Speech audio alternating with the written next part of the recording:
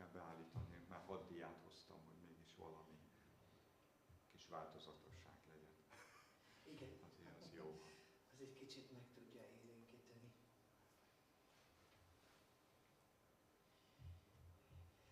Mondták a Bálint Sándorban, hogy megint lesz majd liget. Igen. Húsvét vasárnap délután. Hány órakor? 3 órakor. 3 órakor beírom a napot. Ez egy bő 1 órás, másfél órás talán.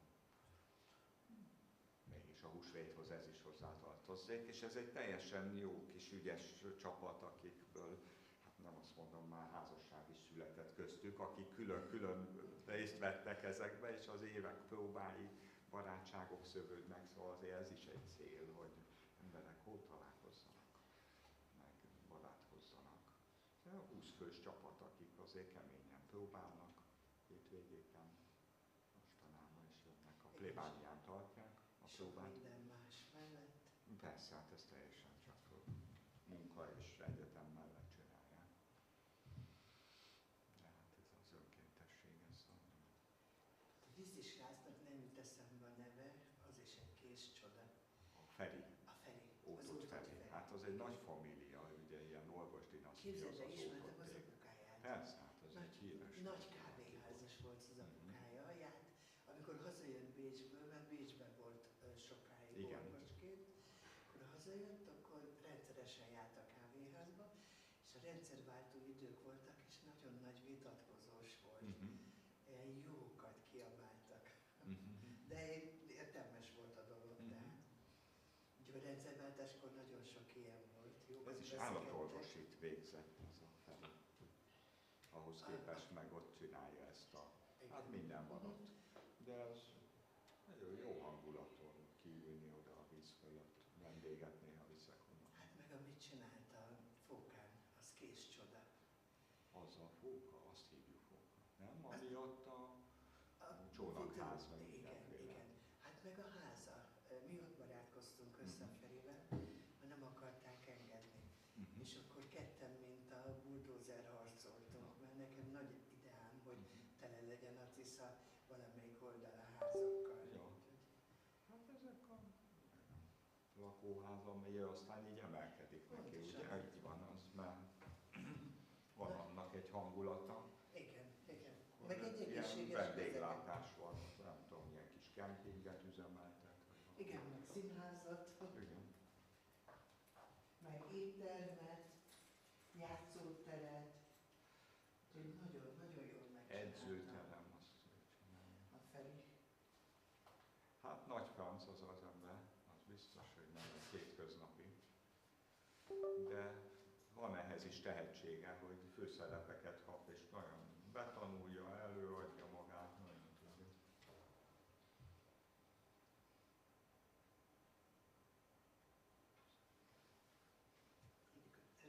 Nem, hogy 40-kor kezdünk, mert én 1 percet se beszélek, de gondolom azért 40-kor. Kis bevezető, persze. Hát már a fölvétel az megy, aztán.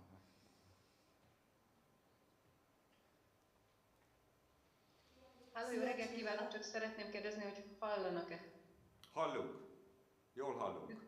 Üdvözlök mindenkit. Dobro jutro svima. Mi is? Dobro utro. Aha, itt van. Különös. De akkor itt van a SZZAB Nőnapi oktatása. Itt az megy már, az oktatásra, és akkor... Milyen szépen be vannak jelentkezve. Ez 6 oldalat ilyen, de az végig? Hát az szép, hosszú előadás.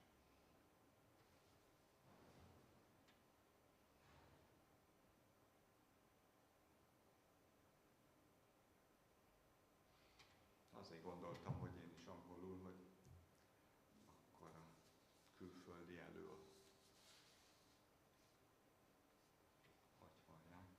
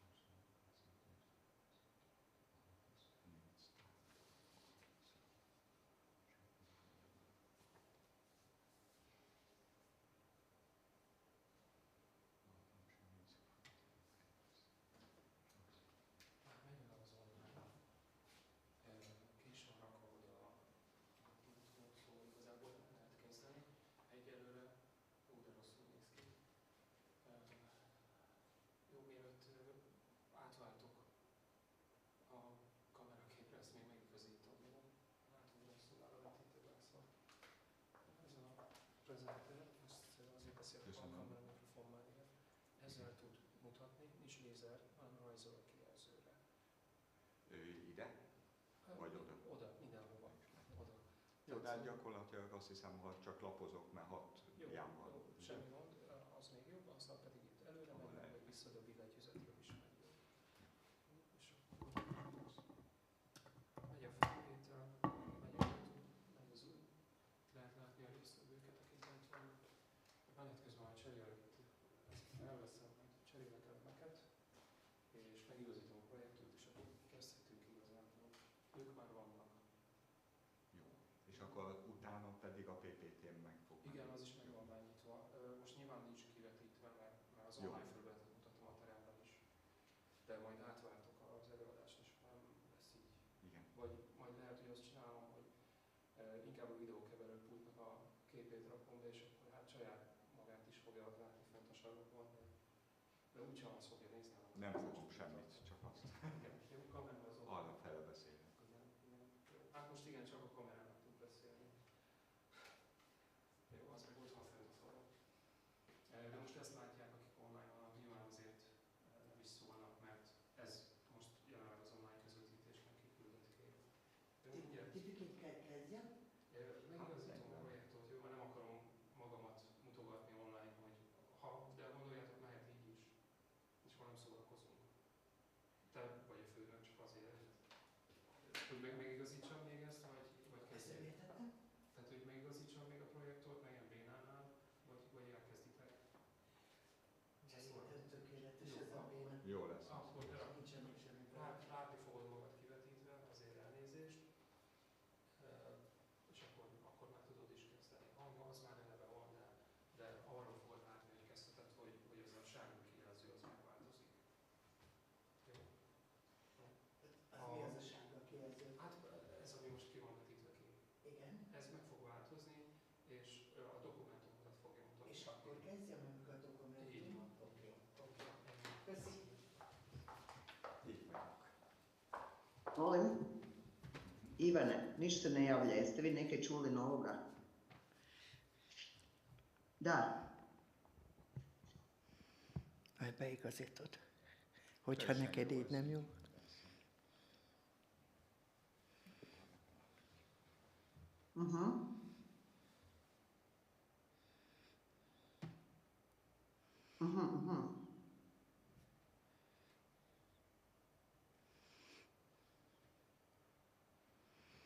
A dobro, budemo vidjeli. Ajde Ivane, počinjem pa se čujemo kasnije, može?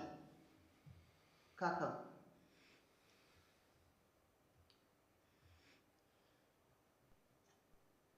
Dobro?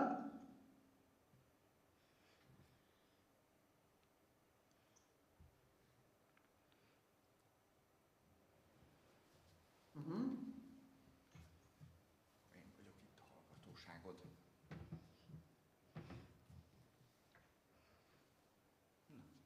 Szerintem. A Magyar Tudományos Akadémia Szegedi Akadémiai Bizottsága Neveléstudományi és Pszichológiai Szakbizottsága nevében tisztelettel köszöntök minden kedves résztvevőt. A Szociális Képességek Munkacsoport minden évben hagyományosan megrendezi a Nőnapi Konferenciát. Ez évben is hagyományosan hibrid módon tartjuk a konferenciánkat. Első előadónk Tordai Attila, főiskolai tanár, a Gál Ferenc Hittudományi Egyetemről.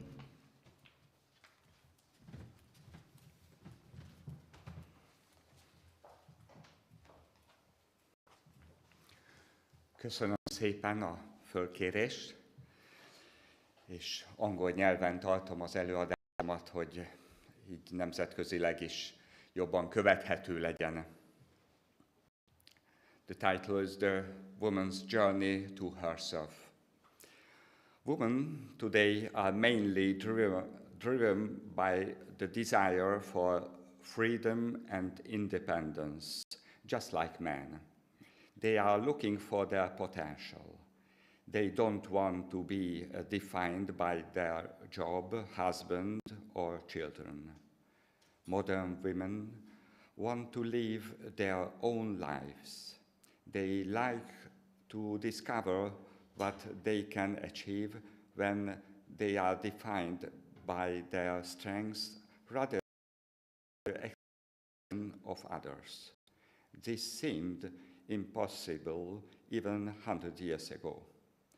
Feminism in the 1970s of the 20th century was primarily a struggle for women's equality, intending to reject the cliché of the old roles of women. However, in doing so, they were in danger of trying to make women like men. It means not focusing on women's specificities and uniqueness. I am convinced that the real potential for everyone to find their identity lies in logical differences between women and men. The tension in this difference allows the most primal forces of both sexes to be released. By embracing her true self, a woman can find a man who is her complement. She can be mutually inspired. The diversity of man and woman is a richness, a treasure, and a fundamental condition for vital relationships. Women need to courage to dare to be themselves.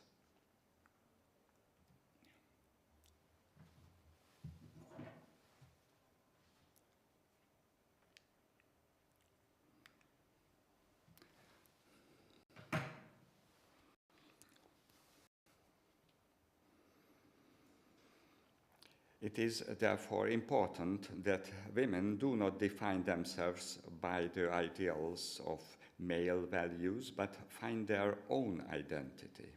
They should awaken to the values of their own distinctively feminine. In this way, can they achieve equal opportunities with man. In my lecture, I invoke biblical figures like Martha and Mary and Anne. Still, I am not to give a biblical explanation in the usual way, but to point out specific archetypal images of women in which each can recognize herself. With my presentation at the World Women's Day conference, I encourage everyone to develop their abilities and potential and be grateful for their unique ways of living their femininity.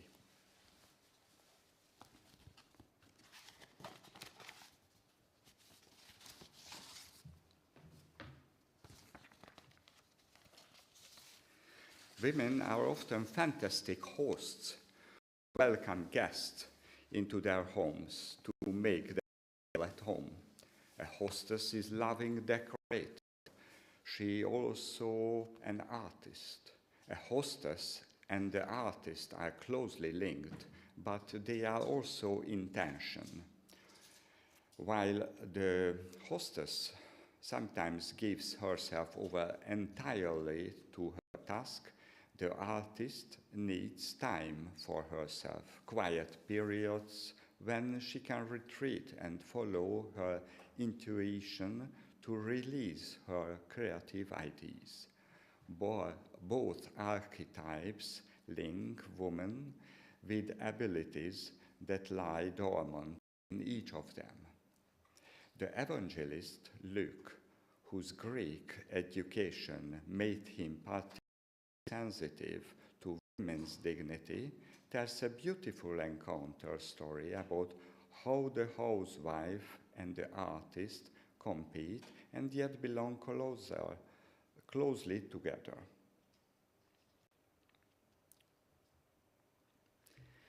First, look at Martha and Mary in chapter 10 of Luke's Gospel. Jesus and his disciples arrive in a village where a woman named Martha welcomes them. she had a sister called Mary, who sat at Jesus' feet and listened to what he was saying. But Martha was distracted by her many tasks. So she came to him and asked, "Lord, do you not care that my sister has left me to do all the work by myself? Tell her then to help me." But the Lord answered her, "Martha, Martha, you are worried and distracted by many things, but only one thing is needed. Mary has chosen the better part, which will not be taken away from her." Luke is a great narrator. In the few words, he captures the two sisters. Yet many women throughout human history find it challenging to approach the gospel story. They believe it dead in their work, home, as if Martha is worthless compared to Mary. But that is not the case. As I see it, Martha and Mary are both aspects of a woman's personality. Both are part of womanhood. Martha is the housewife. In ancient times, receiving guests was understood as a sacred act. The guest is also a stranger. God often enters a community as a stranger to see how the stranger is treated. Martha's purpose is to make Jesus feel welcome. She knows what the stranger needs, quickly prepares the meal for him. Then altruistic, generous, and charitable. She wants Jesus to see her as a good hostess. Perhaps she desires to be seen as a better housekeeper than the others. That she does not give herself entirely to her task is shown by her angry reaction to Mary, who sits at Jesus' feet and listens to him. If we see in Martha and Mary the personification of different sides of the women, the story can be interpreted as follows. The archetype Martha in the woman is often so wrapped up in her task that she does not notice what the guest needs. She treats him but does not ask him what he wants. She rushes around without knowing whether it suits the guest or what he wants. Mary, on the other hand, listens to the guest. She wants to hear what he has to say. The guest has brought something with him. He has brought himself and wants to be a gift and a message. Luke puts it at the feet of Jesus and drinks his words. The classic description of the disciple. In this sense, therefore, Mary is on an equal level with the disciples. How do we participate in this biblical story? Mary is therefore our listening part, since the doing side in every person is louder and makes stronger arguments for itself. Jesus supports the listening side in us. We need to pause repeatedly during our actions to feel what to do next. Many women threw themselves into their work without asking whether the people around them need or even want it. And if they don't realize how much they have worked, they are disappointed like Martha. So it's for a moment and look inward to see what is needed, what is good to do. To sum up, do what is not urgent, but what is essential. Without Mary, Martha is blind. But Mary also needs Martha, because without her, Mary is always listening but not acting. Without Martha, Mary would only be about herself, confusing spirituality with a feel-good attitude. But this would be narcissistic spirituality. Martha shows that the spiritual journey must lead to loving others. With the story of Mary and Martha, Luke the evangelist painted the archetype of the housewife and the artist. Many women are wonderful hostesses, but who make you feel welcome. They can create an atmosphere of homeliness and security, kindness and love. A housewife is often an artist. She decorates her home and sets the table with inventiveness. The way she welcomes her guests is an expression of her respect for them. They welcome to enter where love and creatively reside. The hostess shows her love of life in the way she prepares food. The hostess gives life. In the Mary, Luke shows that the artist is not necessarily one with the housewife, but sometimes the opposite.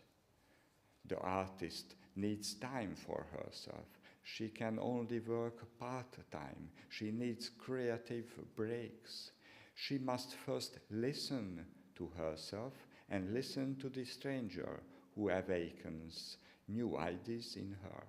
The artist listens to the inner voice, the intuition. The artist is the intuitive woman who can express something of the mystery of life and ultimately of God. While listening, Mary can forget herself. She gives herself to the moment. She needs to ask what the use of what she.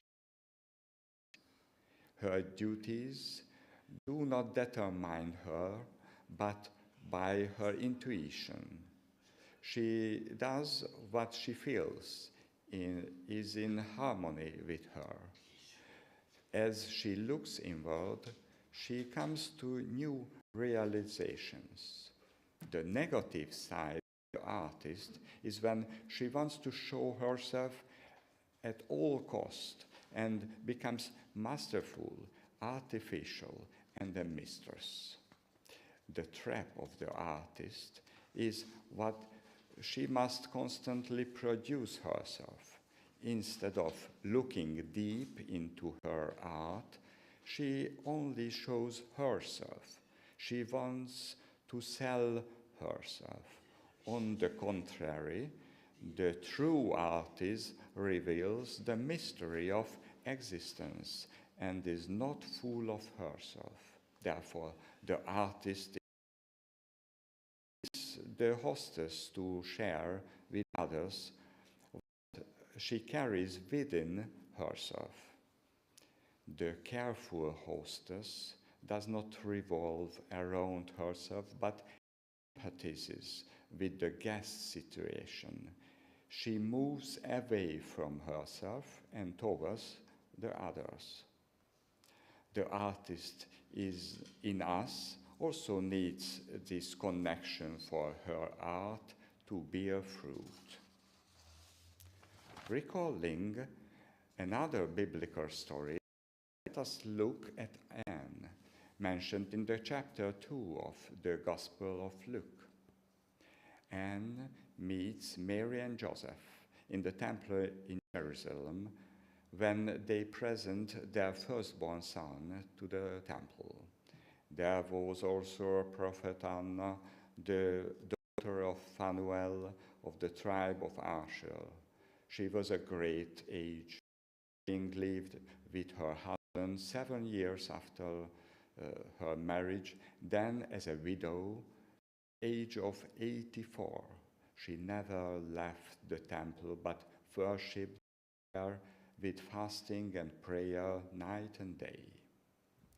The names say a lot about this woman's character. The name Anne means whom God blesses. Anne is especially loved by God, who overwhelms her with gifts. She is not only a prophetic but wise. And she is the daughter of Phanuel. Her father's name means the face of God. Anne has seen the face of God. She is a woman who has experienced God. She comes from the tribe of Asher, a name that means good fortune, happiness. Anne is successful. Her wisdom helps her find inner peace and be happy and free. The numbers that describe Anne's life are also symbolic. She lived 7 years in marriage. The number 7 is the number of transformations. Anne experienced a love that transformed her. And Anne is now 80 years old, 80 in and transcendence entering our lives. And 4 is the elements. So Anne is a woman who lives from top to bottom, but open to God. Of the wise older woman. It is no coincidence for the ancient Greeks, Sophia, the wisdom, was a female deity. Wisdom is also described in the Old Testament as a woman who was from the beginning of creation and played before God. See Proverbs chapter 8. Women often possesses knowledge that men lack. She knows the interconnections of nature. She has a mystery simply because of her proximity to the earth, to matter, and to the lunar cycle. Conversely, men are afraid of these and hide behind poor rationality, rejecting knowledge of the world of instinctions and the secret connections of nature. Such misunderstandings have led to witch hunting throughout history. Women are more at home in the world of images. As therapists, too, they often see more clearly than men. Women can therefore make and healers. In folklore, women have often prayed the sick into health and passed on their knowledge from generation to generation. They also have a sense of the healing powers of nature. They know medicinal they can show other women what is good for them and how to heal their wounds. There is a different wisdom in women than in men. It is not the knowledge acquired throughout many struggles and travel that belongs to the woman, but the wisdom that comes from the deep connection with everything. The wise woman is part of the wisdom of creation. She knows the inner law of nature. She knows about birth and death, creation and decay. She knows from her own experience the mysteries of human life. Women's ability to divine may arise from being closer to the subconsciousness from which they draw their wisdom. Today, there are still wise women, like the biblical Anne. They do not judge when someone reveals their life to them. They understand everything. They get to the bottom of things. They know precisely what other person needs. They don't force themselves on the other person, but they stand by them if they are in trouble. A wise woman will guide you through life and love. She gives advice, but also challenges. She encourages those who seek the advice, but must live with those encouragements themselves. The attributes of the wise woman have been transferred to the Virgin Mary. Mary is the mother of wisdom. In Christianity, she now embodies this image of the wise woman. In conclusion, I don't want to emphasize that women should meet wise elders, but rather each one should dare to allow herself to be the archetype of the wise. I argue that every woman has a wise woman within her. But the problem is that it is often misrepresented, at least pushed aside. When we meet a wise woman, we feel she is in harmony with herself. She knows aspects of life. Her positive and painful experiences have given her insight, allowing her to look far. Older, wise women radiate gratitude for all they have experienced in life. They are open to all they encounter, but are relaxed and simply happy with what they have. The biblical Anne thanked God for the child Jesus, in whom she was the radiance of her wisdom. Wise see the essence in people. They see in the child what they will one day become. I repeat, every woman has the traits and qualities of a wise woman, but they become one-sidedly addicted to the need for achievement and perfectionism, no longer trusting their feminine instincts and acting accordingly. In that case, they lose their connection with the wise woman within. If I could speak at the World Women's Day conference and give any advice, I would tell women to treat their femininity with love.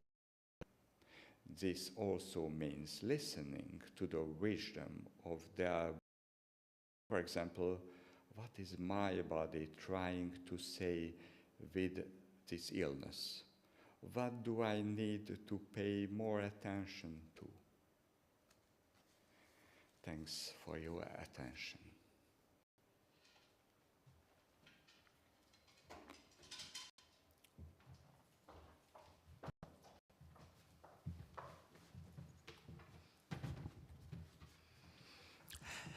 Köszönjük szépen Teodori Attila előadását. Második előadónk Monta Csismen, Szegedi Tudományegyetem Állam- és Jogtudományi Karának tanára. Thank you. Good morning, everybody. Thank you for the opportunity to share this morning. So I'm just going to try and share my presentation. Hopefully that will work. I need to have a moment here. See, hopefully you'll be able to see this in a moment. I am not sure if you can see that. Yes, we can. Excellent, thank you. Okay, brilliant. Let me go back here so I can see myself. Good, sorry. I've now lost myself in the presentation. Okay, I hope you can see it. So anyway, thank you for this opportunity. My topic today, you can see on the slide, the rise of female judges in the common law world. And I guess we should start with, why is this an important topic? And why is this something that we should be talking about or paying a little bit more attention to? I think it comes from the idea of diversity and representation within the legal world itself, and particularly within the common law countries. If we think about how judgments are made and how they're handed down based upon a precedent legal system.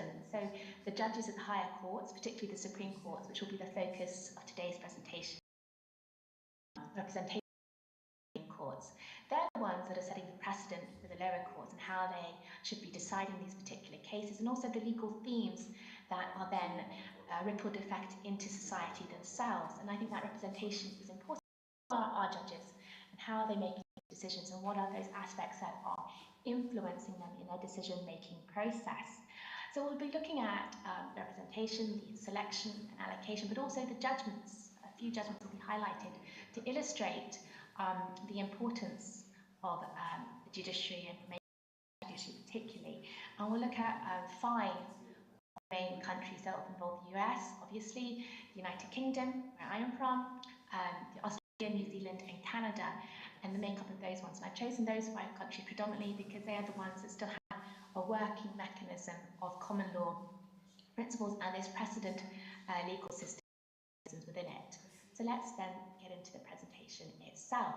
So the first one to start with, obviously, is the United States Supreme Court itself. I'm not going to talk necessarily about the nomination and the veto power there, but particularly about the makeup of it. So as historically there have been 116 people who have been nominated to the Supreme Court, and as you can see from the slide, apart from 8 of those 116, all have been white men.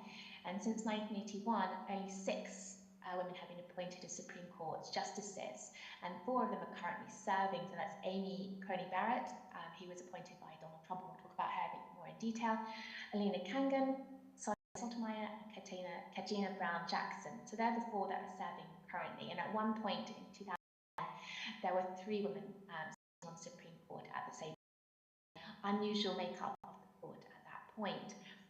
So we should start with O'Connor. She was the trail setter, so to speak, as she was appointed in 1981, and she was the first female justice, and she served for approximately 25 years. And she was seen as being an important figure, particularly for the conservative view.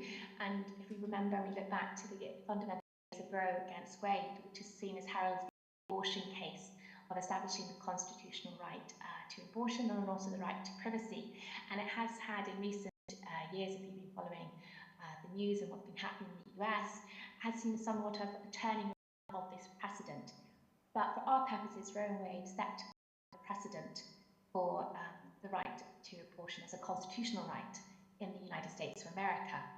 A lot of people were expecting Sandra Day O'Connor, because of her own conservative background, to be someone that might have actually handed down a judgment that was against, or at least not so forward for this abortion right itself. But actually, interestingly, she turned out to be what they call a swing vote in this case. And she's quoted as saying that the power that she, or the power I exert on the court, depends on the power of my arguments, not my gender, which is a really interesting formulation that people had this idea that if you're a female and you're sitting on the court, you're likely to decide judgments, particularly maybe persuaded by your gender or by your own personal experiences, which is not so much expected of men when they are appointed to the justice. So they were expecting her to hand down a slightly different judgment. But she said, no, my power of my judgments is based upon the law, gender, myself. So that was an interesting point with Sandra. She handed down some interesting things there. I think the next one that everyone's particularly familiar with is obviously Ruth Bader Ginsburg, and she was a very active justice. She was appointed by Bill Clinton, and she served until her death. And she had several notable decisions that were handed down, particularly on areas of gender equality, particularly the case of Obergefell against Hodges, which related to same-sex marriages in the United States of America and the recognition of that inequality. Another interesting case was the United States against Virginia, and that related to military service. Up until that point, only men had been able to serve, and it was seen that actually women should be able to serve in the army as well. So these decisions were only a couple of the decisions that she was fundamentally involved in shaping the conceptualization of women's role in society from a legal standpoint. So actually within the US Constitution itself, and the 14th Amendment equality clause also applies to women and how we see it in their active role in society. I put up a slide the aspect of credit cards and jury service. Her decision in the credit cards aspect was that up until that point, a woman could only have a credit card if her husband also signed off and allowed her to do so. And this judgment, which was handed down by the Supreme Court, of which Justice Ginsburg was fundamental in handing that judgment down, established that women had also the right in their own capacity to have cards and should be allowed them. And then in the jury service as well, it was only optional, it wasn't compulsory for women to be included in the jury service. And if we think for a moment about recording stopped. Common law and the precedent law system, we think about the jury as being a fundamental right in our jurisdictions, and jury service is supposed to be representative or be meant to be tried by our peers. And if our peers are only men, then it's not necessarily representative of society. A big, large part of society is not being represented there. And so we think that women also have the right to jury service, and that has an impact upon the decision-making process is then potentially handed down. I quoted saying, when I'm sometimes asked, when will there be enough Supreme Court? She said, when there are 9, people are shocked. She said, there'll be 9, nobody ever raised a question about that. So again, feeding back to our questions about the role of men and women in society and their role and capacity in the judicial service itself. Guys, we have to also talk about Sonia Sotomayor, who is currently sitting on the Supreme Court. She is the first Hispanic and Latina justice, which is particularly important if we think about the makeup of America having quite a high population of Hispanic and Latinos. And she was appointed by Barack Obama in 2009. And she has been particularly instrumental in shaping the judgments and the direction of the court. And also, again, she was one of the justices, along with Ginsburg in the Obergefell against Hodges case, in terms of this legalization of gender equality in same-sex marriages, and also in affirmative action in terms of education, and allowing and removing those barriers that are particularly the minority or the Black and African American community when they have to access not only the legal profession, but into the academic world as well. And she has an interesting background as well in saying that she came from not necessarily being a judge previously, but also from the academic world. And she's quoted as saying that in every position that I've been in, there have been naysayers who don't believe I'm qualified or don't believe that I can do the work. And I feel I have a special responsibility to prove them wrong. That's also she's starting from this ethnic and gender representation in the court that can be seen and filtered in through the decision-making process that she has been involved in the Supreme Court. Obviously then we have Alina Kagan, and she was a very unconventional appointment, along with Sonia, both appointed by Barack Obama. And she's interesting in the fact that she'd never worked as a judge before her appointment. She'd been involved in the academic world, and she'd been the dean of the Harvard Law School, involved in the editorial board, but she'd never actually had a professional legal position. So she's seen it being a bit out there, and has seen, amongst others, and commentators on the composition of the court, because she's currently sitting as a justice, as being someone who builds the bridges between the more conservative and more liberal judges, being someone sat in the middle as a centrist. And one of the things that she's quoted as saying, and one of the things that she feels through being a judge and through being an academic, is that no one has a monopoly on the truth or wisdom of the law, and that it's important to bridge that divide between the political and the ideological when it comes to handing down judgments. And again, here I've listed the Obergefell and Hodges case here on the board, where she again was one of the justices that handed down a majority opinion in favour of legalising this gender equality same-sex marriages.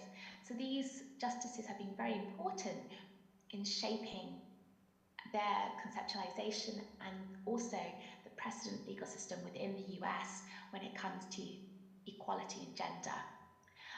And then more recent, and I put in brackets, controversial appointments potentially, have been Amy Coney Barrett, which was appointed by Donald Trump in 2020, and Katanya Brown Jackson, who was nominated by Joe Biden in 2022. Both of them, for different reasons, we can say that they have been controversial appointments. Amy Coney Barrett was appointed off the back of a very heated public political debate at the time. There was the idea that Ginsburg had requested that her replacement wait until after the elections, but that didn't happen, and her position was confirmed by the Senate by 52 to 48 vote. And she has, as we look at the Ginsburg case when it relates to the Roe v. Wade cases and Sandra O'Day, and the legalization, constitutionalization of abortion as a right, Amy Coney Barrett was one of the justices sitting on the court at the time when they considered overturning the precedent of Roe v. Wade, particularly with the state of Texas and the law that they call the Heartbeat Bill, which somewhat restricted this right to abortion as a constitutional right.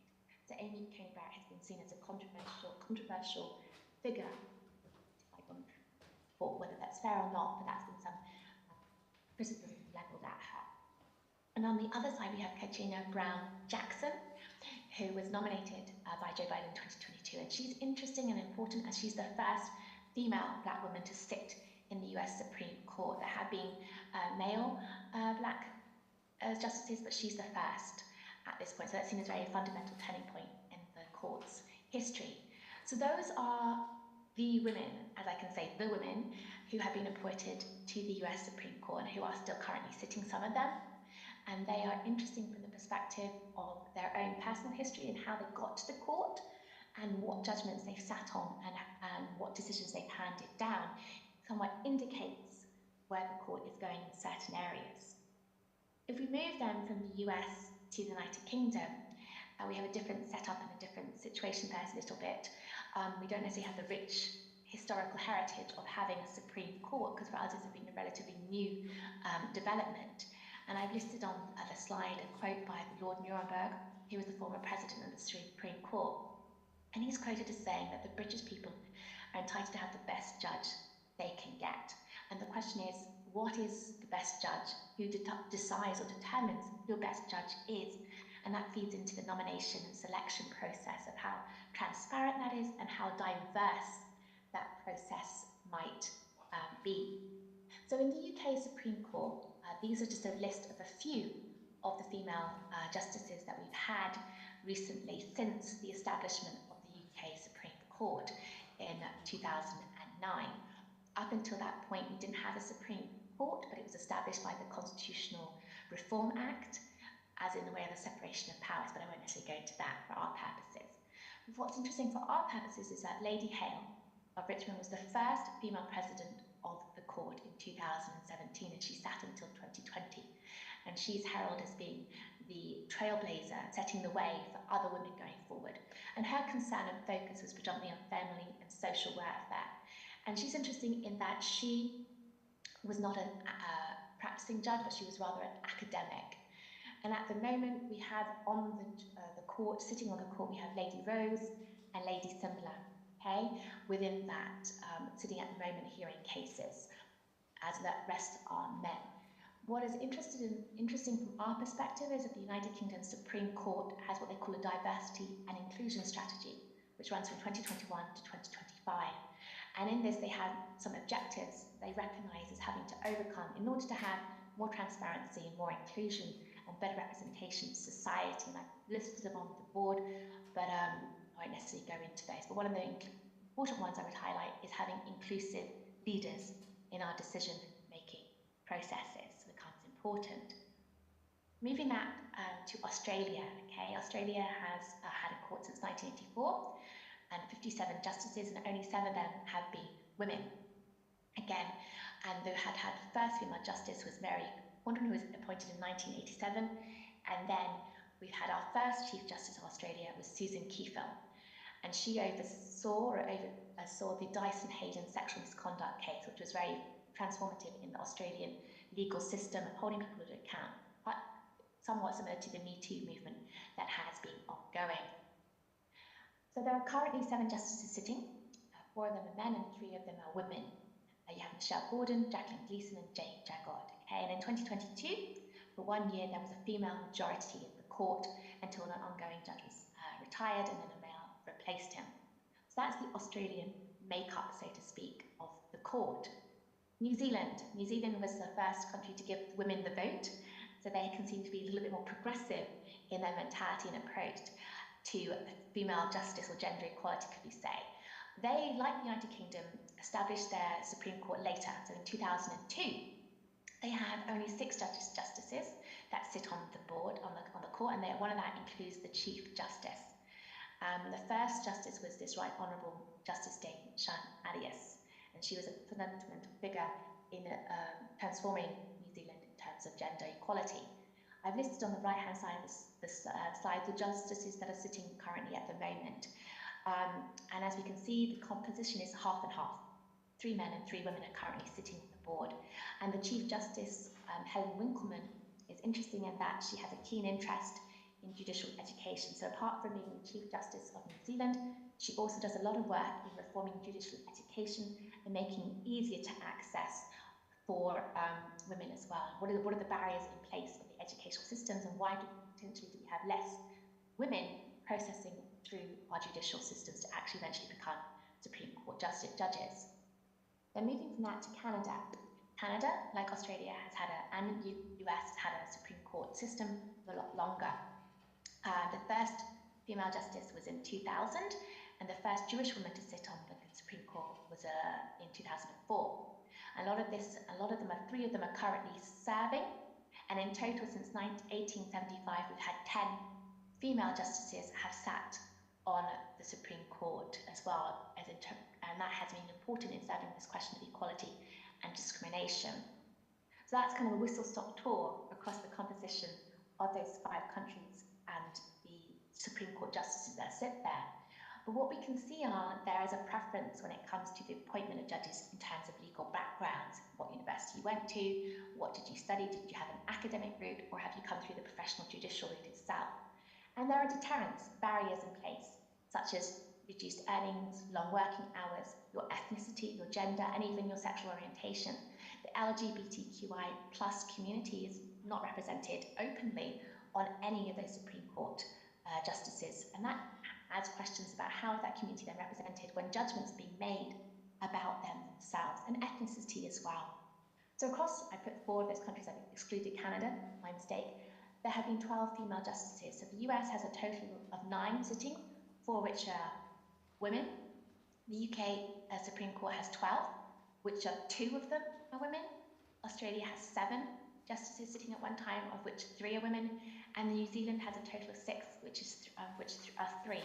So there are varying representations across those countries in terms of how the voice of women are heard, and whether or not we can really talk about a rise of female judges in those communities as being a reality. And so we have what we call a diversity deficit, and that feeds into 3 main areas when it comes to judicial judgments being handed down in a precedent system.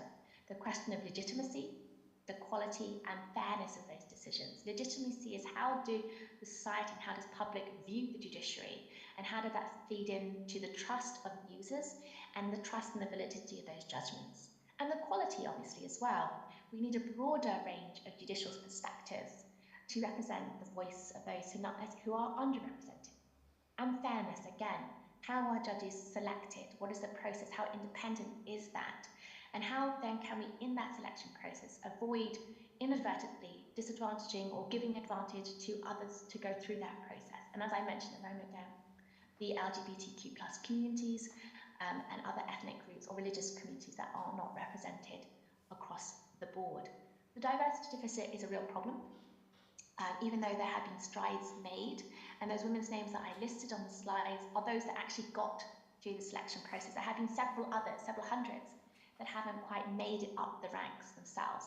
And that is an ongoing problem that's been going on since 1897 or 1891 to 2024 today and is still continuing. And so I want to end with this. Diversity brings richness to the judiciary and helps us better understand and serve the public. And surely, if we want to live in a world where independence, impartiality, the rule of law are upheld, we need to have a judiciary that represents all and serves us better. And I would argue that, as our speaker earlier said, he mentioned that there is wisdom in women, in all of us, and that wisdom needs to be better harnessed and used in our judicial systems, particularly in a common law system where precedent is so fundamental to the formulation of our legal culture.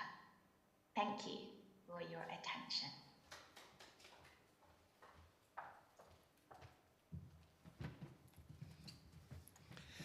Köszönjük szépen Samantha előadását. Következik Milana Rankovics, a Podgoricai Egyetem jogi karának oktatója Montenegróból. Dear hosts, dear distinguished professors, thank you for your kind invitation. It is my honor to be here today with you and to share with you perspectives about the Montenegrin.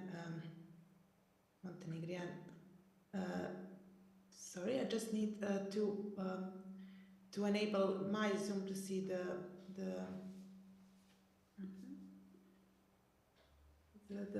to enable a little bit for me to share my screen.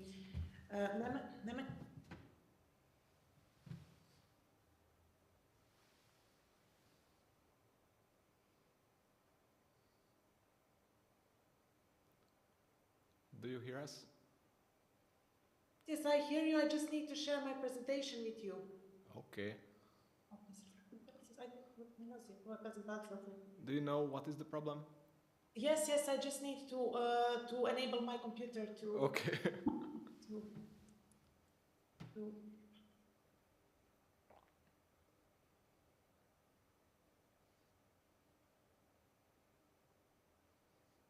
Just a minute. I'm here. Okay. I will enable. Yes. We don't see you in the webcam. I will. Okay. I just need to quit for a minute, and then I will come back and share my presentation in a minute. Okay.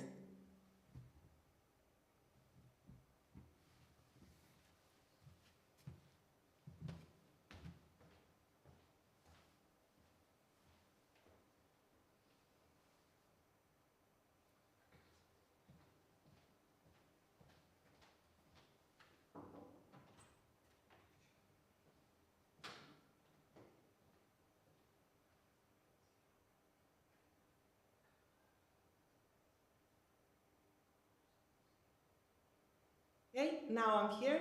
I should be able now to share my screen with you. Yes. Okay, it's perfect. I'm so sorry for these technical problems from my side. I will now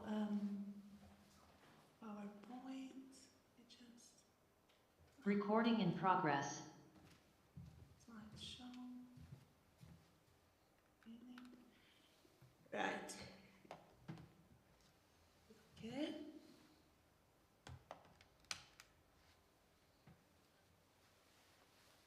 Distinguished professors, dear colleagues, thank you for invitation and thank you for your kind words. It is my honor to be here with you today to present to you my work about the 8 decades for the struggle for the women's rights in Montenegro. Statistical data in this presentation of mine is from the UNDP researchers who does a lot about gender equality in Montenegro and who observes and publishes a lot. So, as you know, Montenegro is a small country in the Western Balkan and we have 633,000 citizens, from which more than almost 51% is women. And my story today is devoted about 8 decades for the struggle of the women's rights. So I start with a brief historical overview where that women could not participate in the first elections for the National Assembly in Montenegro in 1905. In those times, there were no women employed as clerks, any district authorities, offices, or administrations. In those before the Second World War, public opinion was that women have no place in society apart from their homes, which are their only fields of work and creation. King Nicholas observed this dejection of women, who tried to make the social position, and he tried to make social position of women more civilized and to provide some basic conditions for the gender equality.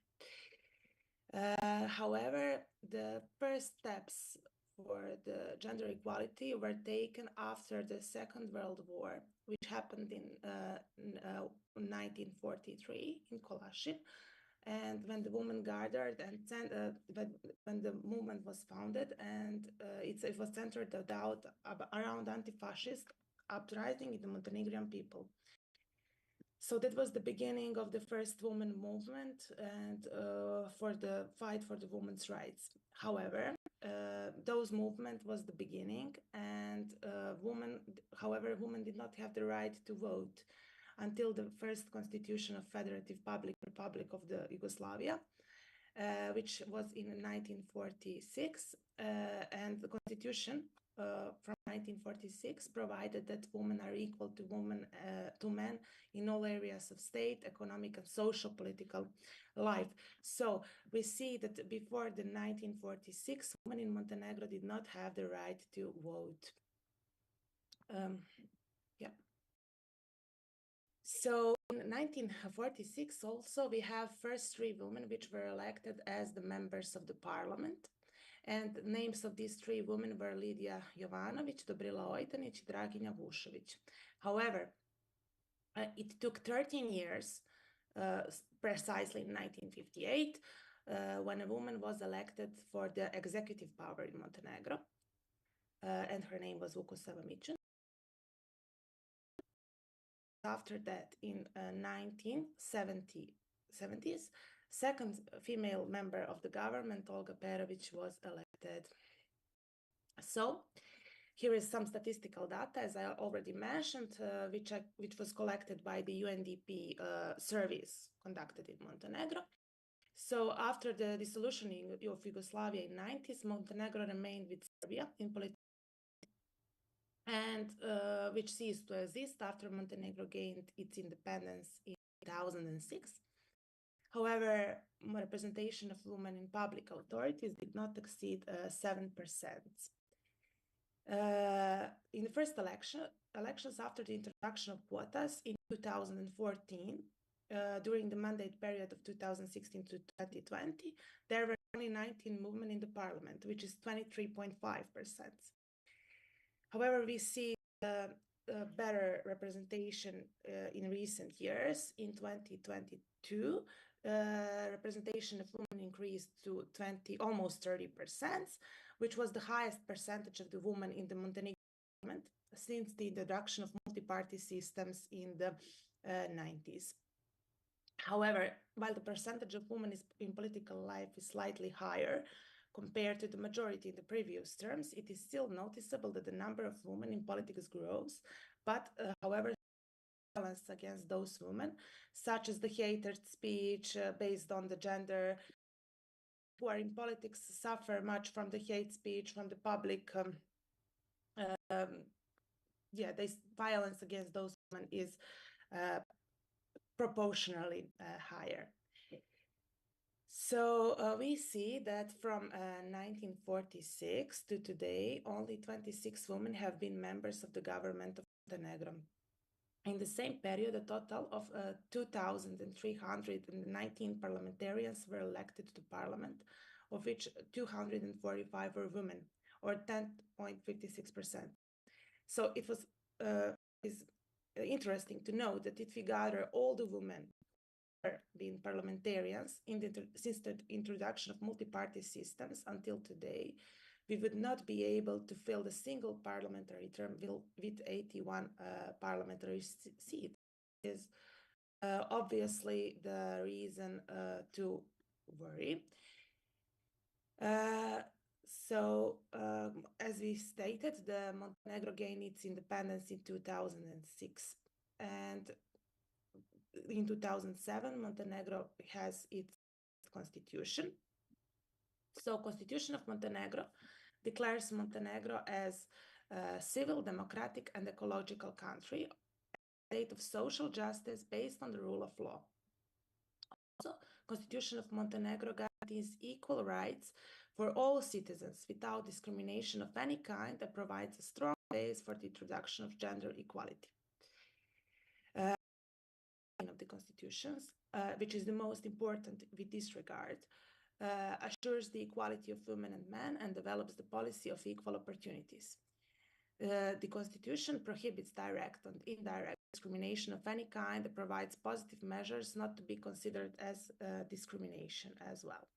So when it comes to the legal framework, which is further developed, it is important to note that Montenegro acceded by succession to the Convention to eliminate all forms of discrimination against the woman. So this convention was adopted by the Yugoslavia in 1981, but Montenegro acceded to it by succession in 2007.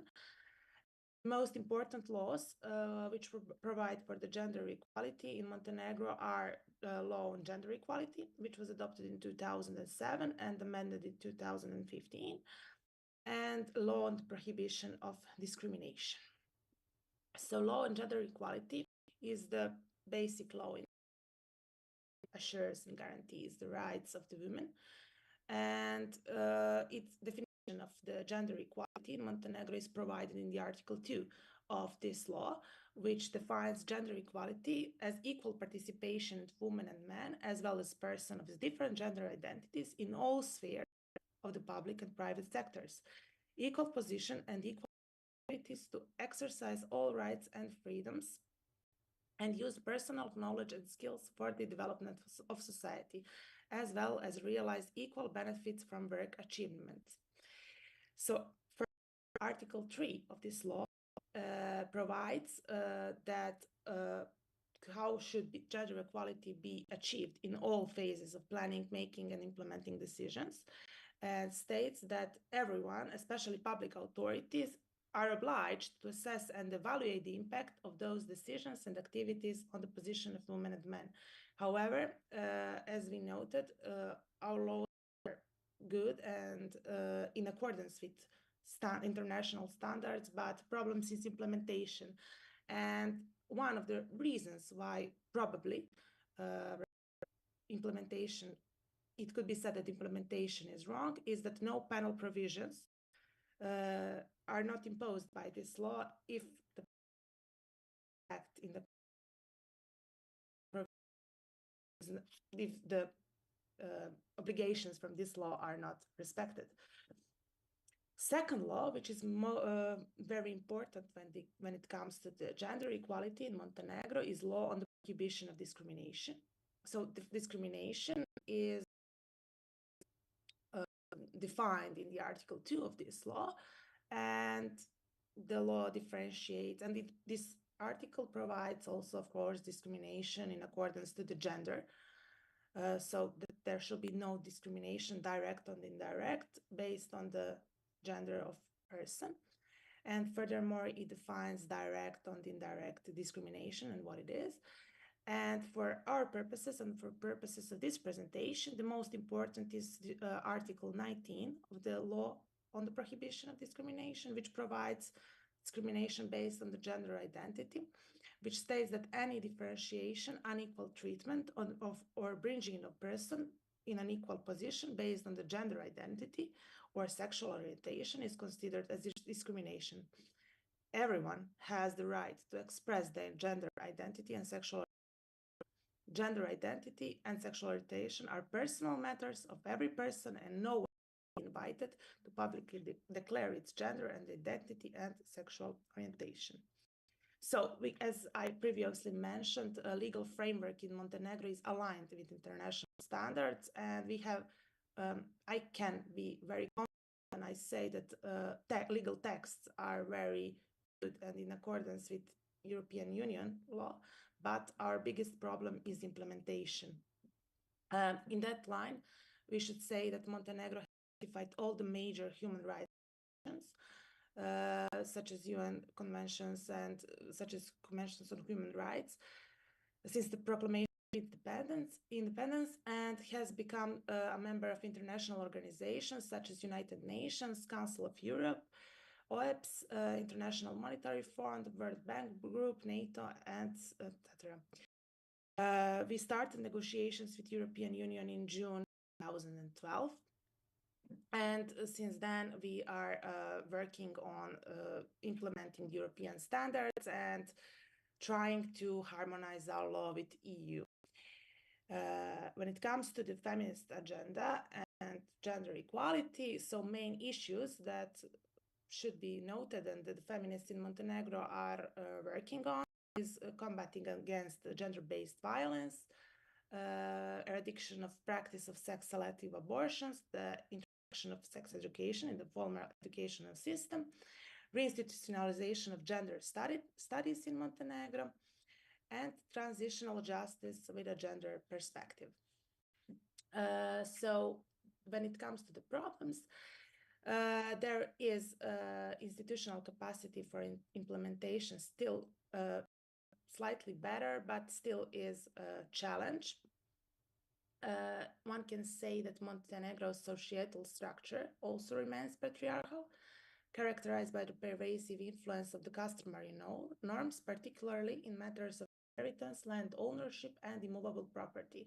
So still there are many families in Montenegro who believe that only sons and male can inherit, which is remains society not a good practice, but it's still very alive in Montenegro, even though we have a very, even though our European and don't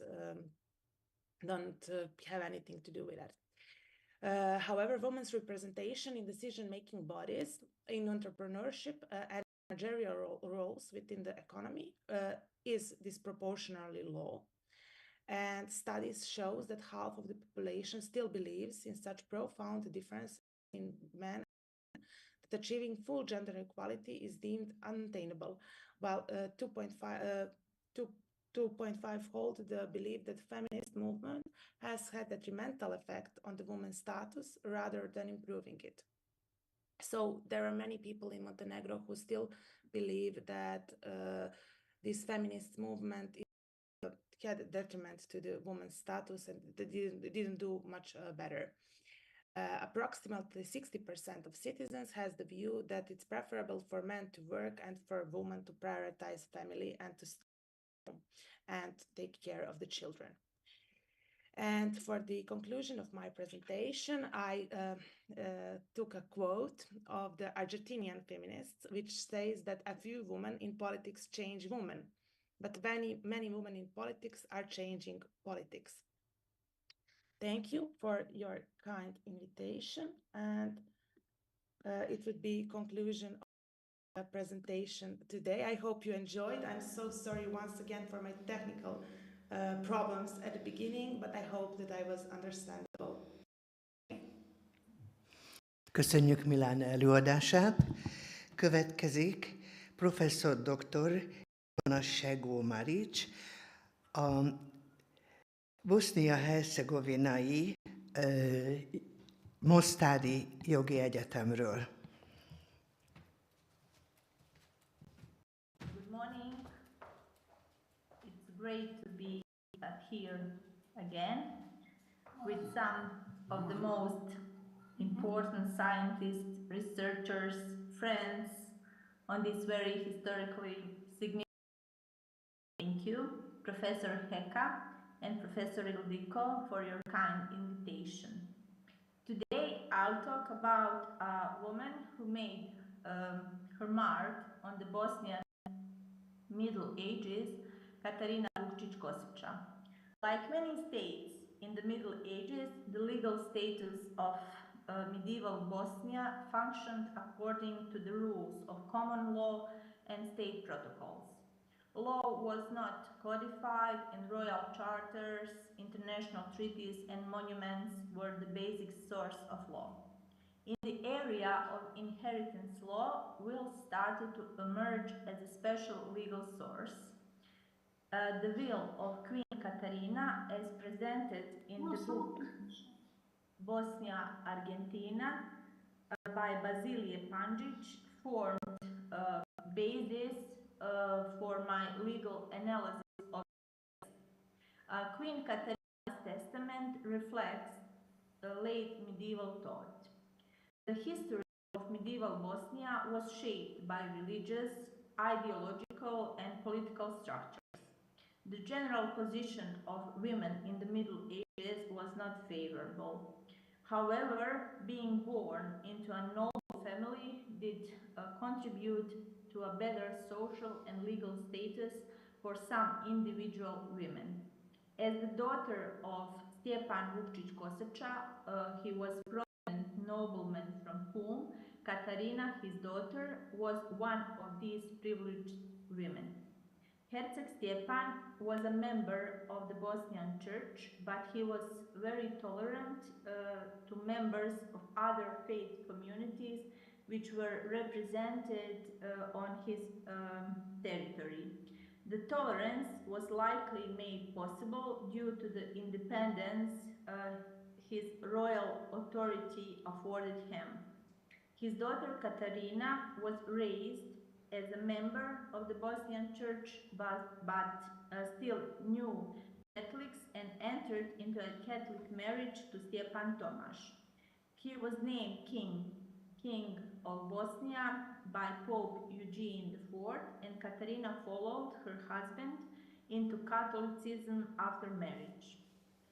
This marriage, like many marriages in that time, was political calculation which brought a peace in Bosnia, medieval Bosnia. Peace also needed to be made with the Ottomans who appeared on the border of at that time and posed a threat to the kingdom. Following Stjepan Tomaš's death, the new king Stjepan Tomašević acknowledged Katarina as queen mother.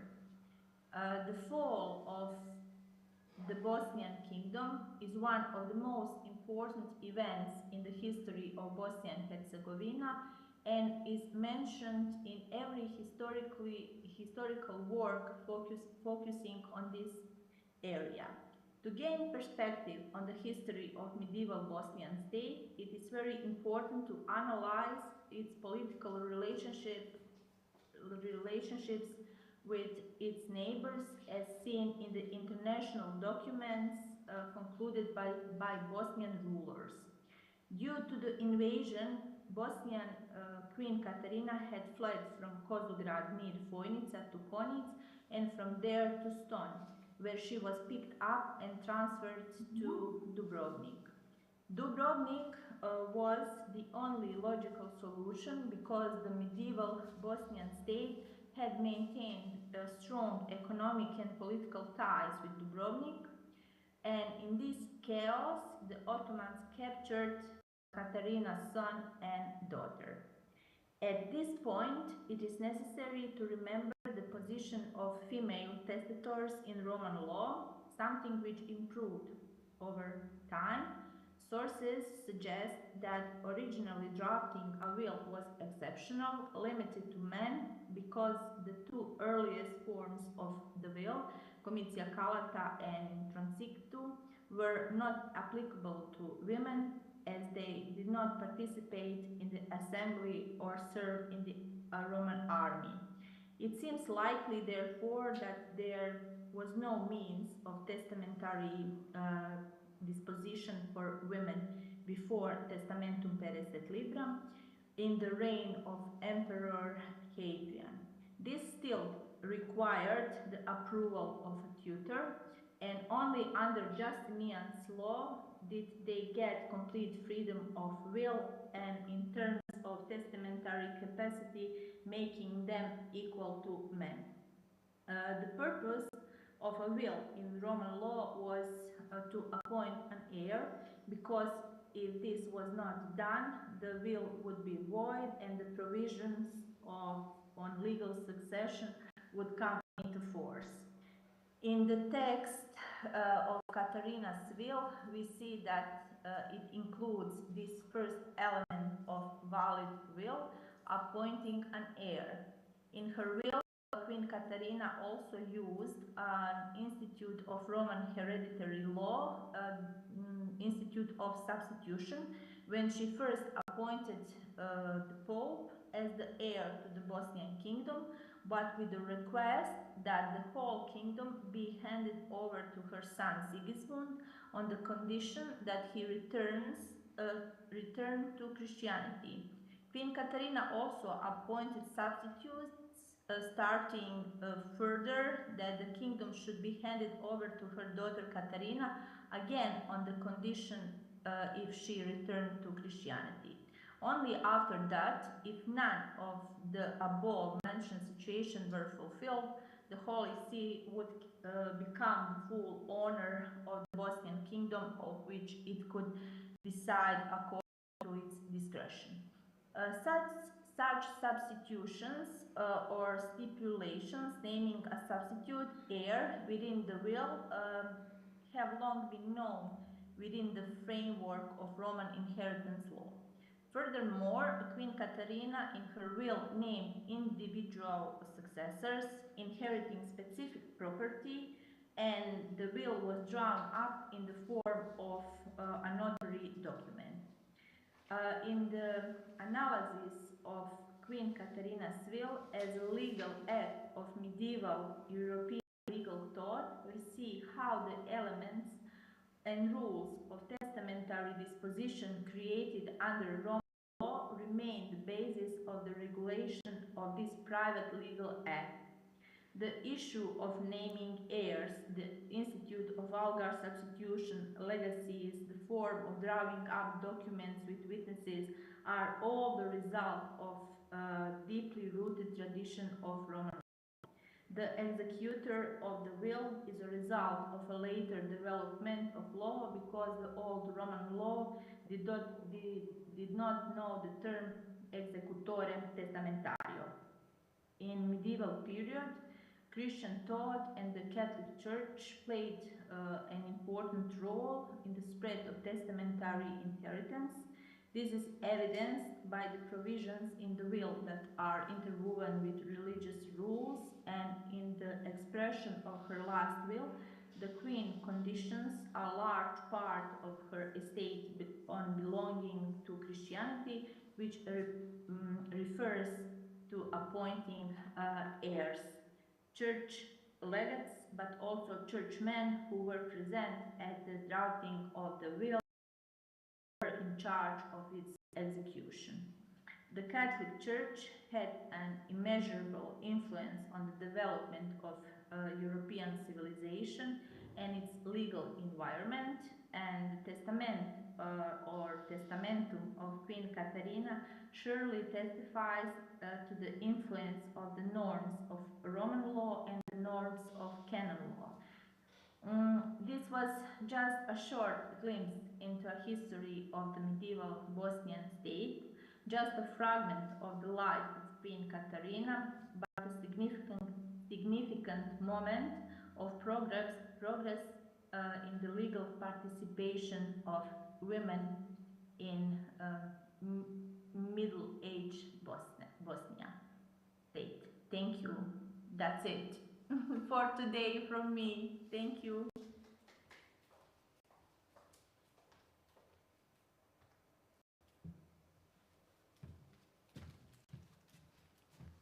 Köszönjük Ivona előadását. Következik dr. Majorics Rijekából, a Tudományos és Művészeti Akadémia munkatársa, Fiumai Régiói Bizottság.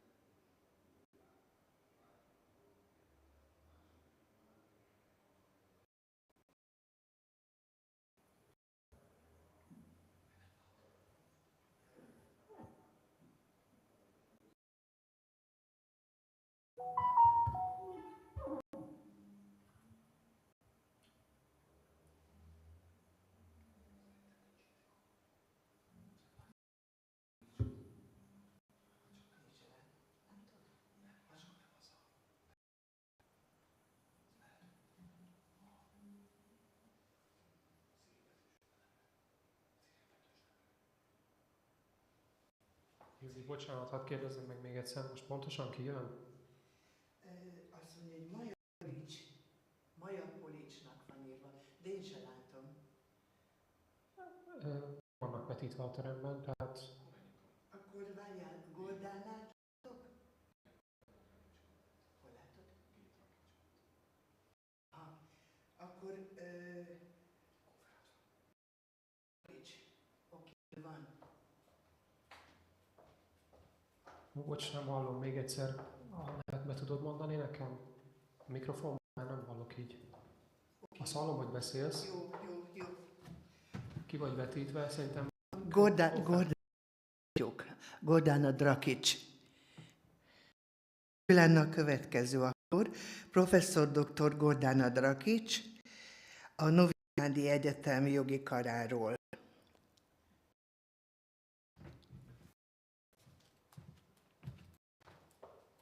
Gordana, do you hear us?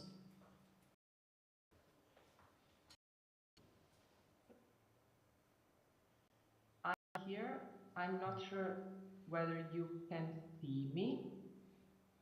Yes, we can see you. Gordana Drakic is here, but okay, because I don't see, I can't see myself, so it's a little bit confusing.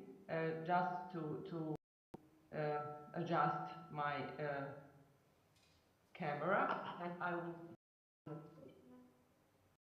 present my presentation today.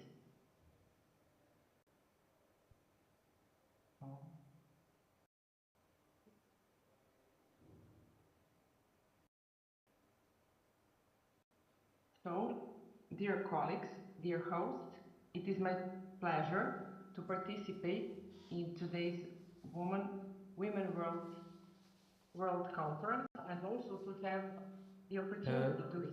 Dear Gordana, maybe yes, I can we have some... But do you have a presentation? No, I don't have okay. a Just PowerPoint presentation. I will give an oral presentation. Okay, right. Sorry. Okay. It's okay. Thank you.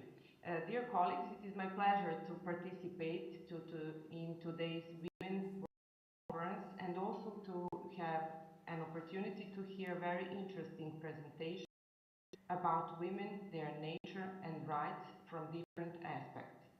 I'm going to talk about a historically very significant event or moment for the population of Vojvodina, the holding of Great National Assembly, where a decision was made that the territory of Vojvodina was to be seceded from Hungary and to be annexed to the Kingdom of Serbia, and thus afterwards become part of the Yugoslav Kingdom, Kingdom of Serbs, Croats and Slovenes. As I noted in the title, I'm going to give a few remarks about women participants in the Great National Assembly, and in this way I will try to preserve the memory of 7 women delegates who participated in the mentioned important historical event. Among the 757 participants in the Great National Assembly held in Novi Sad on November 25, 1918, there were 7 women.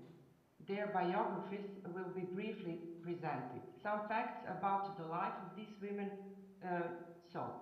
After the collapse of Austro-Hungarian monarchy in early November 1918, the Serbian People's Committee was formed in Novi Sad.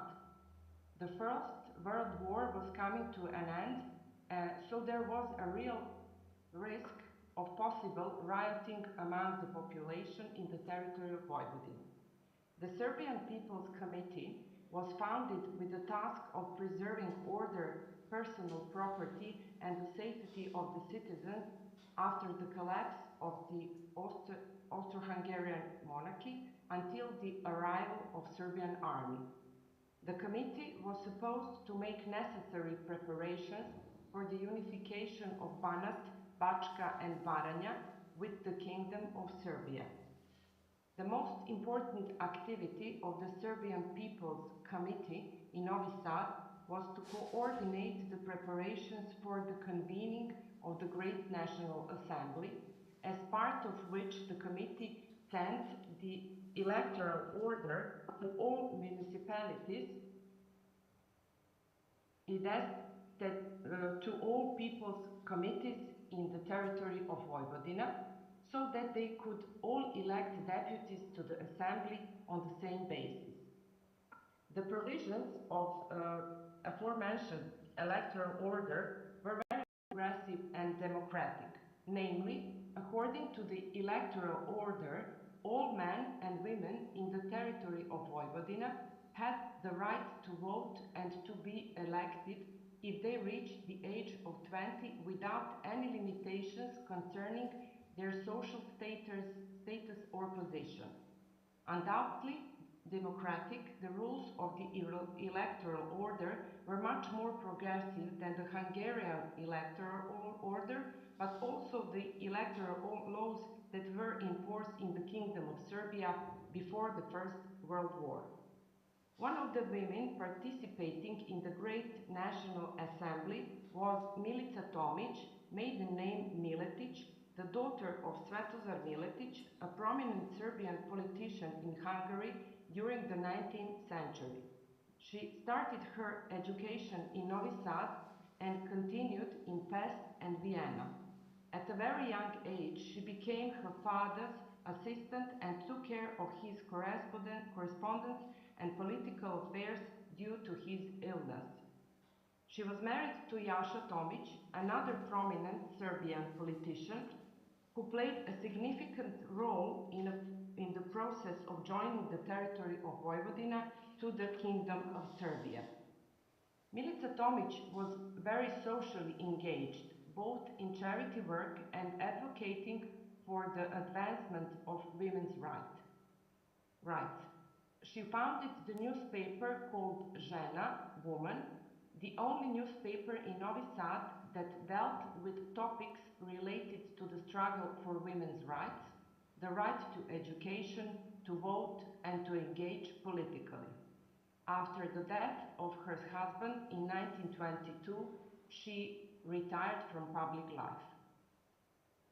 Another delegate, Mara Đorđević-Malagurski, was born in a well-known family from Subotica, which stood out for its social and political engagement and advocacy for the rights of Bunjevci. Mara Malagurski was a writer and ethnographer. She studied English literature and language in London. She published her first literary works in the years before the beginning of the First World War. She organized the sewing of a huge Serbian flag on the occasion of welcoming the Serbian army in Subotica. A year later, she married a Royal Army officer, Dragoslav Đorđević, who led the Serbian army when it entered Subotica. After the war, Mara's husband held the duty of major and grand prefect. She published a book in which she dealt with the topic of the identity of the Bunjevci. She also worked on the manuscripts of 2 novels that were never published. Manda Sudarević, the third delegate to the Great Assembly, was very involved in helping the Serbian soldiers who came to Subotica in large numbers after the liberation. As part of these efforts, a hospital with 200 patient beds was built, which later grew into a hospital in Subotica. She was very involved in humanitarian and cultural events in Subotica. Her husband, Dr. Branjo Sudarević, was a member or MP of National Assembly of the Kingdom of Serbs, Croats and Slovenes. Anastasija Manojlović was married to Dr. Dušan Manojlović from a well-known Subotica family. The married couple bequeathed the Manojlović Palace to the Orthodox Church municipality, which represents nowadays also one of the most beautiful buildings in Subotica. She also participating in organizing numerous charity events. Mrs. Manojlović was very involved in the work of a humanitarian organization in Subotica, Dobrotvorna zadruga Srpkinja, that provided scholarships to female children from families threatened by poverty. Maria Jovanović was remembered as a great benefactor. She bequeathed her house in Pančevo to the voluntary charity Association of Serbian Women from Pančevo. She also bequeathed a large amount of land to establish a fund for the education of talented but poor Serbian children. Her charitable work expanded even more after she married for the third time the publisher Kamenko Jovanović, who also together with his brother Pavle bequeathed his entire property to charitable purposes. Maria attended the Great National Assembly as a delegate from Pančevo. Katica Rajčić was 29 years old when she participated in the Great National Assembly. She was married to Aleksandar Rajčić, the later deputy major of Subotica. Katica was interested in and invested efforts in preserving the linguistic treasures of the Bunjevac ethnic community. She also wrote herself. Her husband was one of the founders of the Bunjevac Educational Foundation in 1924. The name of the seventh MP in the Great National Assembly was Olga Stanković. Her husband was also a deputy at the Great Assembly in Novi Sad. Olga spent her life in Subotica and engaged herself in charity work. These 7 women had a unique and, in the period between the two world wars, unrepeatable opportunity in Yugoslav kingdom to participate in making important and far-reaching decisions. Women in the Yugoslav kingdom had neither the right to vote nor the right to be members of parliament. Yugoslav women had to wait until the Second World War to exercise the right to vote and the right to participate in the adoption of laws. I want to thank Professor Heka and Professor Ildiko and their organizers for kind invitation to participate in today's conference on occasion on this extremely significant day in the history of struggle for women's rights, and to express my respect to cherishing a culture of remembrance in this way as well. Thank you for attention.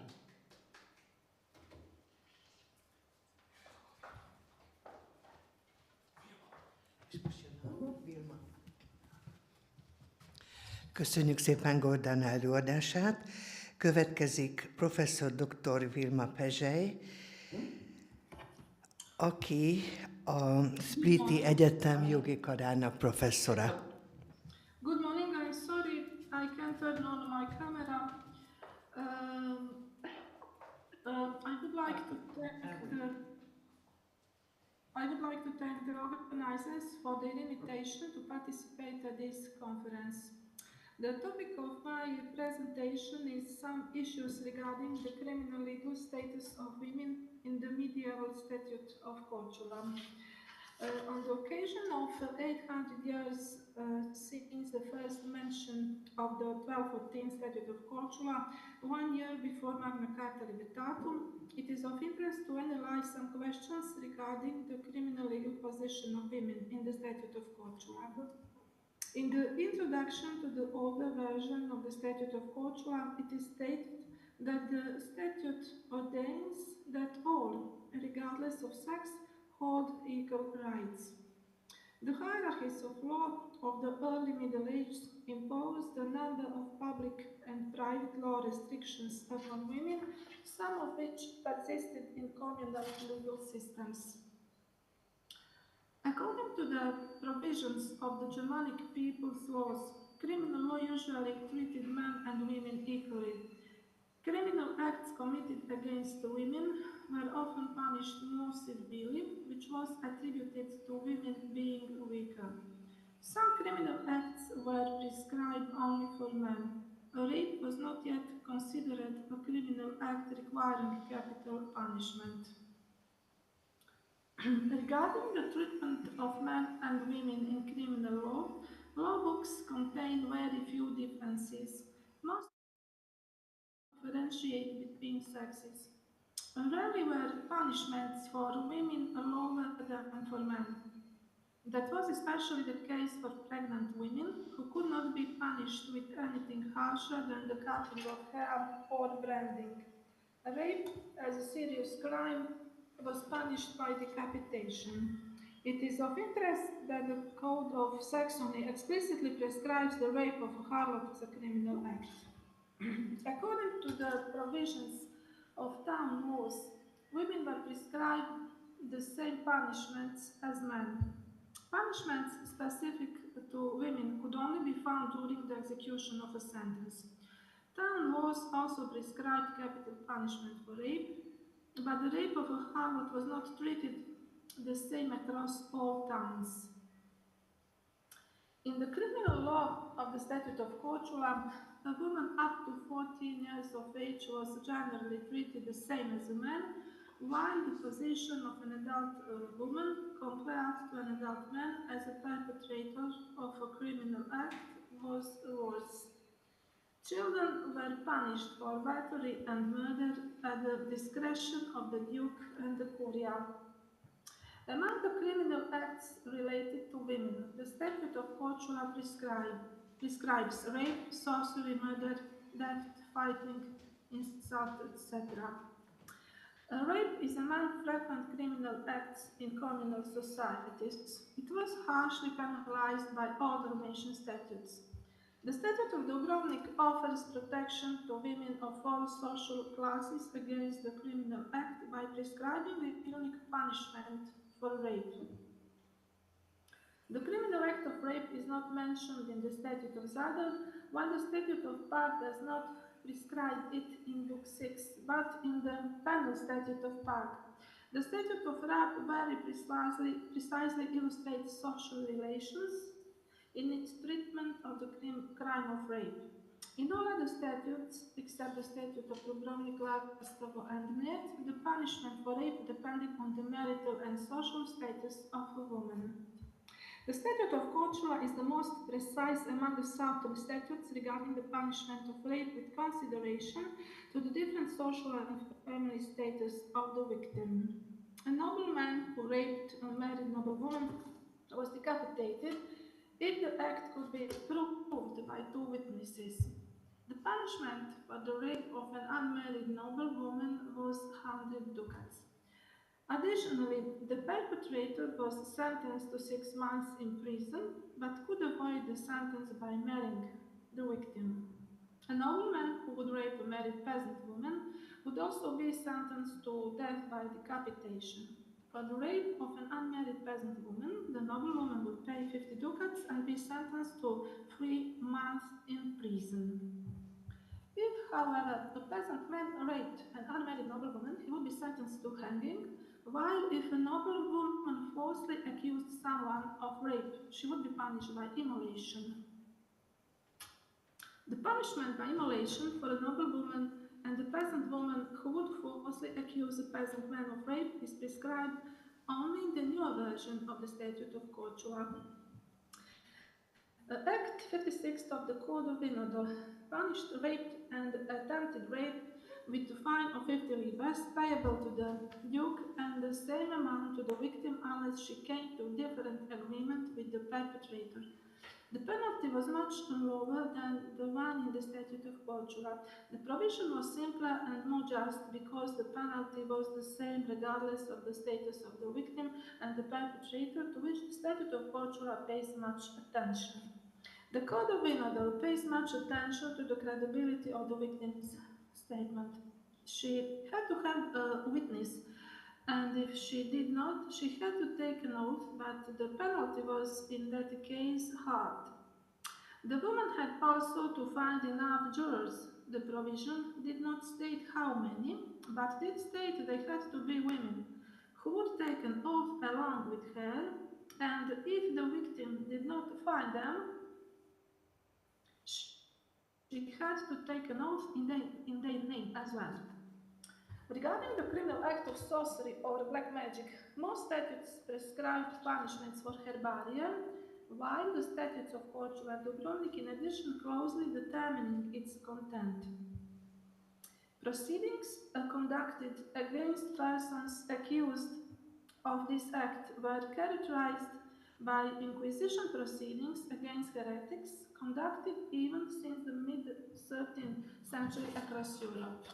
The process against Diletta, conducted in Motovun in 1271, can be mentioned as an example. The Code of Venator called for a fine of 100 libras against the women who poisoned and immolation in the case of inability to pay the fine. The statute of split for the criminal act of sorcery or black magic equally punished perpetrators of both sexes. A difference in the sex of the perpetrators was reflected in the continuation of a provision according to which all property of the perpetrator belonged to male descendants, while if the perpetrator had family children, half the property belonged to them and the other half to the commune. Regarding the criminal act of murder, the commune was obliged to provide the wife of a murdered man with half of murder's property, which would be assigned to the commune.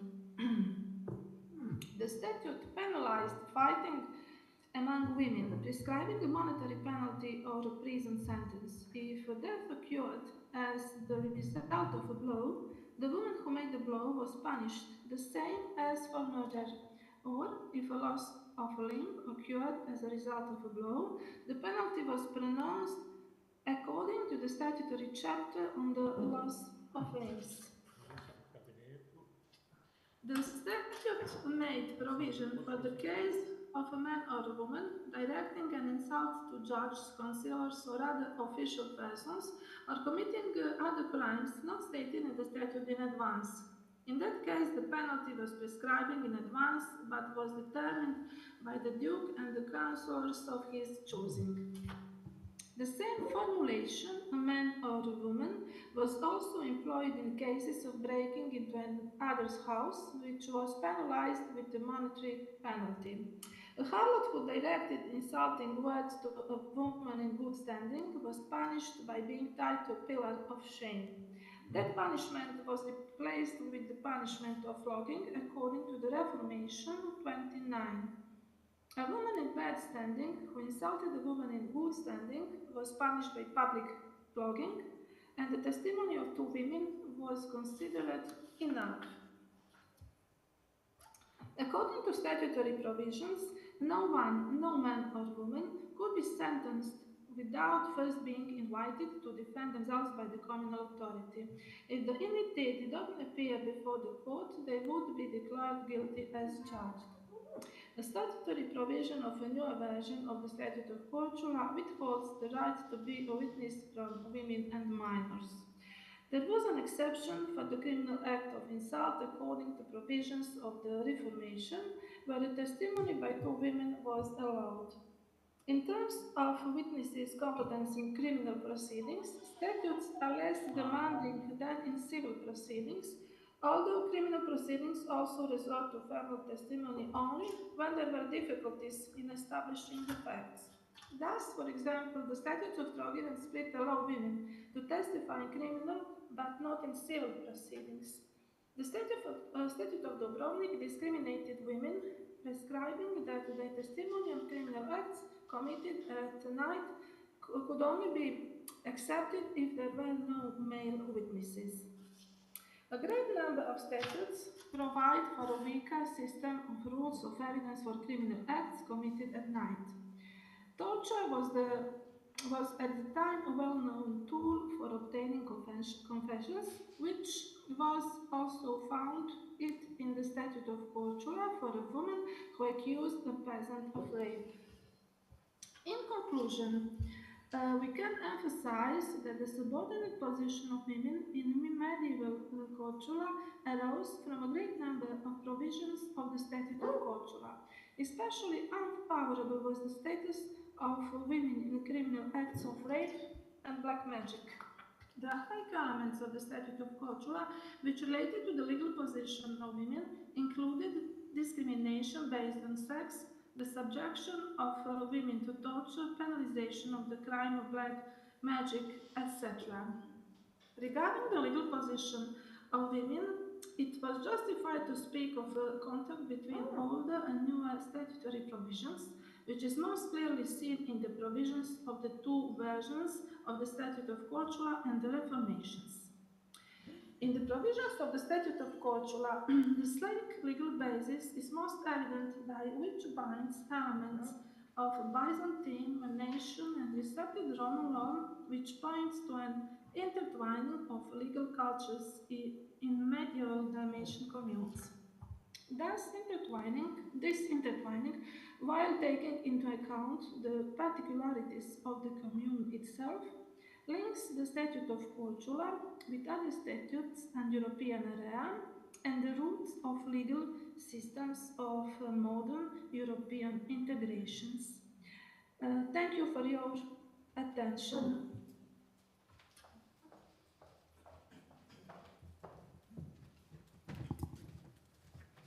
Köszönjük szépen.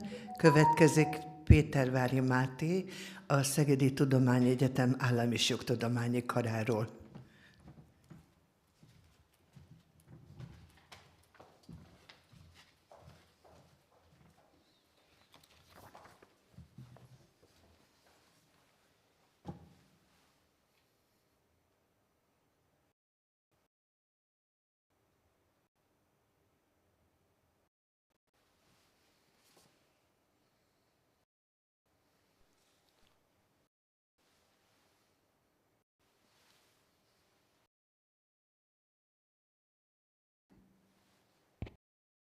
Thank you for the word.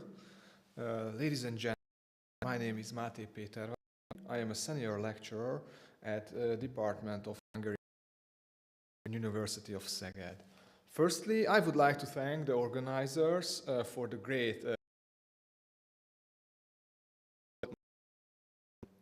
my research is the insolvency law, which I am examining on the basis of archive material. In my lecture today, I would like to present the business life insolvency in 1 year of the interwar period in Hungary.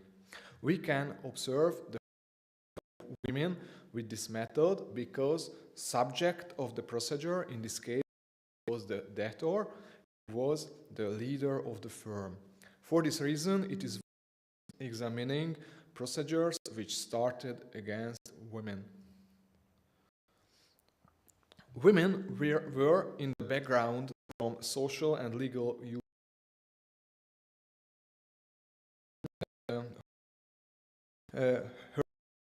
were around family and household. Therefore, men represented family in legal relations.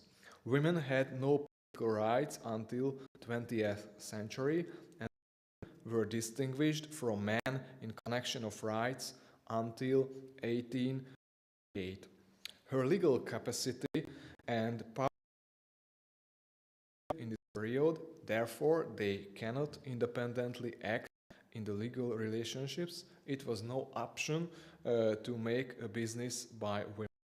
This situation was changed at the end of 19th century when women were able to join intensively labor market. They became equal before the law, therefore they had the same rights like men, but their social status was not uniform.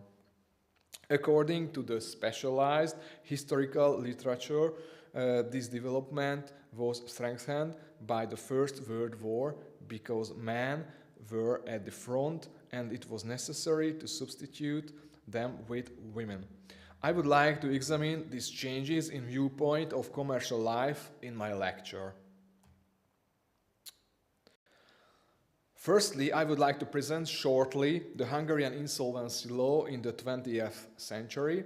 In the interwar period, there were two different insolvency procedures in Hungary because the government introduced a new procedure besides the bankruptcy procedure in 1915. It was the compulsory non-bankruptcy settlement, which was a reorganization process.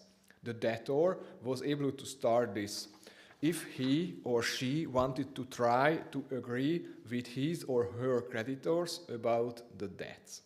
It was more popular procedure than the bankruptcy procedure in this era.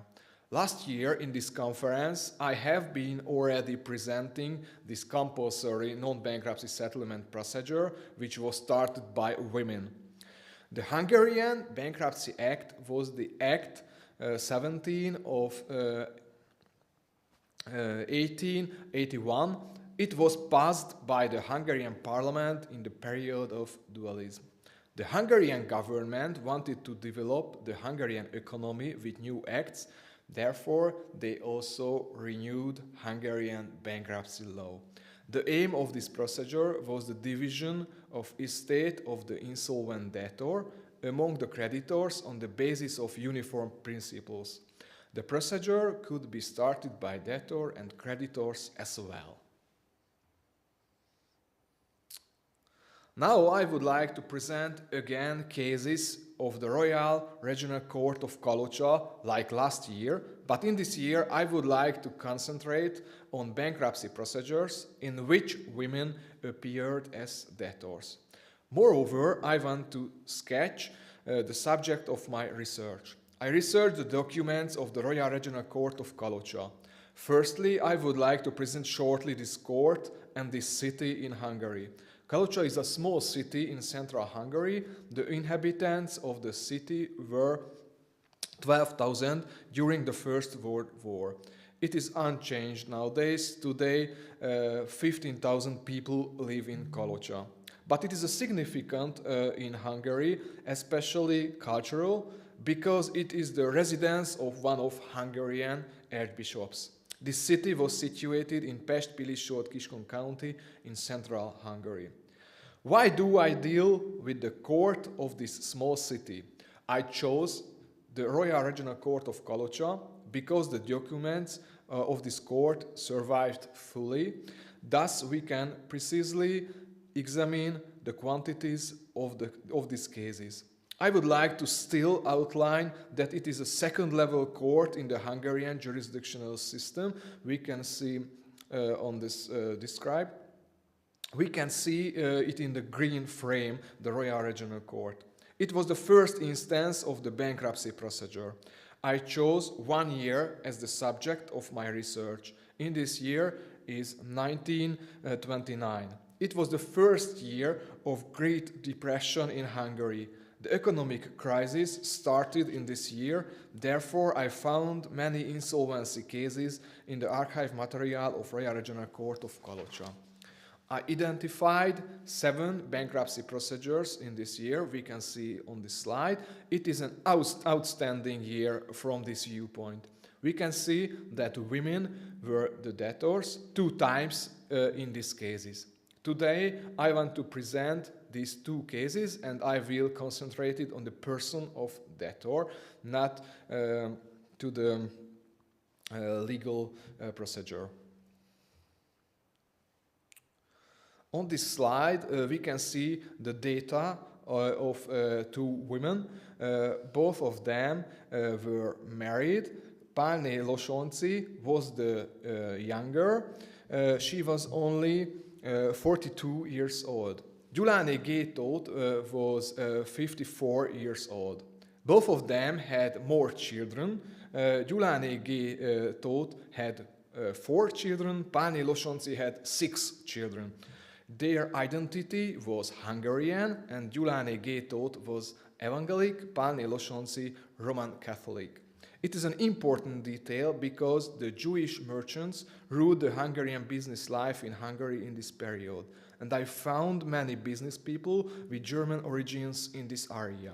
Gyuláné G. Tóth lived in Csengőd, which was a really small village next to Kiskörös. Pálné Losonci led her business in Kiskörös, which was the center of this district. An interesting part of their characterization is their job. The court wrote housewife as job of Gyuláné G. Tóth, but Pálné Losonci identified as merchant.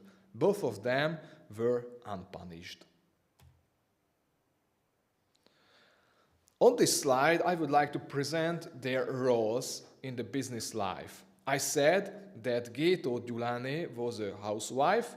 The cause of this was that she did not lead her business. She gave only her name for this activity because their two sons led her grocery store. They were junior shop assistants formerly, and their mother called them back home.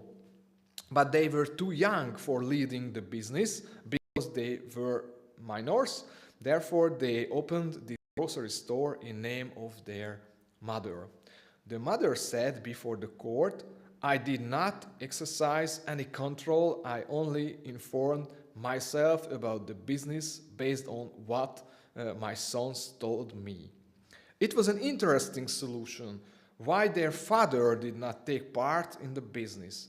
Gyuláné Gétó was married, but we cannot meet documents of court. Probably they lived separately. On the other hand, the other debtor, Pálné Losonci, was a classic merchant in Kiskörös. She had a haberdashery. She sold textile in the center of Kiskörös. She had started his business in 1916 as stallholder on the market. She was able to develop her business, and she ran a shop in one of the most important buildings in the city in Kiskörös. In Szarvasfogadó, we can see this building on this picture. Her son was a junior shop assistant formerly as well, and he helped her mother. Pálné Losonci led her business. And her husband? It is a very important element of this story, that her husband was a farmer and he did not take part in the business. Thus, this woman managed this shop independently. He said as witness before the court, "As an individual busy with farming, I was not interested in my wife's business affairs, nor did she tell me what she received or which creditors she paid." His son said, "The business was run properly by my mother." We can see Pálné Losonci led her business absolutely independently. On this slide, I would like to give a picture about the working of their business. Gyuláné Gétó had only a small shop in Csengőd, which building she ran. She opened this business in 1928 with her two sons. Thus, they went bankrupt in less than a year. She bought new furniture in the shop when they opened the new business. She had only 4 creditors, and her debt was 270 pengő. According to the court, she was able to read and write, but they did not lead commercial books. They followed and collected only these invoices which were unpaid. She asked the declaration of bankruptcy procedure against herself. Pálné Losonci, the other debtor, had a bigger business because she had 44 creditors and her debts were 18,000 pengő. She did not deal with commercial books. She did not have commercial balance, but she had some writing about the outcomes. She stand a higher level than Gyuláné Gétó. She was able to read and write, but according to the court, she was uneducated in the economic questions. She also asked the declaration of bankruptcy procedure against herself. And finally, the summary. The sample of Pálné Losonci and my lecture in the previous year proved that in the interwar period appeared the businesswomen in the small cities in Hungary. They tried to assure existence of their family with this activity. This profession was a case of emergency for Gyuláné Gétót, but Pálné Losonci chose this profession. But in both cases, big problems were caused for two women that they were uneducated concerning economy. The errors of bankruptcy procedure showed that creditors received nothing at the end of processes because the bankrupt estate was eaten up by the fees of bankruptcy trustees. Because of bankruptcy, criminal procedures were started against two women. Both of them had been acquitted by court of fraudulent bankruptcy. According to the court, their bankruptcy caused by bad economic conditions. We can see the beginning of the Great Depression.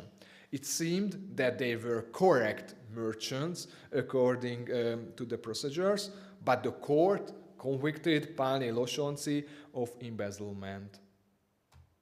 Thank you for your attention.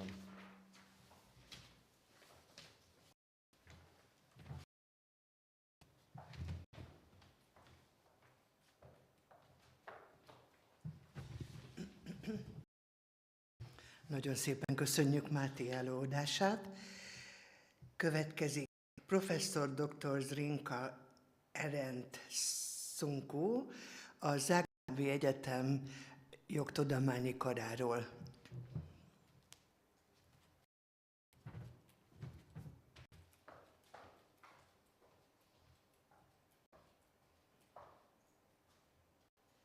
I'm sorry, there is something wrong. I cannot hear. Yes. Okay, it's better. Do you hear me now? Yes, we can hear you. Yes, yes. Oh. So everything is okay. Everything is The okay. floor is yours. Thank you very much. First, I would like to thank our colleagues, our professors and colleagues, Ildiko and Ladislav, who invited us to this conference. Thank you very much for being here. Very honored because of this particular day, Women's Day today. I would like to congratulate to all of you, Women's Day, and also to thank our colleagues, our male colleagues, who are supporting us in our women's rights movement. So thank you very much. My topic today is John Ruth Bader Ginsburg as a light in the women's rights fight. Three cases as an example of a contribution to recent legal history. I usually deal more with antiquity and Middle Ages, but this time I have chosen more recent history. Why? I have an opinion that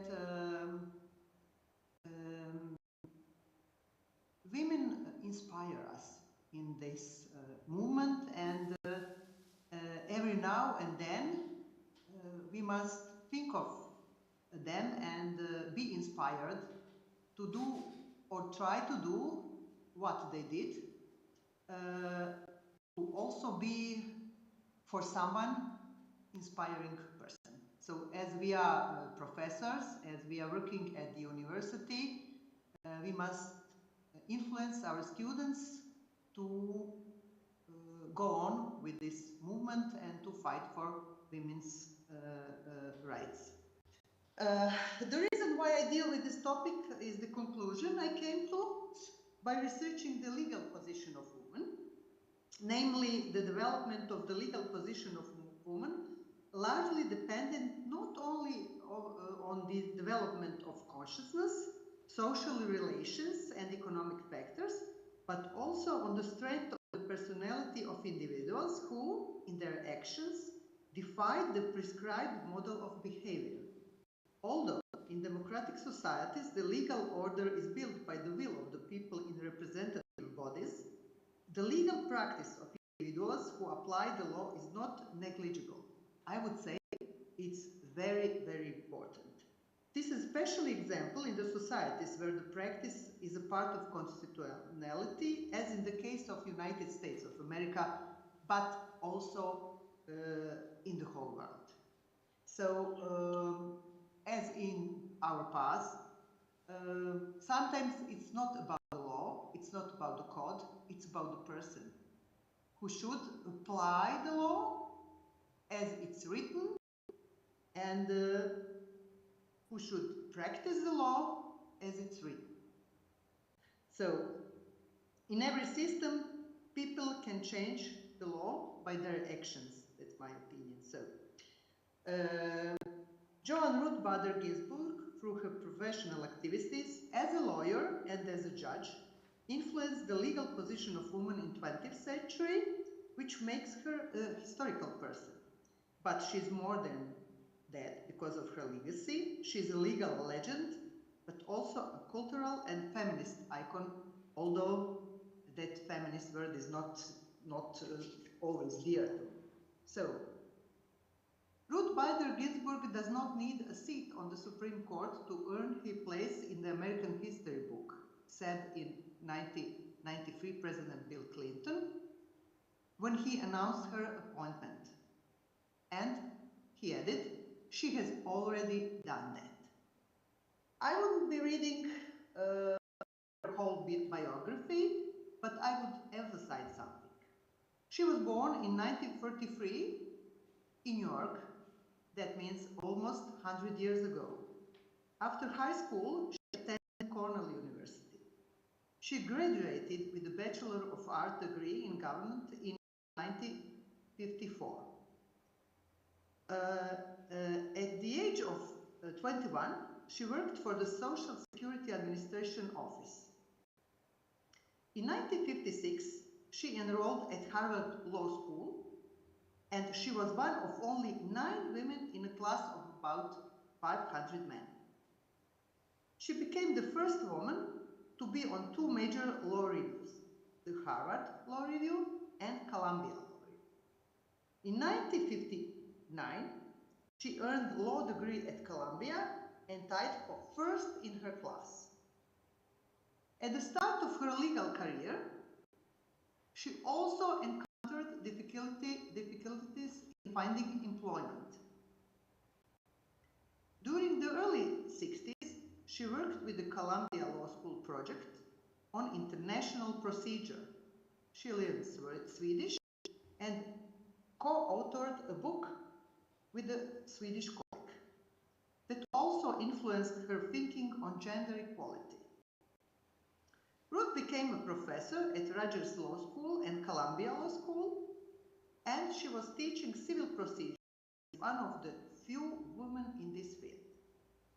At Columbia Law School, she became the first tenured and co-authored the first law school casebook on sex discrimination. In 1970, she co-founded the Women's Rights Law Reporter, the first law journal in the United States that focused exclusively on women's rights. In 1972, she co-founded the Women's Rights Project at the American Civil Liberties Union. And that was very important because she argued 6 gender discrimination cases before the Supreme Court, and of 6, won 5. One of those cases was Frontiero versus Richardson. In fact, in 1973, it was the first case that Ginsburg argued before the Supreme Court. Then, in 1975, we have Weinberger versus Wiesenfeld, successfully argued against the provision in the Social Security Act that denied to widowed fathers benefits afforded to widowed mothers. Then in 1975, we have Turner versus Department of Employment Security, which project struck down a law making pregnant woman ineligible for employment benefits. So, some of them I will only mention. In 1980, President Jimmy Carter appointed her to the United States Court of Appeal for the District of Columbia Circuit. She was viewed as a modern and consensus builder, and I also emphasize this. After retirement of Justice Sandra Day O'Connor, as our colleague Samantha said also today, Ginsburg was the only woman on the court. She died at her home in Washington in in fact, in 3 years ago, at the age of 87. She was a very brave woman. She was very ill, but she fought till the end. So what I wanted to say with this, that it's not always about the profession, and it's not only about your will. Sometimes you have to do your best. And she said, I just try to do the good job that I have to do, the best of my ability. And I really don't think about whether I'm inspirational. I just do the best I can. I have chosen 3 of her cases, or I should say cases that I found very interesting. One is United States versus Virginia in 1996. In this case, Ginsburg authored the court's opinion in which struck down the Virginia Military Institute's main only admissions policy. So she thought that state actor could not use gender to deny women equal protection. Therefore, the institute must allow women the opportunity to attend with its unique educational methods. The thing is, that institute proposed to found another institute only for women, but Ginsburg thought that would not be good because the methods would be also different, not the equal as for the men. It was a violation of the Equal Protection Clause of the 14th Amendment that says, all persons born or naturalized in the United States and subject to the jurisdiction thereof are citizens of the United States and of the state wherein they reside. No state shall make or enforce any law which shall abridge the privileges or immunities of citizens of the United States. Nor shall any state deprive any person of life, liberty, or property without due process of law, nor deny to any person within its jurisdiction the equal protection of the laws. Ginsburg found this case similar to Sweat versus Painter in 1950, in which the court ruled that segregated law schools in Texas were unconstitutional. So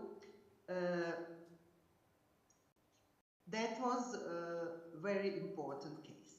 Another one is Ledbetter versus Goodyear in 2007, where she dissented in the court's decision in which Lily Ledbetter sued her employee, it's the Goodyear that produce tires, claiming pay discrimination based on her gender in violation of Title VII of the Civil Rights Acts of 1964 and Equal Pay Act of 1963.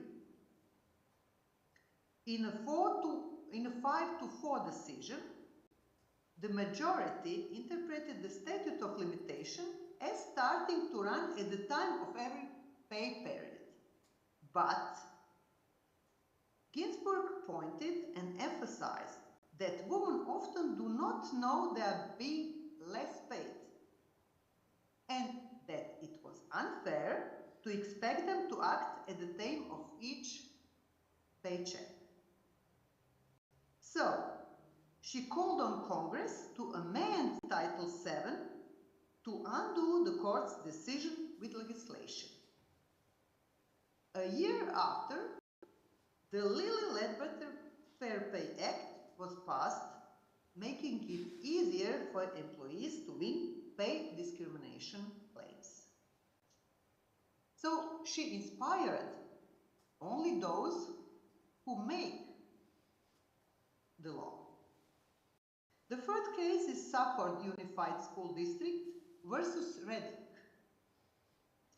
In this case, Ginsburg did not author the majority opinion, but she influenced her colleagues on that the school went too far in ordering a 13 years old female student to strip to her bra and underpants to female officials could search for drugs. The fact was that in this school, taking drugs was forbidden, any drug. I think that this girl had, or they thought she has ibuprofen as a medicine in her pants or whatever. In an interview published prior to the court's decision, Ginsburg shared her view that some of her colleagues did not fully appreciate the effect of a strip search on a 13 years old girl.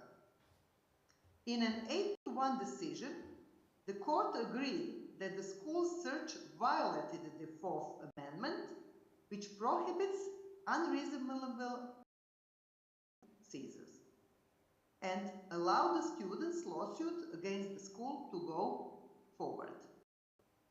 I think that Ginsburg and her colleague, I think it was Judge Stevens, even thought that she should be allowed to sue officers in the school also. One more thing about Judge Ginsburg and about abortion. She supported abortion rights, but she had another opinion in decision Roe versus Wade. Why? She thought that abortion rights must be secured more gradually and in a process that included states' legislature and the courts.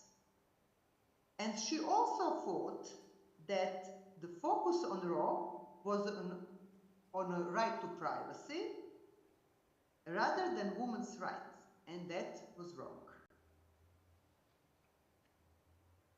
So, what we want to say here is sometimes it's not about the law, it's about the person.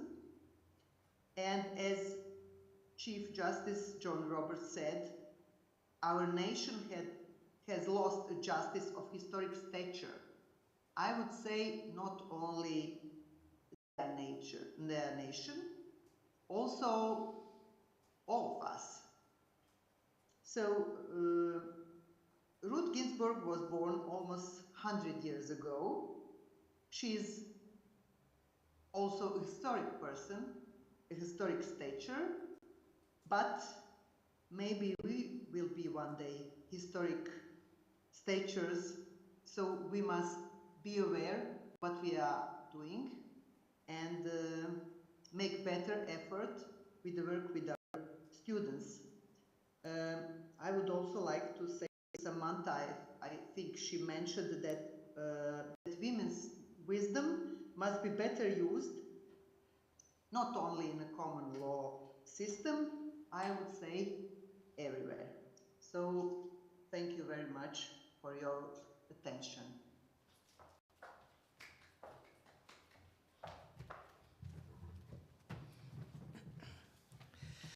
Köszönjük szépen Zrinka előadását. Következik professzor dr. SZAB Nőnapi, a Zenicai Egyetem Állam- és Jogtudományi Karáról, Boszniából.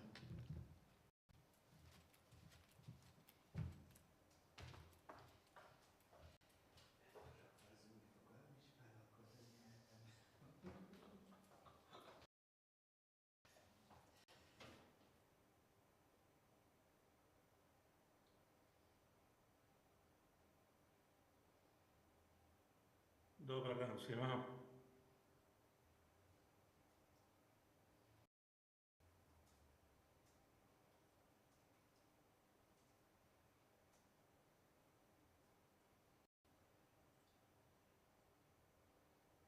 Dobar dan želim svima.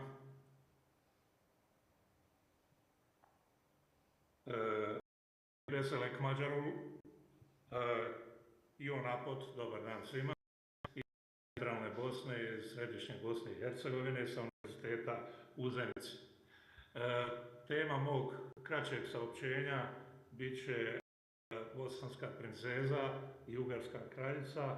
Riječ je o Elizabeti, kćerki Kotromanića bosanskog bana i istovremeno supruzi velikog Ludovika I. ugarskog kralja i kasnije ugarske kraljice. Dakle, u ovom kratkoj raspravi analizirat ću sklapanje braka kao i utjecaj tog braka naravno na bosansko-ugarske veze koje su cijelo vrijeme postojale u cijelom srednjem vijeku. Elizabeta je bila starija kćerka iz braka bosanskog bana Stjepana II. Kotromanića i supruge njegove Elizabete, koja je kćerka kujavskog vojvode Kazimira. Njihov brak je sklopljen 1323. godine. Tačna godina rođenja Elizabete, ugarske kraljice, kasnije nam nije izričito poznata, međutim iz drugih povijesnih vrela može se datirati nesumnjivo na 1335. godinu. O Elizabeti ili Elizabeti ugarskoj kraljici napravio je mađarski historičar Petar Rokaji, koji je objavio i bibliografiju u povodu jubileja koji je objavljena u zborniku Matice Srpske za istoriju u Novom Sadu 1983. godine i tu je još uvijek vrlo značajno referentno djelo koje upućuje na bibliografiju o životu i radu i djelovanju bosanske princeze, a ugarske kraljice. Njena majka je došla do vojvodskog dvora sa područja Poljske, tako da su u njenoj ličnosti se sublimirali i kulture, da kažemo, i istočno-centralne Evrope. Elizabeta je kao mlada djevojka sa 15 godina boravila je na ugarskom dvoru i tad je došlo do kontakta sa vladajućim međusobnog dogovora i sklapanja braka. Vjenčanje Ludovika i Elizabete održano je 20. juna 1353. godine. O ovom vjenčanju imamo gotovo faktografsko svjedočanstvo koje je ostavio Jan Gluzgoš, poljski ljetopisac koji je bio savremenik i zahvaljujući kojemu imamo sačuvan tačan opis i bračne ceremonije. Zanimljivo je da je zbog bliskosti srodstva brak je kao dobiti i dispenzu rimskog pape, što je isposlovano koncem avgusta 1353. godine. Zašto blagoslov pape? Zato što je Elizabetina baka Katalina, supruga srpskog kralja Dragutina, bila rođena sestra Marije, supruge napuljskog kralja Karla II, pradjeda faktički Ludovikovog, tako da je dobivena, kao što rekli smo, saglasnost i rimskog. Elizabeta je u braku sa Ludovikom rodila dvije kćerke, Mariju, kraljicu, i Hedvigu, buduću kraljicu Poljske. Dakle, od dvije kćerke su obje zasjele na kraljevski tron. Sudbina im je bila teška i žalosna, oba dvije kćerke, tako da će Marija umrijeti u kasnom stepenu trudnoće 17. maja 1395. godine, dok će Hedviga 1399. godine zajedno sa svojim novorođenčetom podleći faktički na porodeskoj postelji. Za ostale aspekte zanimljivo je da je tad ugarskom kralju u znak bračnih odnosa i kao miraz ustupljena oblast Uma, današnje Hercegovine. Međutim, historiografi tačno lociraju da Ludoviku nije ustupljen cjelokupan Um, cjelokupna oblast, nego samo onaj njegov zapadni dio između rijeka Neretve i rijeke Cetine, dok je oblasti Uma sa centrom u Glagaju, koji je bio politički centar ove oblasti, pripadao i dalje kralju Tvrtku i nazivao se dakle Hunskim Osputstvom. Pravna priroda miraza u srednjem vijeku je dosta komplikovana. Glavne karakteristike miraza, dakle kao glavne kategorije unutar ugarskog prava, obradio je u južnoslavenskim područjima hrvatski pravni povjesničar Antun Dabinović još u prošlom stoljeću i to je nešto što je ostala referenca do danas.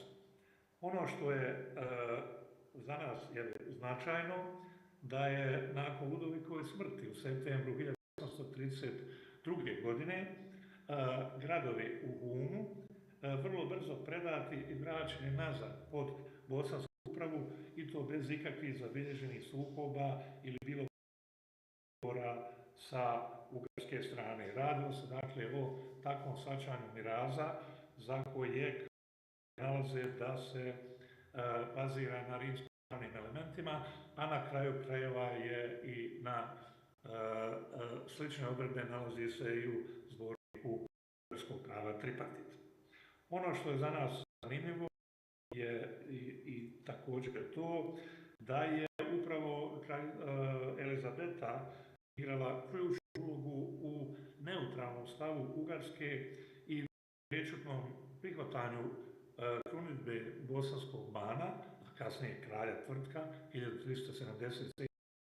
Naime, Ugarska kao najjača regionalna sila prihvatila je bilo prečutno i krunisanje, odnosno podizanje Bosne na stepen kraljevstva i krunisanje bana Tvrtka kraljevskom titulom, što sigurno nije moglo proći bez direktnog ugarskog aminovanja.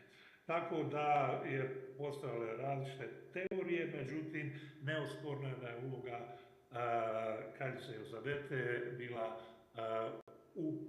upliv, dakle onaj otporan koji je pružio i mogućnosti za koja je prošla bez međudržavnih tenzija, kako bi rekli normalnim političkim žargonom.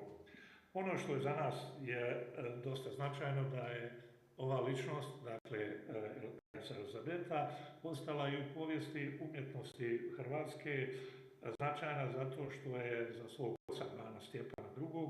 Izradila je kovčeg takozvanog Svetog Šimuna, koji se i danas čuva u istoimenoj crkvi u Zadru. Kovčeg je izrađen 1380.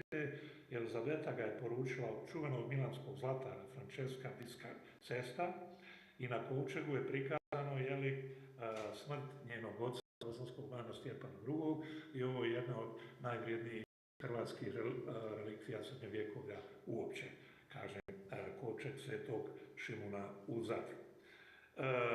Za nas je također značajno da je, nažalost, u dinastičkim sukobima koji su uslijedili potom na području Ugarske, Elizabeta je bila uhvaćena od strane hrvatskih velikaša, zatim je provedena u tvrđavu Novigrad, nedaleko od Zadra, gdje je početkom januara 1387. godine okrutno zadaljena pred očima svoje kćerke Marije. Njeno tijelo je bilo pokopano u samostanu Svetog Krševana u Zadru, da bi kasnije bilo prenošeno u Ugarsku. Kratka zabilješka i kratko podsjećanje na ugarsku kraljicu Elizabetu i njenu rodnu domovinu Bosnu i Hercegovinu i njenu novu domovinu Ugarsku je poslužilo za i analizu bosansko-ugarskih odnosa, tako da možemo reći da je u sveukupnom spektaru ličnosti koji su kreirale te odnose kraljica Elizabeta jako zaslužna. I iako je tragični lik bosansko-ugarskih odnosa druge polovice 14. stoljeća, dakle lik u kome su se ispreplale sve sličnosti i razlike koje su vladale na ovim područjima u tom dobu, nesumnjivo doprinijela približavanju susjednih srednjovjekovnih država i društava, a to je srednjovjekovne Bosne, Bosanskog kraljevstva i preko najjače regionalne sile toga doba, a to je bila Ugarsko kralje. Köszönöm.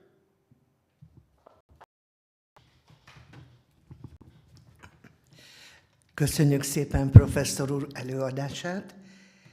Következik dr. Bocskovics Tímea, az Esziki Egyetem Bölcsészettudományi Kar magyar és irodalom tanszékéről.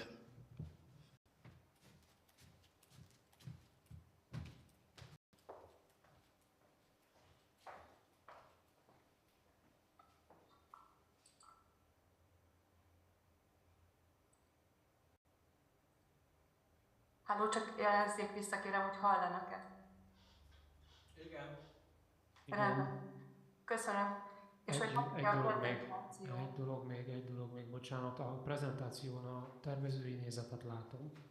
Igen. Próbáljuk már meg elindítani a vetítést, vagy már sikerült elindítani? Igyekszem. Nem, sajnos nem látom a slideshow. Igen, a Zoom-nak a címlistája eltakarja. Nem tudom, hogy ezen tudunk elhelyezíteni. Ott van legalul, akkor a legalsó sort nézzük, ott, ahol lehet nagyítani, jobb oldalt legalul. Igen, és akkor megyünk vissza, és ott van egy ilyen pici kis, nem tudom, állványos TV ikon. Igen, látom, köszönöm. Szuper. Most jó, talán. Most jó, igen. Köszönöm szépen a segítséget. Jó napot kívánok mindenkinek!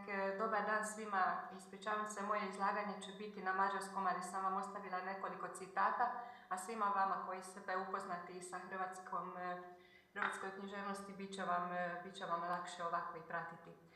Köszönöm szépen a lehetőséget, hogy ezen a jeles konferencián és a jeles apropó kapcsán egy olyan írónő magyar vonatkozásáról beszélhetek, akinek a vezetékneve mindenkinek ismerősen cseng, aki egy kicsit is foglalkozott már a horvát kultúrtörténettel. Hiszen Ivana Brlić-Mažuranićnak a származása sokat sejtett már arról, hogy hogyan alakul a későbbi életútja. Ugyanis az ő édesapja Vladimir Mažuranić volt, a Jugoszláv Akadémia elnöke és egy monumentális horvát jogtörténeti szótár szerzője, nagyapja pedig Ivan Mažuranić, a híres 19. századi horvát eposz szerzője, és ezen kívül a horvát bán, aki népi származása kapcsán először jutott el erre a titulusra. Kiegészíteném még ezt azzal, hogy nagyanyja pedig Dimitrije Demeter, a horvát illír nemzeti mozgalom egyik legkiemelkedőbb alakjának a testvére volt. Talán nem meglepő az, hogy olyan magántanulmányokat folytat a későbbi jeles írónő, amely a korban tipikus, többnyelvű szerzőről van szó, németül, franciául, oroszul, angolul és olaszul egyaránt jól beszélt, illetve írt, és talán ugyanúgy akkor szellemének megfelelően feltűnhet az is, hogy fiatalkori líráját azt francia, illetve horvát nyelven írja, naplóírásba is kezd, és nagyon jelentős kortörténeti dokumentum a levelezése, amelyet édesanyjával folytat házassága első napjától kezdve. 18 évesen megy férjhez, és 7 gyermeke születik. Ebben az idézetben, amit tőle vettem át, arra szeretnék rámutatni, hogy foglalkoztatja a kor egyéb szerzőit is. Nevezetesen azt, hogy az irodalomhoz milyen és mennyi köze lehet a nőknek, milyen szövegfajták, műfajok illenek hozzájuk. Idézném Gyulai Pál, híres egyetemi oktató, kritikus, író szavait arról, hogy a nők oly körre szorítkozzanak, mely természetükhöz, tehetségükhöz legillőbb, hivatásukkal, kötelességeikkel leginkább megegyeztethető, mert egészen megegyező soha nem lehet. Az eszes és művelt anya bizonyosan több tapasztalatot tesz gyermekei általában a gyermekek körül, mint az atya, mint a legtöbb nevelő, mégis a nevelésről a nő legkevésbé képes valódi jó munkát írni. Ugyanis ide absztrakció, filozófiai természet és műveltség szükséges, minővel a nő nem bír, és amelyet meg nem szerezhet. Azonban helyzeténél, hajlamainnál, kedélyénél fogva igen alkalmas meséket, beszélyeket írni gyermekek, kivált fiatal lányok számára, és talán jobbakat, mint a férfiak. Azt gondolom, hogy egészen provokatív napjainkban ezzel az idézettel szembesülni, és azt is, hogy Ivana Brlić-Mažuranić miután a korai tehát a házasság első évein túl van, és a gyermekek mellett már felszabadul annyi ideje, és a különböző közéleti szerepvállalások mellett van annyi energiája, a századfordulótól folyamatosan jelenteti meg az itt felsorolt műveket, melyek közül pirossal jelöltem azt a kettőt, amelyekből egyet fogok kiválasztani, ez pedig ez a bizonyos Čudnovaté zgode Grta Hlapića című nagyon kellemes olvasmányú pikareszk regény lesz.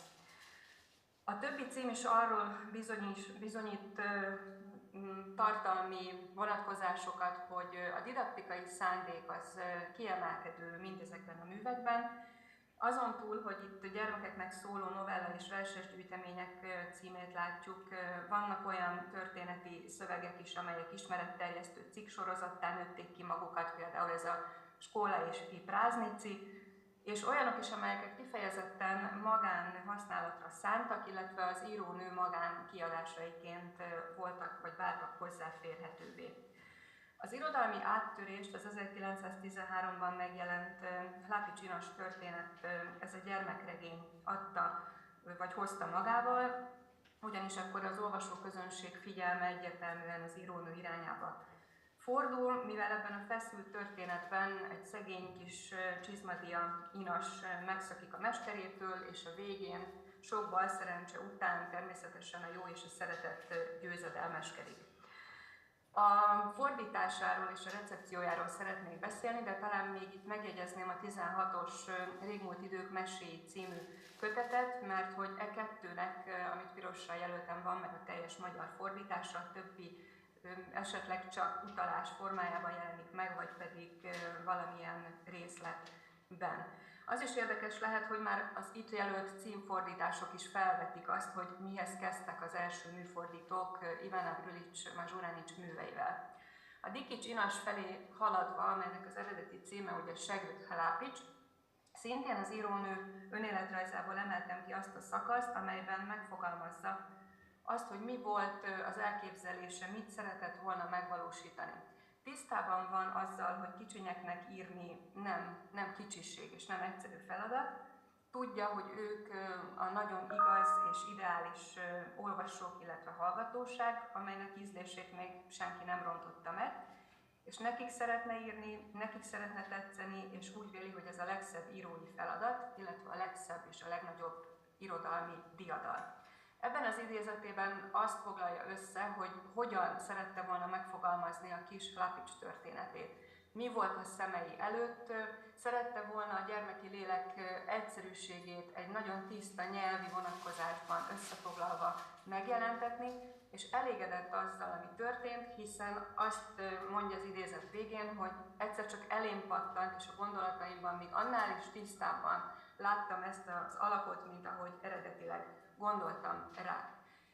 És elindul a sikertörténet, ezen a dián néhány olyan kiadást mutatok be a címlap alapján, ami az eredetit követi, és felhívnám arra is a figyelmet, hogy van egy ilyen érdekes nyelvi vonatkozás, ami a Storijei Mirákoli kötet, ahol egy dalmát dialektusra fordítják le a standard horvát szöveget, és ezt ilyen vonatkozásában akkor itt közlöm. Látható az is, hogy filmfeldolgozás, illetve bábszínházi dramaturgia, aztán musical is készült az eredeti regény alapján.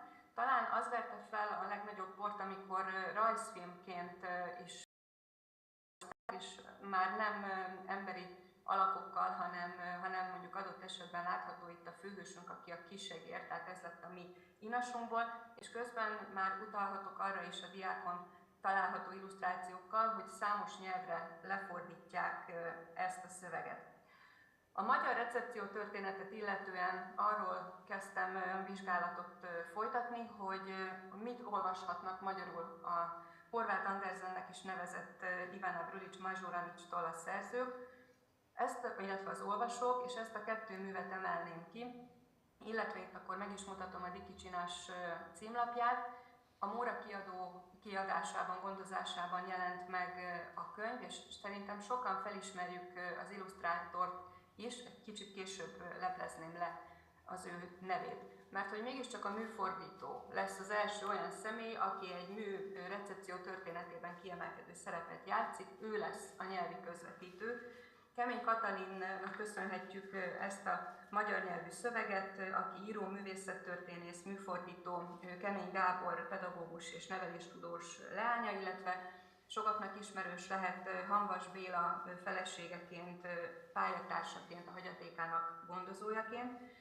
És ezzel az idézettel pedig szintén sokan tudunk azonosulni, akik már próbálkoztunk műfordítással, mert hogy valójában egyfajta megoldhatatlan lehet az a szöveg vagy a szöveghely, ami előttünk áll, és mégis megpróbálkozunk, ha nem is megoldani, de ezt feloldani. Úgy vélem, hogy ez már a címadásban egy olyan bravúros megoldást mutat, ami a többi kiadásra nem jellemző. Vagyis, hogy azt a hlapicsot, amit az eredetiben a Mazsuranics írónő használ, dikicsként jeleníti meg a fordító, amelynél én akkor itt közlöm, hogy mi is a jelentés, hát ha ez nem mindenkinek ismert, és hogy ez milyen szépen konnotál azzal, ami ugye a csizmadiánkat és az ő munkakörét illeti. A nevek megfeleltetése és a különböző szöveghelyek a mesefordításoknál szintén felvetnek olyan kihívásokat a fordítók előtt, amelyek abból erednek, hogy a mesék a világ megtapasztalásának mégiscsak sajátos emberi módjai, a lelki apparátus modelljei, a lélek belső folyamatainak leképződései, egyaránt minősítő, értékelő, illetve meghatározó, besoroló kategóriákkal és a hozzájuk kapcsolódó értékelésekkel, érzelmi indulati jellemzőkkel bírnak, és ahogy Tolcsai erre rámutat, a mese, mint minden nyelvi szöveg nem leképezi a világot, hanem reprezentációk összetett rendszerében modellálja, és ezt kell akkor egy másik nyelv, akár struktúrában egészen eltérő nyelvbe átültetni. 2 példát hoznék csak az idő rövidségére való tekintettel. Egyrészt ez a nevek megfeleltetése, amelyben látható az, hogy történtek teljes átalakítások, illetve hogy ahol követhető volt a hangtan és a jelentéstan, mondjuk a Bundás esetében vagy a Márko esetében, ott a műfordítónő meghagyta ezeket, illetve nyilván a negatív hős, aki félelmet keltő és csak Cvönics objektként szerepel, lesz a fekete köpenyes, még a Rüzsevik Grga egy alliterációs névadással gonosz Gergelyé változik. Jelentős átalakítások vannak a hasonlatoknál is, hiszen ezt a fajta meseszöveget a népmese akár hagyományos stílusához kell igazítani. A képszerű, láttatható szóhasználat, a szinonimák, a szóképek és a hasonlatok gazdagsága jellemzi. Néhány hasonlat példa nem feltétlenül csak olyan bölcs volt, mint egy könyv, hanem mint a jó szó. A skatuját ugye felismerjük, a magyar változatban nem szerepel, hogy ez pontosan a 4. osztály az általános iskolának, hanem egy aprócska kisdiákként egy kicsit szélesebb jelentésmezőben látjuk a főhősünket, és a madár is inkább egy mókus lesz, amely földre siklik, ugyanakkor megmaradnak mindazok a patináns és archaikus kifejezések, amelyeket már a címadásban is, itt a csodálatos viszontagságokban már megidézett a műfordító nő. Azt gondolom, hogy az illusztráció nagyon sokat tesz hozzá a szöveg értékéhez, illetve kiegészíti azokat ahogy már említettem, képszerű hasonlatokat, amelyekből idéztem is.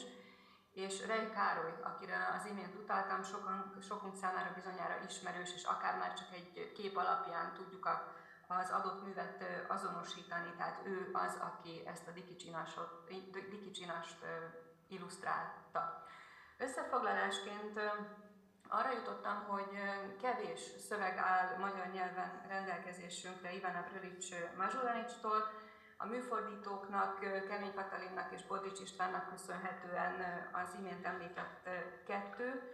Különféle ismertetők inkább a 30-as években, illetve 2 a 30-as években jelent meg. A Kázmér Jenői egy nagyobb kontextusban vizsgálja a jugoszláv irodalom kontextusában Ivana Brlić-Mazsuranics működését, illetve a régmúlt idők mesénél Juhász Géza egy utószóban utal arra, hogy milyen jelentőséggel bír a nemzeti, tehát a horvát nemzeti irodalomban az írónő. Azóta a tanulmányok, elemzések inkább egyfajta ilyen identitásvizsgálatot és a gyermekirodalom fontos szerepének a vizsgálatát tűzték ki célul, Néhány fordításkritika is akad, ebből Utasi Anikó vizsgálta Bodzics István fordítását, arra megállapításra jutva, hogy szükséges lenne egy újrafordítás. Én Kemény Katalin fordítását vizsgálva egyrészt kétkedem afelől, hogy ezt eredeti horvát nyelvből fordította volna. Úgy vélem, hogy ez a franciából készült. Ezt még nem sikerült egészen alátámasztanom, de azt látom, hogy Csuka Zoltán volt, aki az eredeti szöveggel egybevetette az ő fordítását, ami nagyon jó minőségű, egészen bravúros megoldásokkal szolgáló. Az irodalmi nevelésben betöltött helye Ivana Brlić-Mažuranićnak egyértelmű Horvátországban, hiszen itt a kötelező irodalmi szövegek közé tartozik, és a nemzeti tantervben is kiemelkedő szerepet foglal el, nem csak egy műve. Ehhez vetettem hozzá a magyarországi horvátok oktatási rendszerében, a kerettantervben szereplő 6. osztályban megjelenő szöveget, ami pontosan a Hlapić történet. Minden bizonnyal ez nem véletlen. És úgy vélem lezárásként, hogy a nagy horvát, ahogy nevezni szokták, meseköltőnő, vagy éppen a horvát Andersen, vagy mostanában Tolkien idejében hozzá is hasonlítják, a horvát gyermekirodalom királynője, talán méltatlanul kevés figyelmet kapott eddig. Őt egyébként 6-szor jelölték az irodalmi Nobel-díjra, ezt nem sikerült ugyan megszereznie, de mégiscsak elsőként levelező tagja lett a Jugoszláv Tudományos és Művészeti Akadémiának, illetve az ő emlékévét üljük az idén a születésének a 150. évfordulóját ünnepelve, felidézve, és erre sokféle rendezvény kötődik vagy fűződik. A legnagyobb horvát kiadó, a Školska knjiga egyébként a gyermekek és fiatalok irodalmi kreativitásának elősegítésére 71-ben megalapította az Ivana Brlić-Mažuranić irodalmi díjat, ami további ösztönzés lehet akár az újabb feldolgozásokhoz, vagy éppen a szövegek vizsgálatához. Azt gondolom, hogy magyar vonatkozásban azért itt van még teendőnk.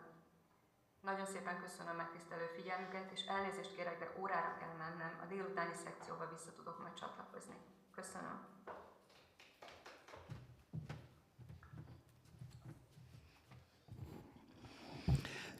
Köszönjük szépen témája előadását. Most professzor dr. Visnya Lakner következne az Székely Egyetemről, de mivel nem látjuk bejelentkezve, ezért én kezdem meg az előadásomat.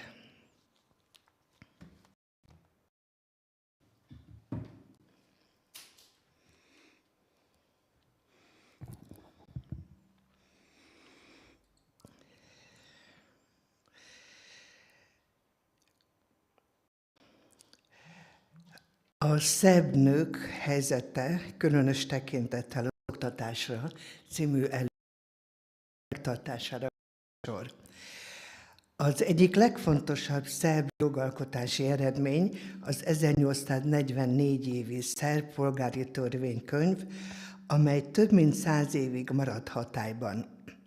Keletkezése arra az időszakra nyúlik vissza, amikor az ország még az Oszmán Birodalom része volt.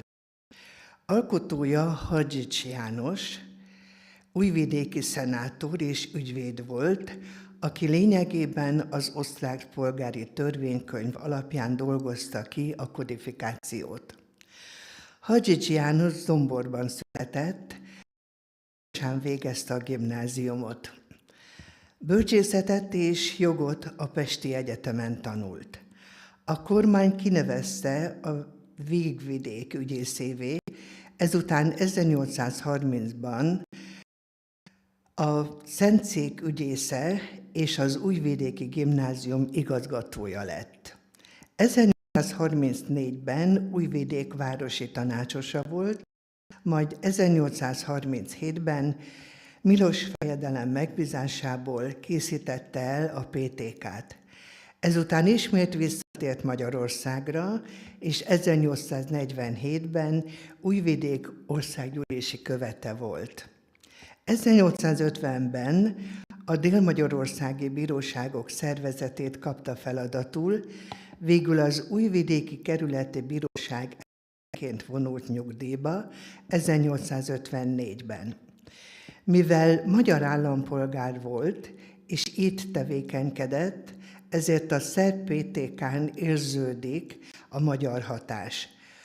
Csak úgy nyugati államban élt, a jogról való felfogása természetesen más volt, mint az oszmán állam keretein belül élő honfitársainak, akiknek a politikai, jogi, kulturális felemelkedése 5 évszázadon keresztül nem volt lehetőségük.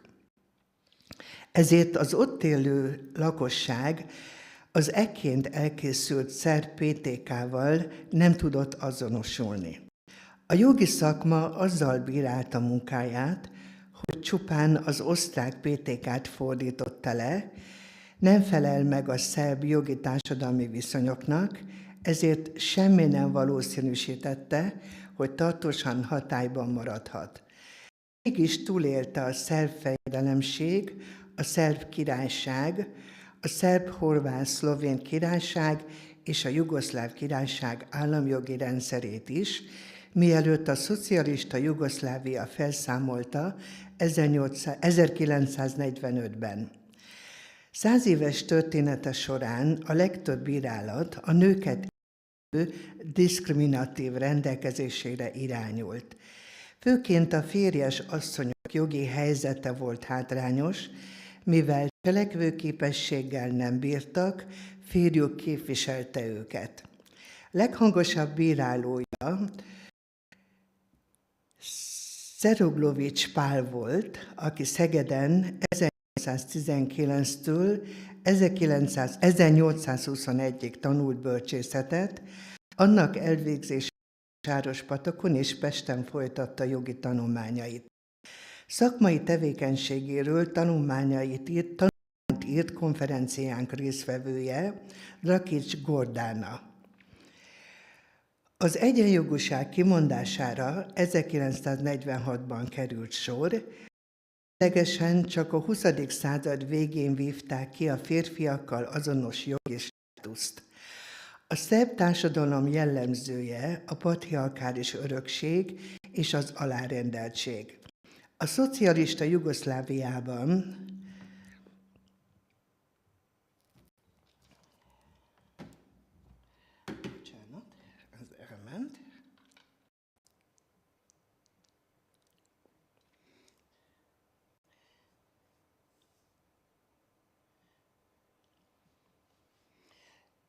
A szocialista Jugoszláviában a női egyenjogúság programálása jelentősen javította a helyzetüket.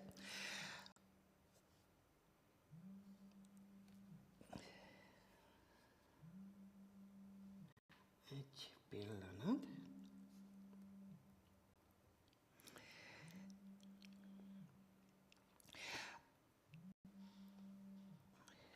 Az egészségügy terén javult a helyzet, mivel a nők felzárkózása megtörtént a laktatás terén.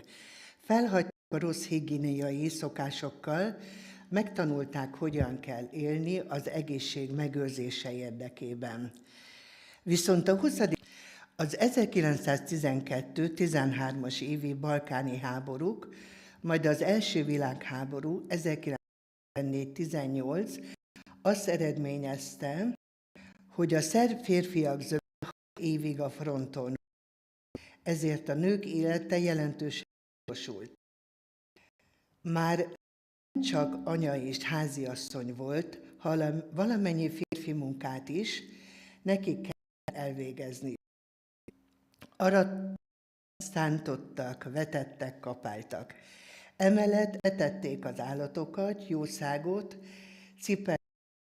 terhet, végezték a legnehezebb férfi munkákat. Természetesen főzött is a családra, mosott, ápolta a beteg családokat, kertet művelt, ezért egész nap szünet nélkül dolgozott. A szerb-horvát-szlovén királyság első alkotmánya kilátásba helyezte, hogy a nők választójogáról külön törvényt hoz, azonban erre nem került sor, csak 1945-ben kapták meg az egyenjogúságot.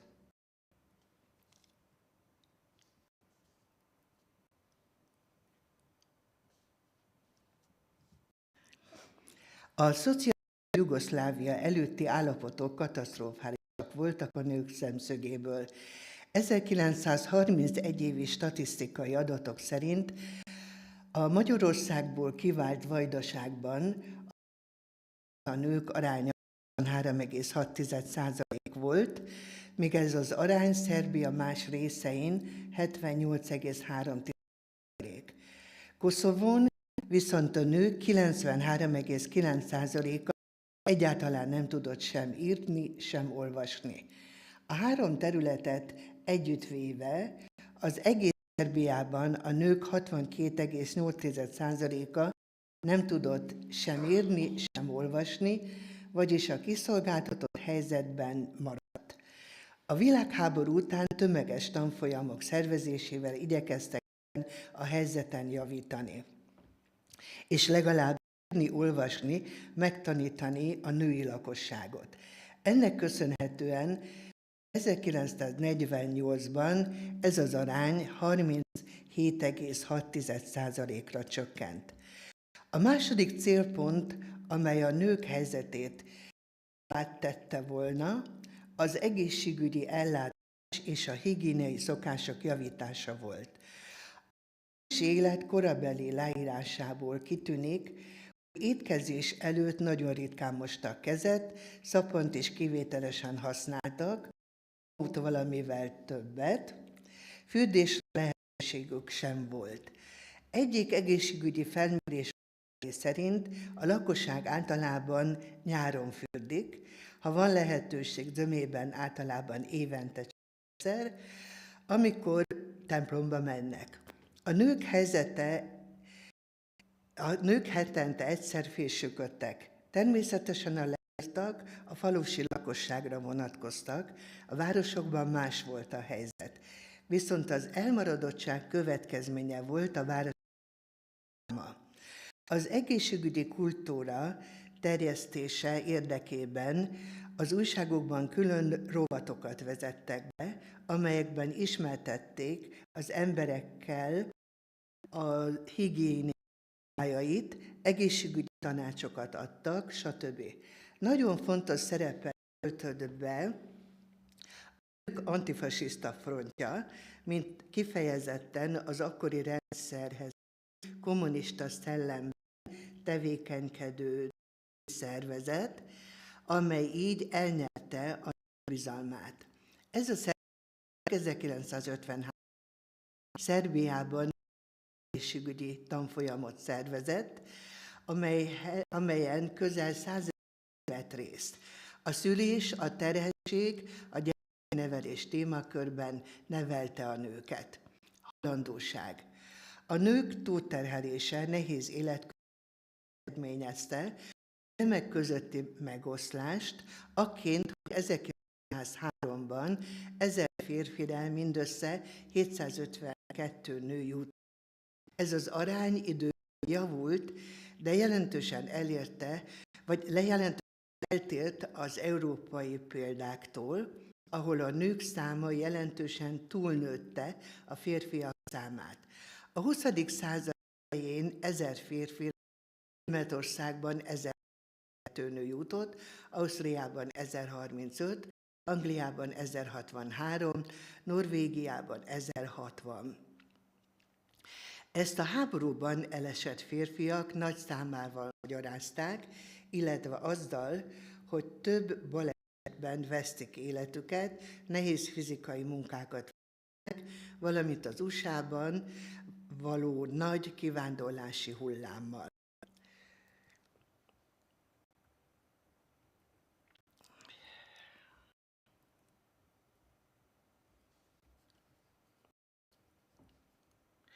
Köszi.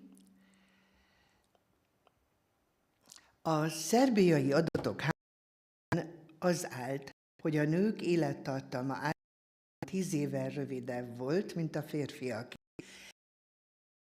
A városokban a férfiak átlag élettartalma 50,9 volt, a nők pedig mindössze 40,6 év. A falvakban ezek az adatok még kedvezőtlenebbek voltak. 49,69 évet, a nők pedig 41,74 évig éltek. E tekintetben a adat az elvált nőkre vonatkozik.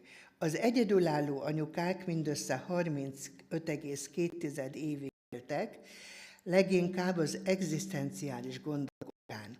Ugyanakkor az elvált férfiak 49,7 évet éltek, 2000-kal hosszabb ideig, mint a házasságban élő férfiak. Ezek az adatok nem változtak 1908-ig, amikor utoljára a világháborút megelőzően. A statisztikák kimutatták, hogy a serdülőkor elérését megelőzően a fiúgyermekek halandósága magasabb volt, mint a lányoké, ami megfelel a trendeknek. Csecsemőként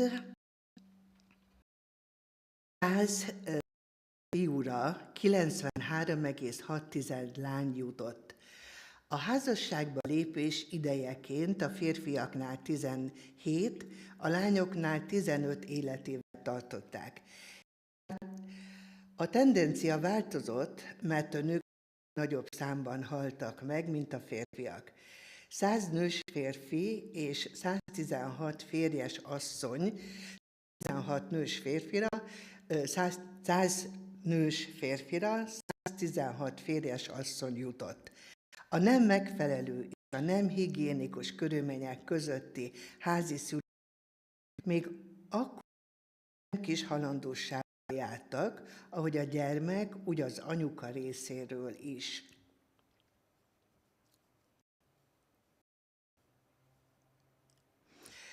Szüléskor nagyon magas volt a halandóság. 1894-ben összesen elhunyt nők 8,24%-a szüléskor veszítette el az életét, 2003-ban ez az arány csökkent 6,1%-ra, 1908-ban 6,24-re, de továbbra is sokkal magasabb volt, mint más európai országokban. A SZAB nők mai helyzete. Statisztikák szerint 1999-ben a nők javarésze a állami szektorban dolgozott, a magánvállalkozásokban jóval ritkábban. 1990 évi adat Szerbiában 187.746,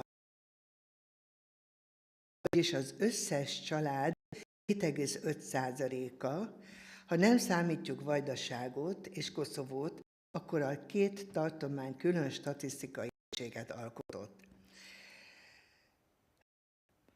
Marina Brjaguljevics 1995 évi empirikus kutatásának adatai szerint a családon belül 78,2% esetében a nők főztek, 1%-ában ők mosogattak, 47,5%-ban mentek minden nap bevásárolni, 3,6%-ban ők mostak, 89,9%-ban ők vasaltak, 67,5%-ban ők takarítottak, illetve 36,7% elvégezte a hétvégi nagy bevásárlást is. Emellett 38,9%-ban ápolták a beteg családtagjaikat, 27,1%-ban pedig törődtek az idős szüleikkel. A statisztikai adatok szerint a lakosság 2/3 házasságban él. Az előző jugoszláv népszámlálás 1948 adatai szerint a férfiak 66,10%-a, a nők 62%-a házasságban élt. Ez az arány folyamatosan nőtt. 1961-ben a férfiak 70,7%-a, a nők 67,4%-a házas.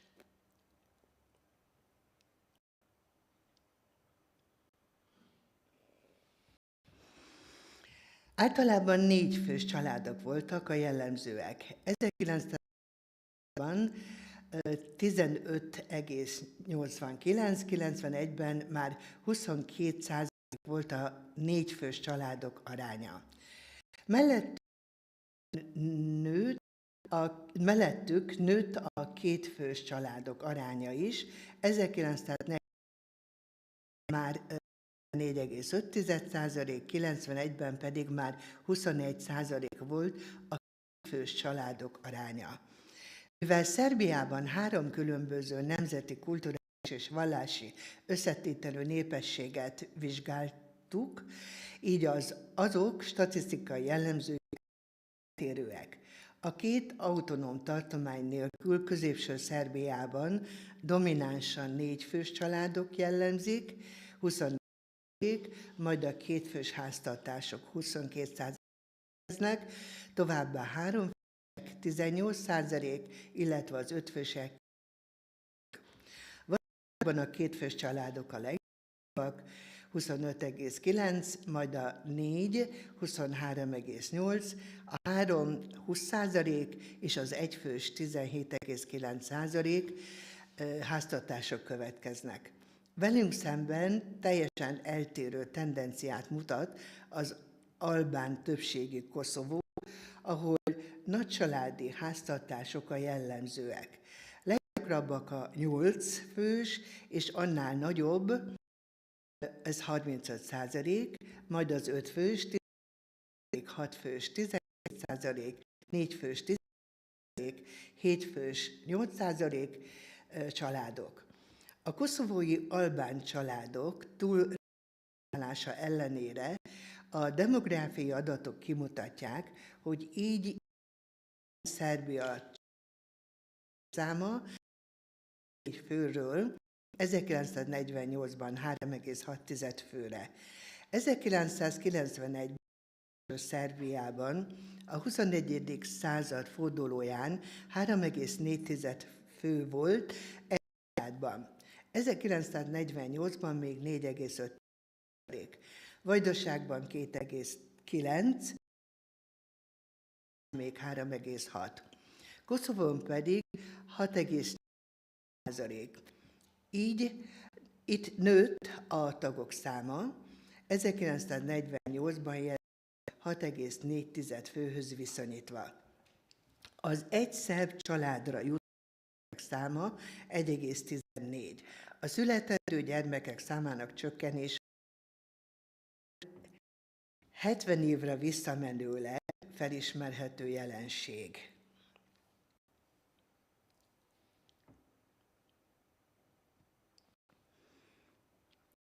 Az oktatás. A női oktatás Szerbiában 1863-ban kezdődött a belgrádi nőiskola létrehozásával, a 1903-tól női gimnáziumként alakult át. Oktatásban a polgári családok, tisztviselők, kereskedők, pedagógusok lánygyermekei részesültek. A gimnáziumot elvégzett nők többnyire a tanári pályát választották. Az értelmiségiek és jómódú polgárok családjai részéről a 20. század elején fölmerült az igény, hogy lánygyermekeit felsőoktatásban részesítsék, de a patriarkális közeg ezt ellenezte. 1898-ban konkrétan be is tiltották a nők bármilyen szintű oktatást. Században ismét megnyílt ez a lehetőség. A lányokra is. A második világháború után még nagyméretű volt az analfabetizmus a nők körében. 1871-ig még 925.000, 24,7% szerb nő nem tudott sem írni, sem olvasni. Igaz, legtöbben 65 év fölötti korosztályban voltak. 10 évvel később az analfabéta nők aránya 16,8%-ra csökkent, a délszláv állam felbomlása éveiben pedig 11%-ra. Egyetemi képzés. A Belgrádi Egyetem 1905 és 6 tanévben kezdte meg tevékenységét, és már az első évben 1,1% női hallgatója volt. 1921-22 tanévben elérték 1%-ot, azonban a patriarkális társadalmi viszonyok eredményezték, hogy nagyon nő legyen az országban. 1953-ban mindössze 0,3%, 1961-ben 0,7%-ra emelkedett az egyetem aránya. Mivel 1991-től 2006-ig az úgynevezett Kis-Jugoszlávia keretében történt összeírás, így abban Szerbia és Montenegró szerepelnek. 1991-ben 14,2% hölgynek semmilyen oktatási végzettsége nem volt, 3,8% az általános iskola el, 21% az általános iskola 4-8 osztályát. Az elemi iskola 8 osztályát elvégző nők aránya 25% volt. Érettségizett 26%-uk, főiskolát 2%-uk, egyetemet 4%-uk végzett el. A 20. oktatásban következik be, mert akkorára több lett a végzett nők hallgatók száma, mint a férfiaké. 1996-ban a főiskolákat, az egyetemeket elvégző hallgatók száma 17.400 fő volt, ebből 56% a hölgy. A legtöbb nő a bölcsészkaron végzett, illetve a filológiai karon nyelveket, majd következnek a közgazdasági, matematikai, informatikai, jogi, orvosi kar. Az adatok összehasonlításából kitűnik, hogy többnyire pedagógiai, tanári, gyógyszerészeti, bölcsészeti, nyelviskolai területen végeznek a hölgyek.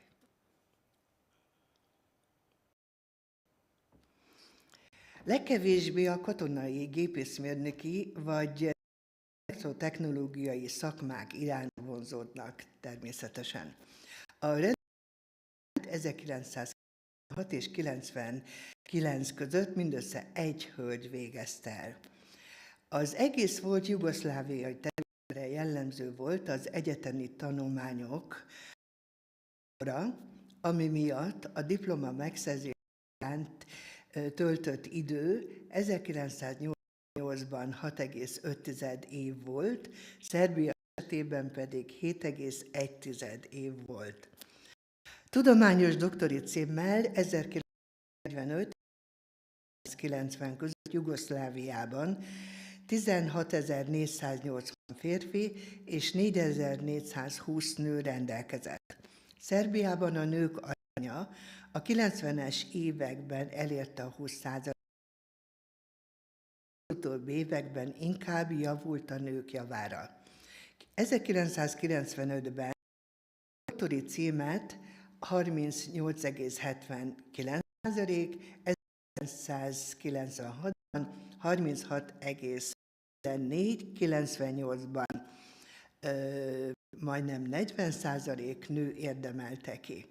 Ők leginkább a matematikai, informatikai, társadalomtudományi és orvosi szakterületen szakosodtak, illetve mezőgazdaságra. Műszaki területen elenyésző a részvételük. Nő választja a pedagógiai hivatást. Az oktatásban azonban még érezhető a megkülönböztetés. Az általános és középiskolai oktatásban a nők alkotják a tanári kar többségét. A felsőoktatásban azonban az 1998-99-es tanév szerint a nők tették ki az oktatók mindössze 35,7%-át. Mesteroktatók között 68,7% volt az arányuk, főiskolai tanárok között mindössze 17,2%. Az egyetemen a nők 36,2%-a adjunktusi címmel rendelkezik, 30,64% egyetemi dolgozó, és mindössze 19,18%-uk egyetemi tanár. Az utóbbi adat tükrözi, hogy a legmagasabb szakmai pozíciókhoz, az egyetemi kinevezésekhez a nők még nem jutnak egyforma arányban, mint a férfiak. Nagyon szépen köszönöm a figyelmet, és most ebédidő következik, és egy fél óra múlva folytatjuk tovább a konferenciát. Egy hölgy még bejelentkezett, mikor elkezdted észre. Nem. Szerintem az a Visnya volt. Igen? Akinek sorba kellett volna jönni. Igen, de nem volt ott, mikor rákerült a sor. Amikor elfordultál, ott volt. Nem tudom, fehér, ilyen pulóver. Na, ott is most is van valaki. Már megtartott az előadást, az Ágámi, hogy Visnya nincs.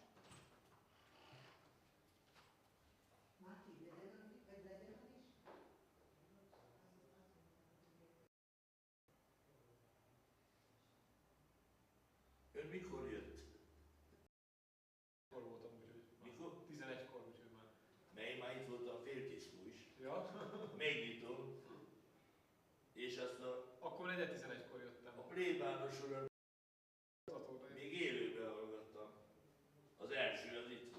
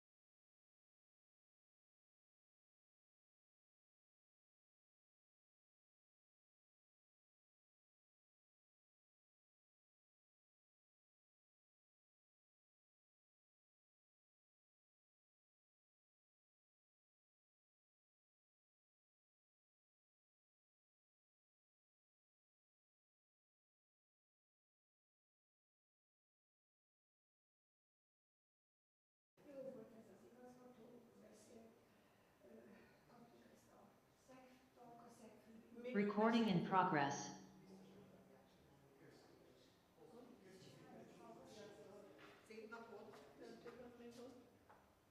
Ildikó, te szóltál bele? Nem. Nem, valaki a vendégek közül valaki. Igen, láttad már kiállítás? Olyan arany, és a te keresztneved a Izabella. Látta a kiállítást, és képzeld el, hogy Báncsánóban. igen, én is. És megnézted a képeket? Én ott álltam meg annál a két képnél, és azt mondta, a többinél mentem szép lassan, és azt mondta, esküszöm Ildi, és azt mondta, hogy ki lehet az az ökec Anna, és most megismerem. Hát én nekem ez olyan nagy. Hát úgy örülök neki, hogy tetszett neki a skóciai, amit nehéz volt összehozni. Lehet, hogy visszatérek a temperára, mert az a helyzet, hogy az akril sötétedik. Sokat sötétedik. Ugye, ha nincsenek bejelentkezve, akkor neked kell kezdeni. Ki? Ha nincsenek a külföldiek. Hát előttem rengetegen van. Tudom, de nem tudom, hogy hogy áll. Hát a te férjed is előttem van. Ildikó, ezért, mert tudod, a Sándor mondta, amikor előadást tartott az Agórában, hogy jöjjünk, meg hogy nőnapi ez, meg az, és tehát ez összefügg a nőnappal is, gondolom, mindenképpen ez a konferencia. Hát a nőkről szól. Mert a nőkről Nőnapi konferencia. Úgy is hívják, hogy nőnapi konferencia. Mondta, hogy akkor úgy is hát én. Ja, én vagyok. Akkor no, ki az ott esetleg? Azt hittem, hogy ez a képen van valahol vetítve. Aha. Na jó. Hát én igyekeztem, hogy elsősorban üljek, hogy halljak. Mert elég rosszul hallok egy ideje. Mint nagyon sokan. Igen, itt elég sok a külföldi, de a Herkallaci van 14 óra 25-kor. Hát majd jön. Reméljük, ugye Ildike? Biztos, tudja, hogy jön. Hát mondjuk 4-6 perccel, majd bekezd. Azt tudod, hogy ne beszéljek. És akkor Diószegi Bogoli Ágos. Igen.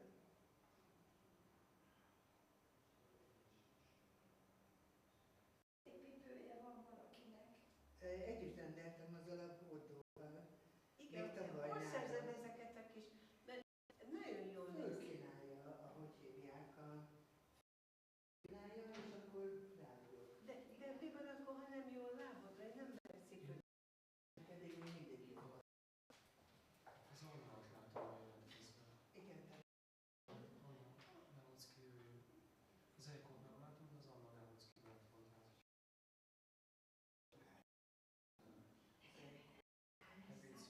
Én nem merek biciklet venni, mert borzasztó érzékeny. Mindig másik sem szinte és semmi, mert csirkálapját. Látok egy, ami lehet. Valahogy nem egy erős ponton a lábom. Jó. És akkor utána, hogy nincs. Az a kényelmes. De most azért hideg van. Most hideg van. Azt látod, hogy itt van hideg?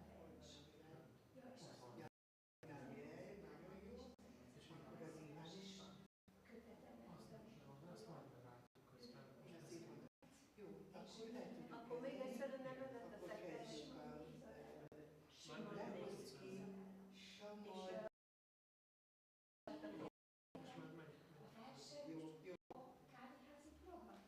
Igen, ezt nézd.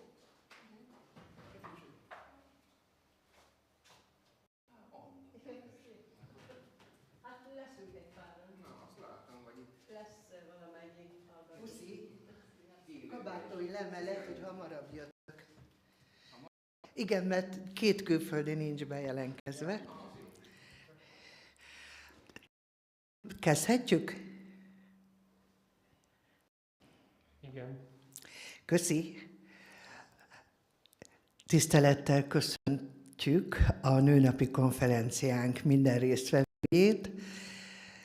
Délutáni előadásainkat megkezdjük. első előadónk, professzor dr.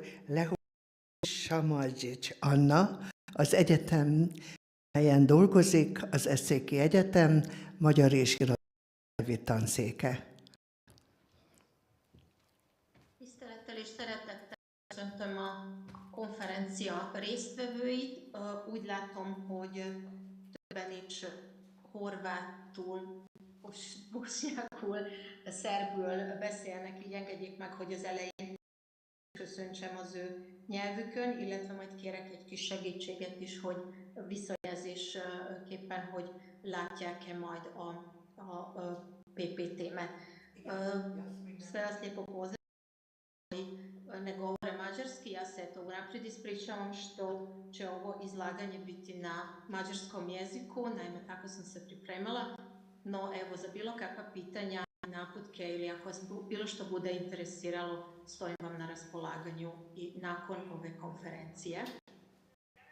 És most akkor kérem szépen, hogy a prezentáció megosztásában segítsenek, tehát látják-e majd? Én magamat látom. Igen, látszik? Most van egy tervezői nézet, is mozog, hogy elindítja a vetítést, akkor így például haza akár. Jó, akkor most önnek valószínűleg van vetítés, nekünk viszont nincs. Igen, azt látom. Ennek az az oka, hogy rossz ablakot osztott meg. Igen, tehát a share screen. Hol kiléptem? Share screenben, igen. Share screen vagy önmagában a teljes képernyőt kell megosztani, de lehet úgy is csinálni. Így most jó. Így igen. Szuper, akkor, igen, szuper. Nagyon szépen köszönöm a segítséget, nagyon kedves. Hát akkor el is kezdeném. Tehát az én témám egy nyelvjárás dialektológiai téma, ugyanis a nyelvjárás kutatás egyik ágazata a nyelvjárás gyűjtés elméletének és történetének leírásával foglalkozik. Az előadásunk pedig a horvátországi magyarság körében végzett nyelvjárás gyűjtés leírására támaszkodik, elsősorban Penavin Olga és Barta Katalin kutatásaira alapozva. A horvátországi magyar közösségen végbement női szerepek változásairól szólok röviden, egy konkrét adatközlő példáját bemutatva. Az ő neve Szőlőskei Erzsike néninek hívom, aki még Penavin Olga adatközlője volt, az már jól ismert szlavóniai kórugyi szótárnak, tehát a szótár az ő anyagából, az ő nyelvhasználatából készült. Az ő nyelvjárásgyűjtések által részletesen dokumentált életútja megmutatja mindazokat a változásokat és nehézségeket, amelyekkel egy kisebbségben élő nő kénytelen volt megküzdeni az 1940-es évektől napjainkig, és közben próbálok majd olyan információkat is adni, hogy az anyaggyűjtés kinek a segítségével történt, és elsősorban arra a kérdésre keresni választ, hogy miben rejlik a nők közösség megtartó ereje és szerepe, ami a nyelvhasználatot illeti. A gyűjtések során tulajdonképpen azt kell tudni a gyűjtésekről, hogy 19 és 21 közötti időszakra vonatkoznak, természetesen előtte és utána is gyűjtöttünk, de ez az időszak, amiből merítettem ehhez az előadáshoz is. A helyszíneket tekintve Kórógyon, Szent Lászlón, Harasztiban gyűjtöttünk, illetve Eszéken, most már a város felszippantotta ezt a részt, ugye Rétfalunak nevezték régebben ezt a részt, most már városnegyednek számít. Ha megnézzük a település táblákat, akkor azt láthatjuk, hogy a mai napig, tehát ez a mai helyzet, kétnyelvű táblák állnak a települések elején, illetve végén, és itt mind ugye külön településekről van szó, Rétfalu pedig horvátul szerepel város negyedként. Ez fontos eleme lesz az előadásnak is, ugyanis mi tulajdonképpen kórógyon, ahogy itt látszik a táblán is, tehát kórógyon kutatunk, és abból az anyagból merítettem én is. Célom ezzel az anyaggyűjtéssel, tehát általában egyedül szoktam gyűjteni, de sokszor járnak hozzánk magyarországi kollégák is Budapestről és Szombathelyről, de vannak, akik Kárpátaljáról is lejönnek hozzánk kutatni, főleg kárpátaljaiaknak is ez nagyon fontos, a kórógyi nyelvhasználat. Tehát tulajdonképpen azért fontosak ezek a vegyes gyűjtések, mert mi, akik itthon gyűjtünk, mi sokszor nem tudunk elvonatkoztatni a saját nyelvhasználatunktól, azok, akik máshonnan érkeznek, más régiókból pedig tehát olyan anyagokból készülnek, amit az előbb is említettem, és ezek az anyagok 40-50-60 évvel ezelőtt készültek. A mai helyzet teljesen más, ami ezeket a településeket illeti, és itt nem csak a női szerepekről beszélek, hanem teljesen más a nyelvhasználat szempontjából is. Ahogy már említettem, az adatközlőm, ő Penavin Olga adatközlője is volt, és számos olyan történetekről is beszámolt nekem, ami nincs leírva. Tehát, hogy hogyan találkozott Penavin Olgával, hogy ő mit csinált akkor éppen, amikor vele találkozott, illetve hogy ismerkedtek meg. Ami még nagyon érdekes, és az Erzsike nénivel is szoktunk erről beszélni, ugye itt az illusztrációm is ezen a képen ezt nagyon jól mutatja, tehát azért a hiperkorrekció itt nem csak ezen a táblán, hanem úgy általában jellemző a határon túli közösségekre, tehát mindig valahogy felülbíráljuk a tudásunkat, és mindig azt gondoljuk, hogy hát ez nem jó, tehát az eljét itt mondjuk rossznak ítéltük, és ellipszilonnal tettük ki a táblán. 19-ben kezdett gyűjtéseink után erre reagálva most már lekerült ez a tábla, és nem fogják tudni megtalálni, ezért is szoktam sokszor kitenni. Hát a Erzsike néni is, ugye majd később elhangzik, hogy ő tulajdonképpen hány osztályt végzett, de hát neki is azért szúrta a szemét ez az LY. Kórogyról lesz szó, ugyanis arról az anyagról, amit Kórogyon gyűjtöttünk, akik még nem tudják, hogy merre van ez a falu. Ez Kelet-Horvátországban Valkó folyó bal partján található, közigazgatásilag Valkótárhoz, illetve horvátul Tordinci járáshoz tartozik. A források már 1290-ben említik, Kaurogy, próbáltam idézni, ahogy Erzsike néni szokta ezt mondani, Castrum, Ultrafluvium Drave, illetve ma Kórogy vár pusztáról beszélünk, tehát így néz ki ma ez a vár. 1540-ben pedig Szárai Mihály és Szentantali Gergely is jártak ebben a faluban. A honvédő háború előtt több mint 800 lakosa volt, 91-es népszámlálás szerint 750-en lakták, a lakosok zöme magyar volt, felekezeti megoszlás szerint pedig reformátusok voltak. 2021-ben 410 főt tartanak számon, viszont a helyiek ezt sokkal-sokkal kevesebbre becsülik, kb. 300-ra. A faluban 5-6 nagy gazda van, de azok is árendába, illetve haszonbérletben művelik a földeket.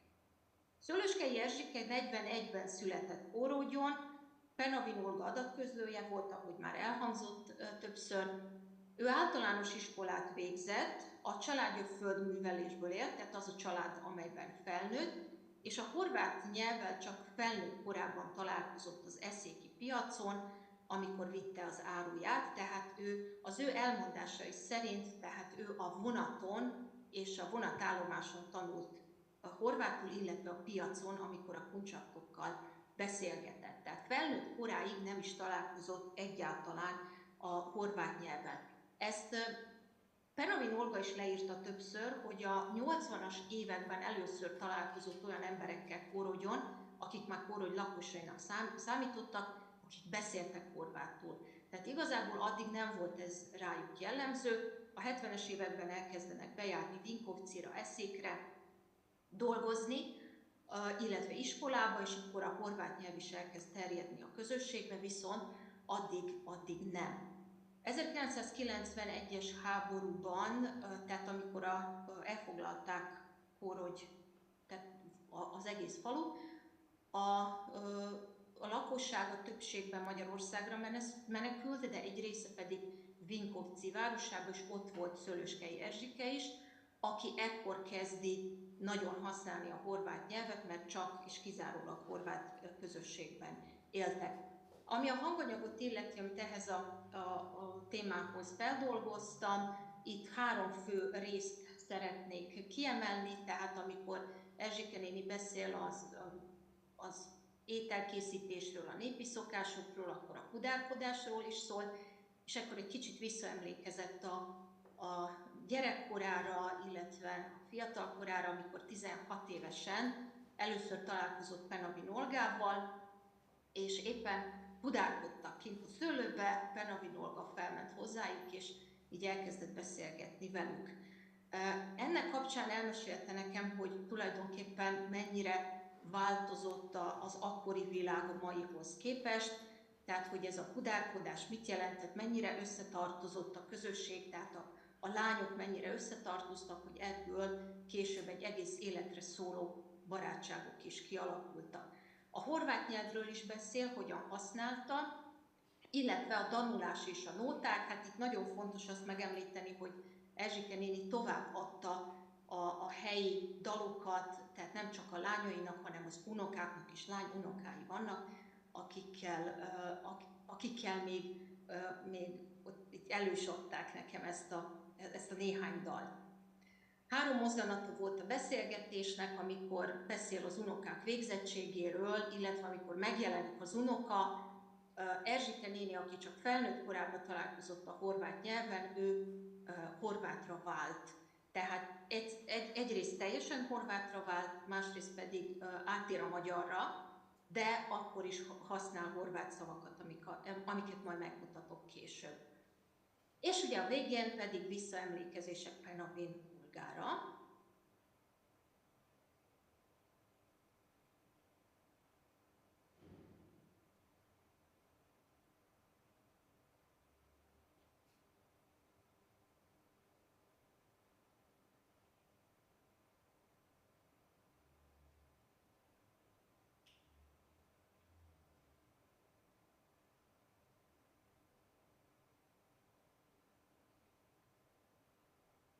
Nem tudom, mennyire lehetett hallani, de ugye Erzsike néni itt olyan szavakat használ, amikor beszél a mai világról, a mai iskolákról, tehát hogy a 2 unoka egyetemre jár. Tehát amikor a lányáról beszél, hogy egyetemre járt Szegeden, akkor ugye egyetemre járt Szegeden, de amikor az unokákról, akik Zágrábban jártak iskolába, akkor már fakultétot mond. Tehát itt is látszik, hogy mennyire különbözik a 2 tehát hogy mennyire különbözik a nyelvhasználat, a horvát viszonyokról van szó. 2019-ben egy hallgatómmal pontosan erre próbáltunk rákérdezni, amikor a magyar nyelvnek a megőrzését, átadását próbáltuk megvizsgálni, hogy apai vagy anyai ágon történik, és természetesen itt mindenféle ilyen sztereotípiát félretéve, természetesen, hogy ezek a piros oszlopok azt mutatják, hogy inkább anyai ágon. Tehát a zöldek azok mind a 2, tehát a horvátot és a magyart is mutatják, de a piros ugye ilyen nagy számban mutatja, hogy itt anyai ágon öröklődik a nyelv. Ezt mondjuk Erzsike néni példáján is látható, ahogy most az előbb is mutattam ezzel a rövid kis hanganyaggal. A nagycsaládok voltak jellemzők 1940-es évekig Kórogy településre. Erzsike néni elmondása szerint az ő családja nem élt ilyenbe, tehát az 50-es évektől már teljesen kivesznek ezek a szervezetek.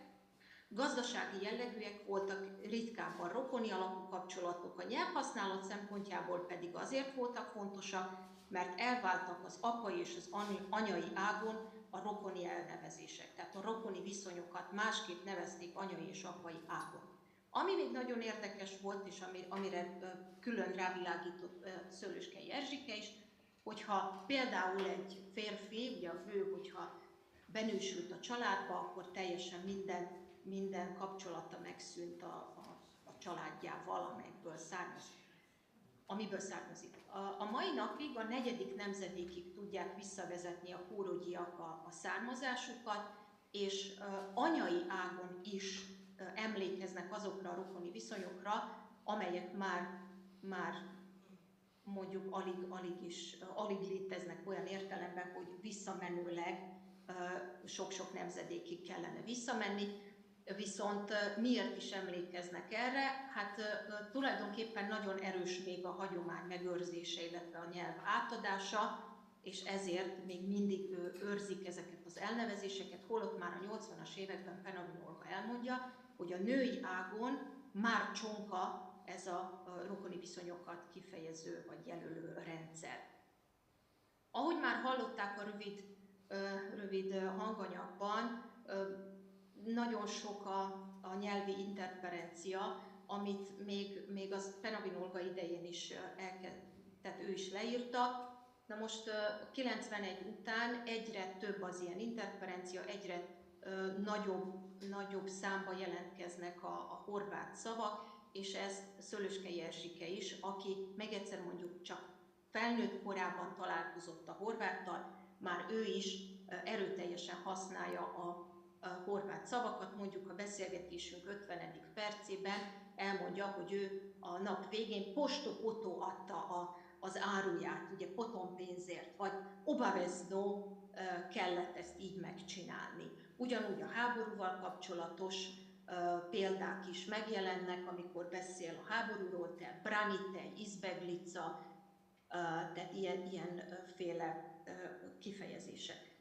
Na most a Szőlőskei Erzsike néni, amikor beszélgetünk vele, hogy ő hogyan látja ezeket a változásokat egészen a háború végéig, és hogy ő most hogy látja a szerepét a családjában, akkor ő ilyen mater familiasnak érzi magát, ugyanis a nyelv átadása is rajta keresztül történt, tehát mivel a 2 lánya dolgozott, ezért az unokákkal ő foglalkozott, ő nevelte őket, tehát egy nagy család, nem olyan nagy családban, Zárdrugában élnek, hanem nagy családban élnek, és ő volt az, aki továbbadta a kultúrát, a nyelvet, a hagyományokat. Úgy látom, hogy lejárt az időm, ezért az utolsó hanganyagot nem fogom lejátszani. Az utolsó hanganyagom az arról szólt, hogy az Erzsike néni elmeséli, hogyan találkozott Penavin Olgával, amikor kudárkodtak 16 évesen. Nagyon szépen köszönöm megtisztelő figyelmüket, nagyon sok mindent szerettem volna elmondani, de remélem, hogy így is fel tudtam kelteni az érdeklődést.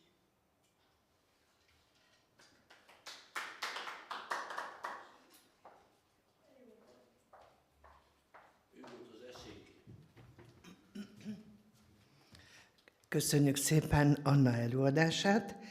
Következik dr. Mirán Marelja, aki a Zágrábi Egyetemen dolgozik. Hello everyone. I'd like to thank the organization committee for the invitation and opportunity to present my work, and I greet all of you from Koprivnica, a city situated near the Croatian-Hungarian border. Since my laptop has quite conveniently decided to go on strike, I'm connected via my mobile phone, and I apologize for the absence of presentation. Now, let's start. Generally speaking, women gained the right to vote only in the 20th century, for example in France and Italy after the Second World War, in the United States slightly earlier with the ratification of the 19th Amendment to the US Constitution 1920, and in the United Kingdom in 1918. However, British men and women were to be equal in this regard 10 years later in 1928. These developments in the mentioned countries, as well as elsewhere, were preceded by nearly a century of women's struggle for the right to vote through various suffrage associations And one aspect of their argumentation was certainly based on the intrinsic universalism of human rights that flows from the school of natural law. This school paid a great attention to the individual and his relationship with other individuals and the social community to which he belongs, the state.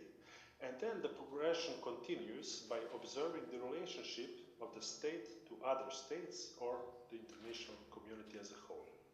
Already late scholastics, such as Vittoria, Suarez, De Soto, and so on, began to define and classify the rights belonging to human beings, that is, right to live, freedom, property, freedom of conscience, belief, teaching and preaching, movement, navigation, trade, citizenship, and so on. Interestingly, in this context, during the era of discovery and colonization of new lands, Spanish scholastics dealt with the issue of the rights of indigenous peoples, or rather their social and therefore political incorporation into the Spanish state, since they, as new Spanish subjects, enjoyed subjective rights stemming from natural law. Thus, already Vittoria, building on predecessors such as Augustus and Aquinas, asserted that human right, the law of secular rulers, loses its legal force if it's contrary to divine and natural law, because if it obstructs the realization of rights guaranteed to people by divine and natural law, then such norms become inhumane and contrary to reason, and therefore they do not have the force of law. This acknowledges the fact that all people are beings created by the same God, so a century later Suarez could argue that laws are essential for the promotion of the common good, but they should be formulated with the aim that everyone respects them. Now, Grotius derives most human rights from natural law, but for him, these rights are imprinted, and I quote, as moral qualities of a person enabling them to possess or do something in accordance with human law. In other words, he derives social and political rights from such subjective rights belonging to the individual and which are being recognized by state. It is therefore not surprising that naturalists, in their quest for the perfect norm and starting from natural axioms such as the equality of all people in the state of nature, generally do not consider gender relations and only exceptionally touch upon the social position of women. Moreover, the position of women and children is much more intriguing for them in the context of the law of war, as persons who do not participate in hostilities but feel the consequences of such hostilities, thus considering the permissibility, or rather the justification of killing women and children and their enslavement and capture. When they do address the social position of women, their scientific interest usually boils down to the question of the right, for some like Pufendorf, the duty of marriage. Naturalists generally point out the duty to enter nuptial relationships because marriage is of paramount importance for the survival of the human community.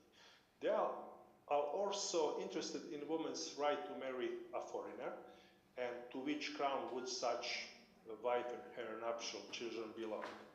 Gentili points out that rights to marriage and procreation are natural rights, although they are not respected by violent individuals, whereby this highlighting of the absence of free will is probably a reflection of arranged marriages that were commonly contracted at the time, especially among the nobility and wealthier bourgeoisie. Likewise, Textor underlines that the right to enter marriage belongs to every individual, which they may or may not consummate, but one of the assumptions of the validity of marriage is precisely the freely expressed will at the time of its conclusion. Alongside marriage, a particular interest in the doctrinal discussions of that time arises from the question of elevation of private property as the basis of property rights. It sprang from common ownership, seen as the only possible solution in the natural state, but whose overcoming, first of the natural state and thus common ownership, is dictated by reason. Indeed, the right to obtain property alongside the rights of life and freedom will be at the center of their works, namely the question of who can be the owner of property considering the differences in human community and what are the means of acquiring property.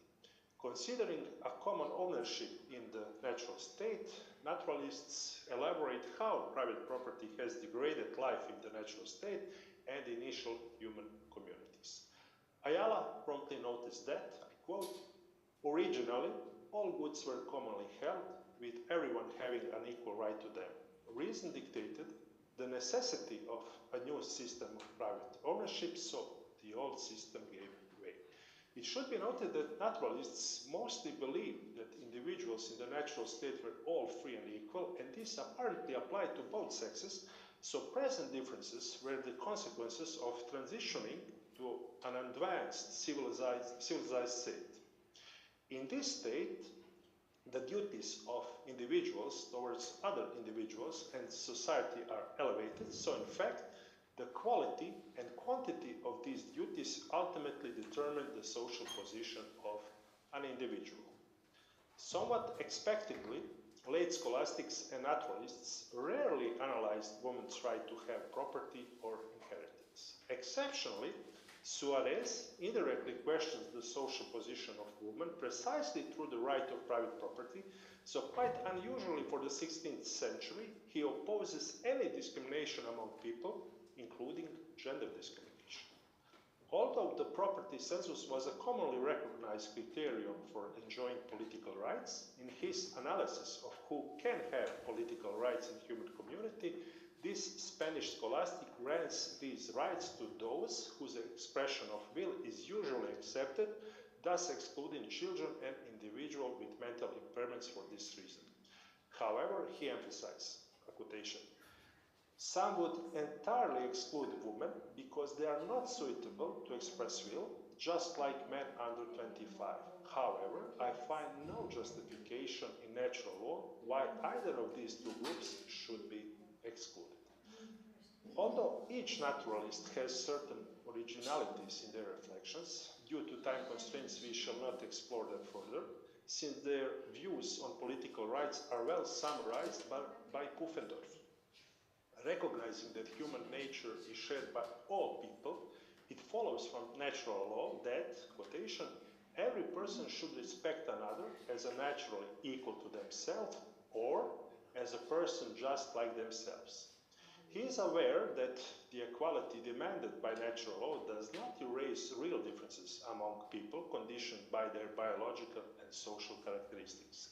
Starting from the relationship of subordination, that is, the authority that one person has over another, he holds that family relationships and the very structure of the family in which the father, as pater familias, has a privileged position, are inevitably emulated in society, so he concludes that the norms of natural law are discriminatory because they respect actual differences.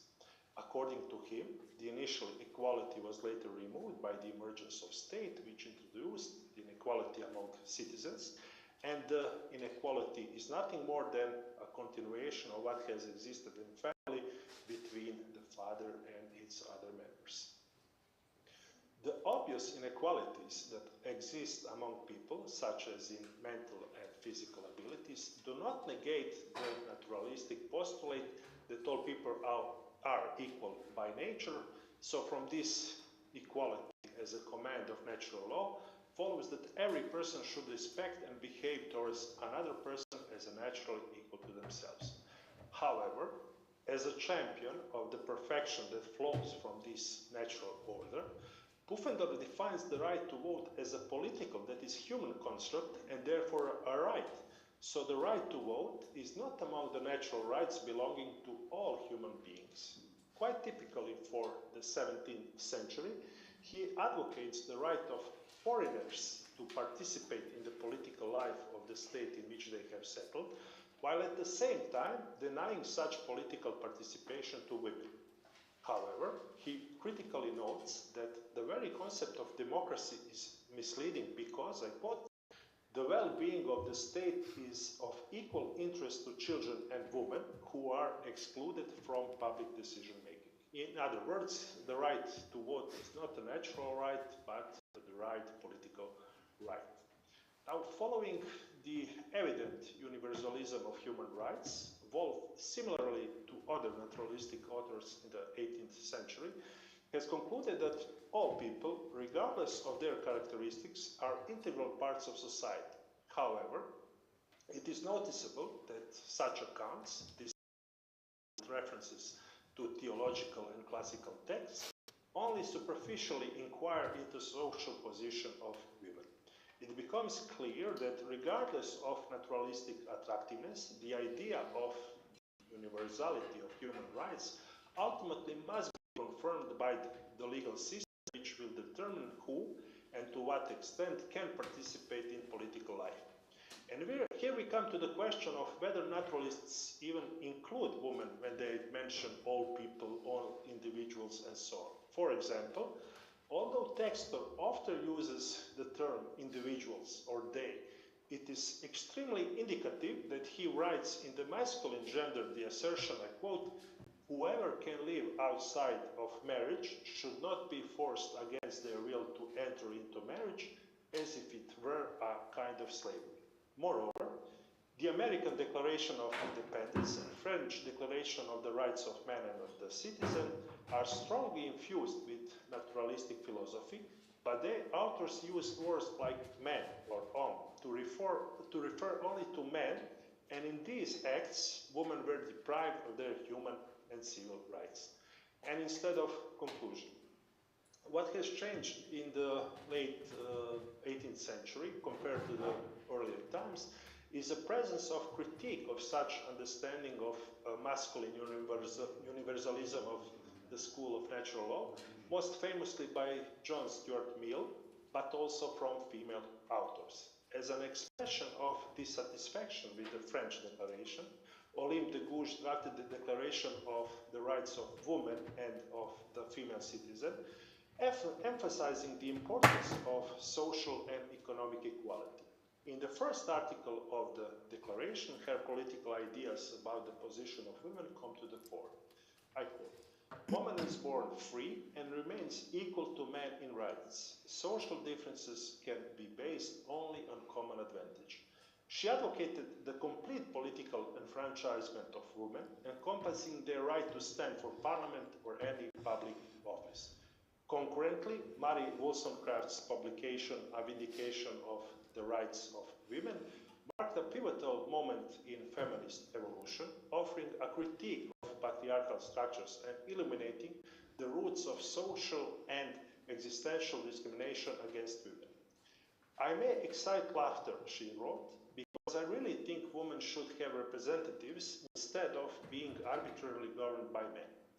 In the mid-19th century, witnessing the unification of Italy, Anna Maria Mozzoni wrote numerous works on the position of women and in her works called on Italian women to their own female risorgimento, that is, to fight for their rights and achieve a suitable position in Italian society. Mozzoni wanted to solve the women's question through education and the right to work as a means of social renewal and emancipation of women. I take this opportunity to mention that I further developments in the political struggle for women's suffrage from the 18th to 20th century in the Anglo-American tradition in a paper submitted for publication named Vox Populi, Vox Feminae, co-authored with Katarina Belancic. And additionally, with Giada Berardi, we are completing a paper on the parallel process in Italy and France as countries of Roman tradition, and we shall seek a suitable journal for publication once the writing is completed. Thank you very much for your patience. That's all from me for today. Thank you. Köszönjük szépen mi is az előadást, és szeretettel köszöntjük az érkezőket. Szeretnénk elmondani, hogy még 2 külföldi előadónk van, és utána jönnek a magyar előadók, úgyhogy abból már lehet érteni. Most pedig következik professzor dr. Ivana Tucák, az Eszéki Jogi Egyetemnek a tanára.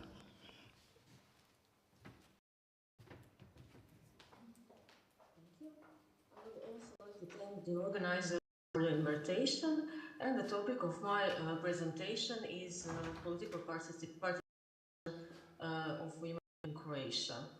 I will share my point presentation.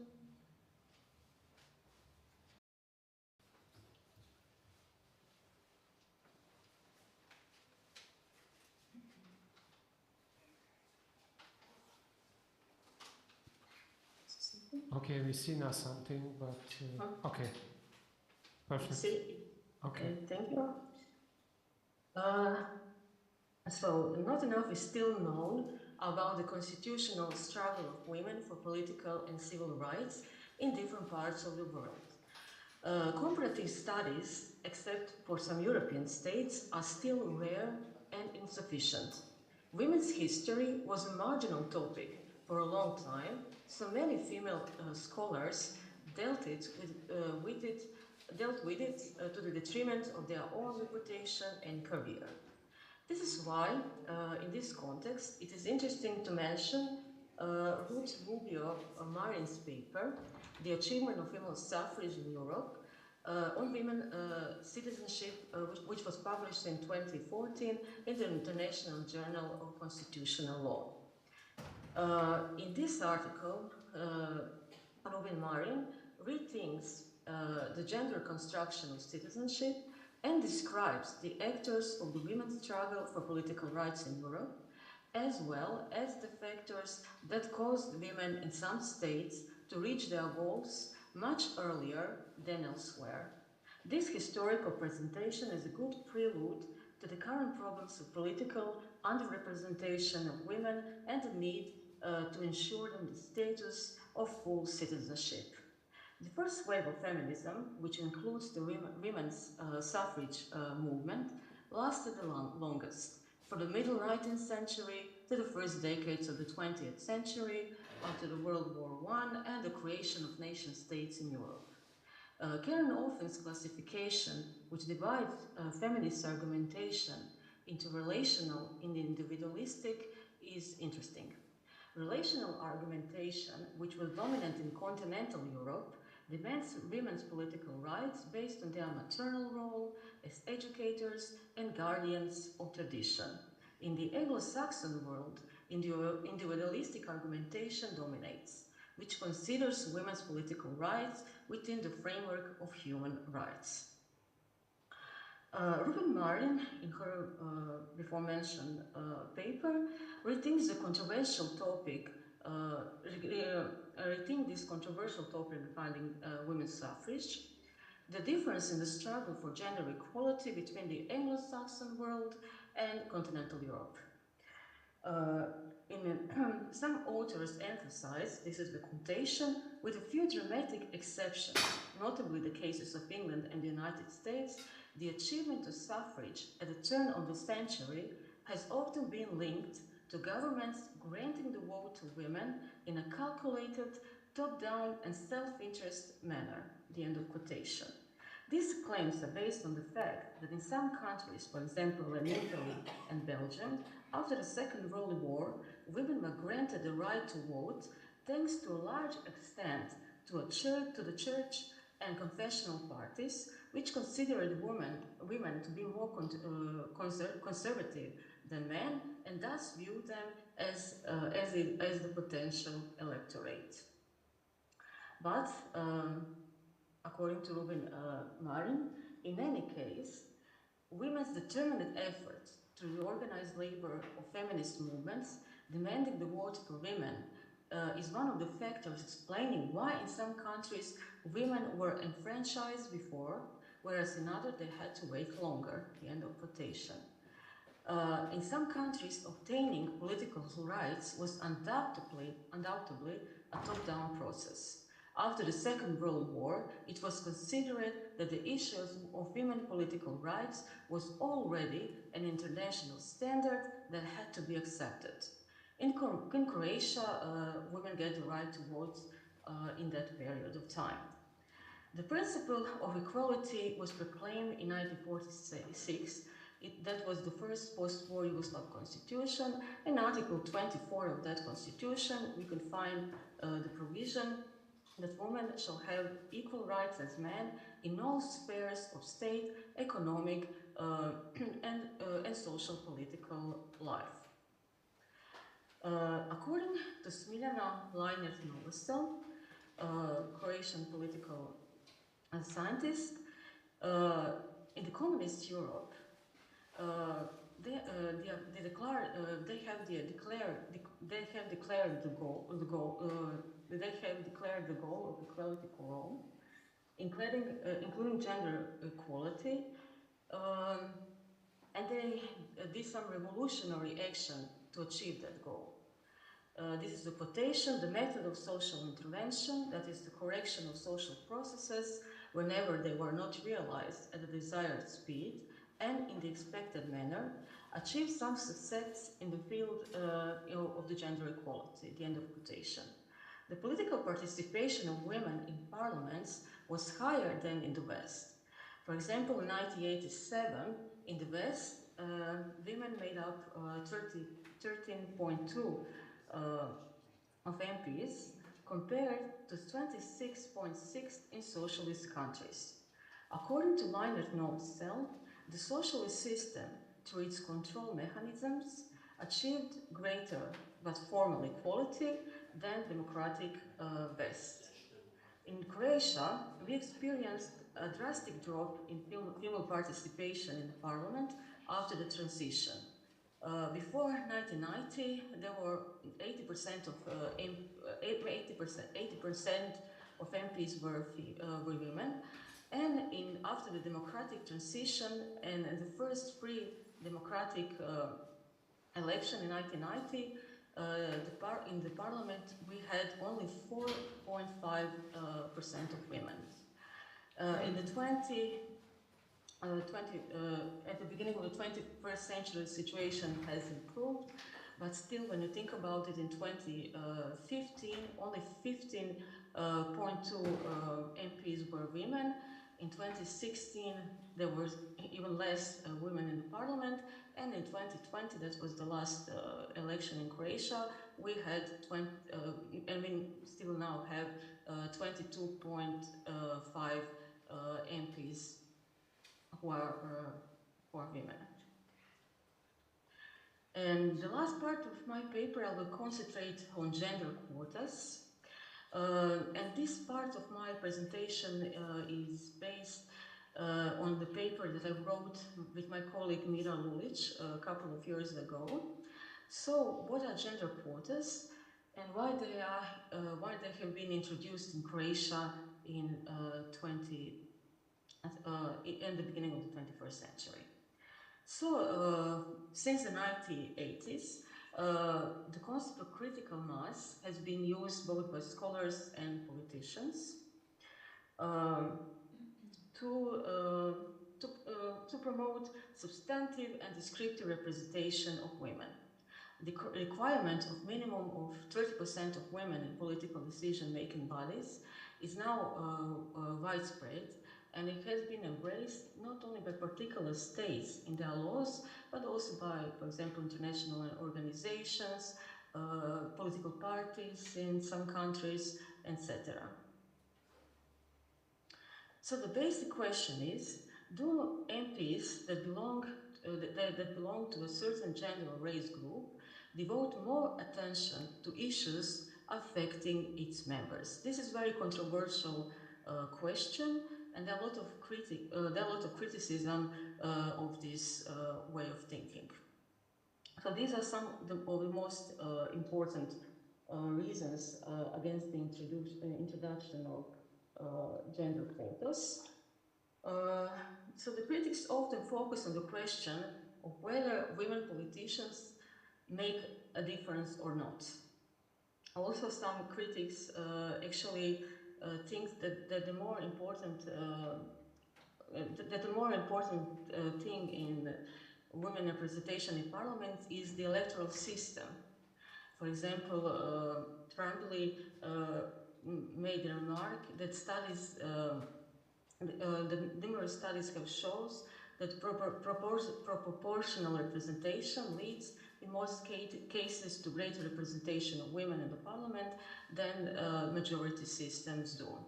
Also, there are cultural objections against gender quotas. Actually, gender quotas may easily result in cultural beliefs in essentialism. This means that individuals protected by gender quotas are characterized by some essential traits, this is the quotation, essential traits that help them define them and that render them unable to be represented adequately by those without such traits. This is the end of quotation. Delrup, in her paper, The Story of the Theory of Critical Mass, claims that the critical mass theory needs to be transformed by referring to critical acts that are expected to contribute to women's empowerment. Critical actors who initiate women-related policy proposals and encourage other people to promote such policies do not have to be women. Consequently, the success of such initiatives is not exclusively connected to the number of women in the parliament. And now something about gender quotas, which were introduced in Croatia by the Gender Equality Act at the beginning, as I mentioned, of this century. So actually we have two regulations for the incorporation of gender quotas into the Croatian electoral system. The first is the Gender Equality Act, and the second was the 2015 amendment to the Act on the Election of Representatives to the Croatian Parliament. According to the Article 15 of the Gender Equality Act,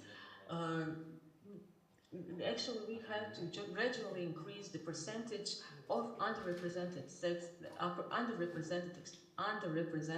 sex in the parliament. Political parties are obliged to incorporate at least 40% women into every candidate list. And after 2008, when the act was passed, the referring gender quotas do not have to be adhered immediately, but only after the 2019 regular general election. Article 35 of the same act said that political parties who do not meet the above requirements shall be punished with a fine which was at that time it was 50,000 Croatian kunas. 2015 amendment to the Act on Election of the Representatives to the Croatian Parliament, in its Article 21A, said that the candidate list for the election of representatives to the Parliament does not include at least 40% of persons of each gender shall not be valid. So it was a more severe sanction than actually than only facing a fine of 50,000 Croatian kunas. But Croatian Constitutional Court in 2015 declared this provision unconstitutional.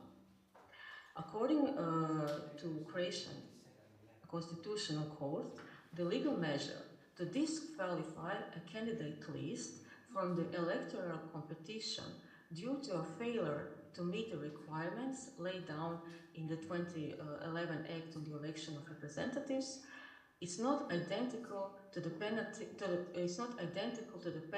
Penalty envisaged in Article 35 of the Gender Equality Act, which prescribed a 15,000 kuna fine. Therefore, the Constitutional Court ruled that the provision on having minimal 40% members of each gender on the candidate list shall be deleted from the Article 21A, paragraph 2. So the court has abolished double sanctioning imposed by two different laws. So instead of the conclusion, As you notice, in the 2020, we are still far away from that goal that we have at least 40% of women in the parliament. So the status of women in Croatian politics is still far satisfactorily, even though on general quotas were introduced in 2008, but this line is actually it's not obstacle for parties to disregard it. Thank you for your attention.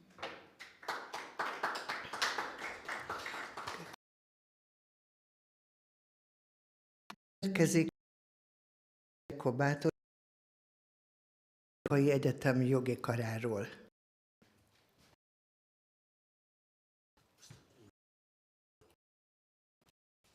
Úgyis elnyomják.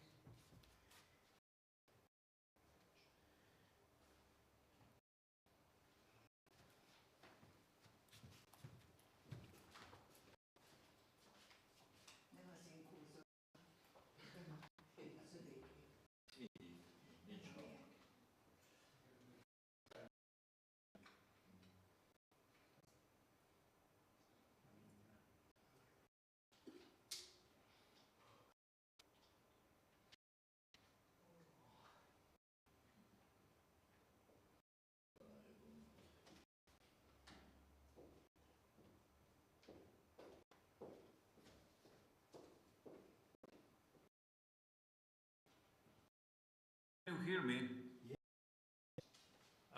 Well, I'm sorry because I'm a little bit, but I have a small break between my lectures today, and I hope I can give you planned information my lecture about the status of woman in medieval status of corner.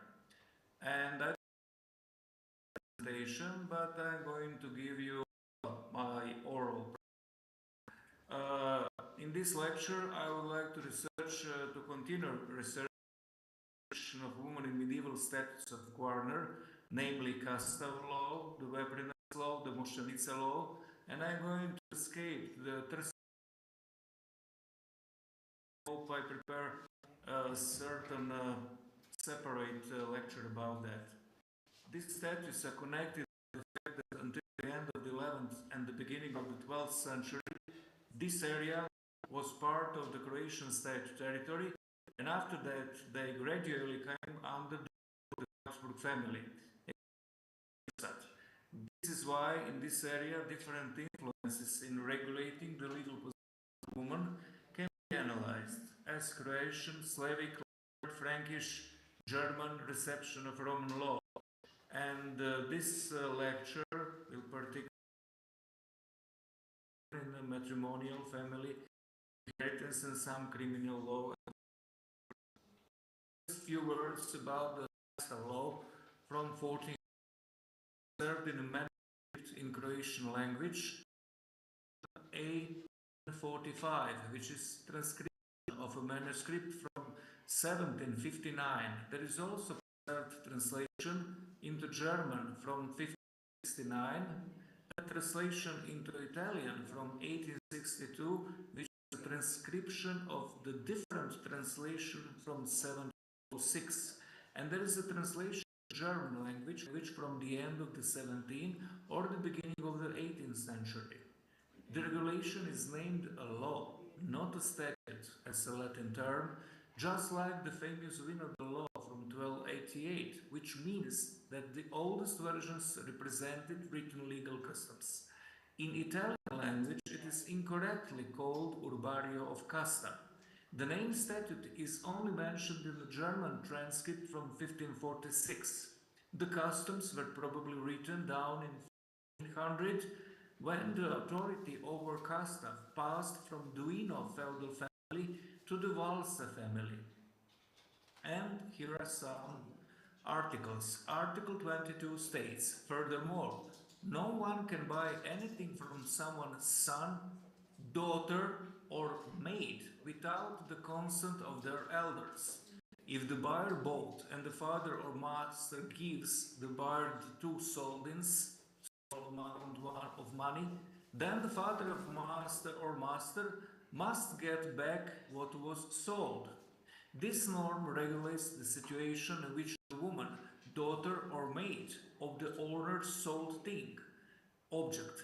If someone bought an item from them thinking that they are authorized to sell it, but it indicates also a possibility that a woman had such authorization if they received it from their father or master, or if they owned the items by themselves.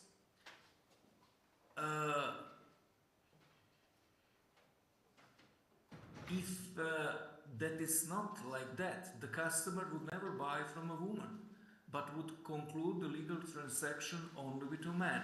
This indicates that a woman had their own property and had a certain authority to sell other people's property, which confirms that woman had business ability.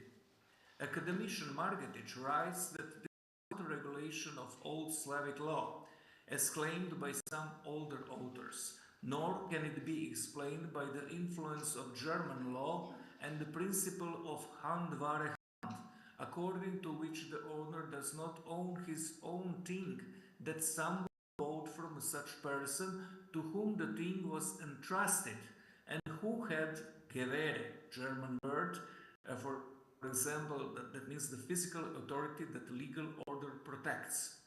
Owner could not get this thing back, but only get compensation from person who sold the thing.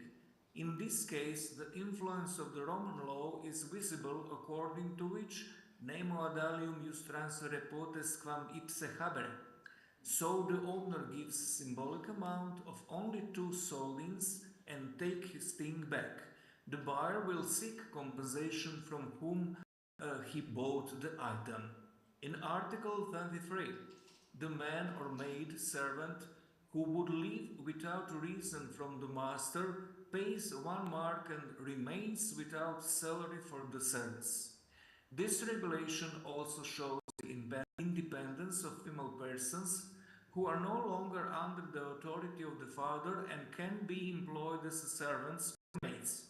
Confirmation of independence is also the fact that in the case of unjustified termination of the contract, which they had to complete, as pacta sunt servanda, they must pay and not their father or husband, although in Article 24 it stipulates that if the master drives away his servant without reason, he pays 1 mark and pays him legal wages for the service.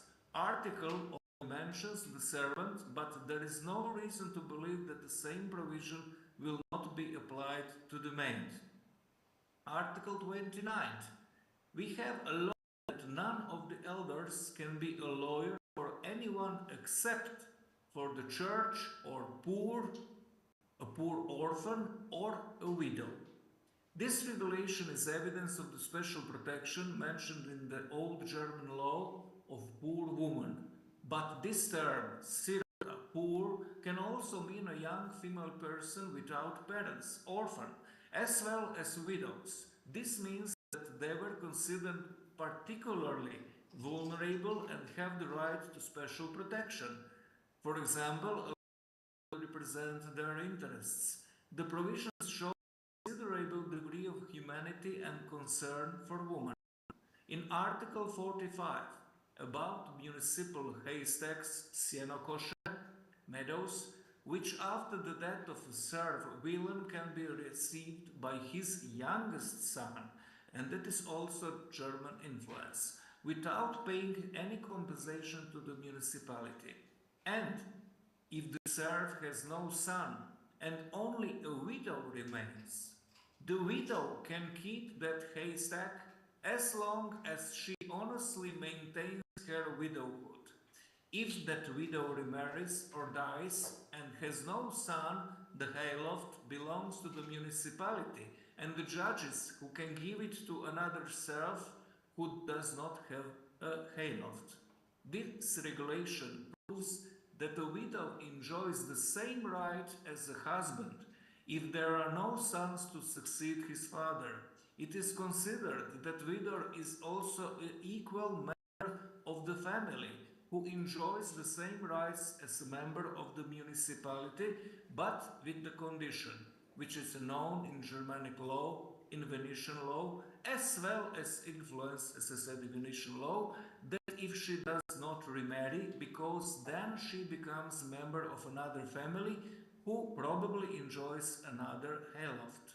This is exactly how this regulation ends, because no serf, in the meaning of the family, remarks, may enjoy 2 haystacks in that community.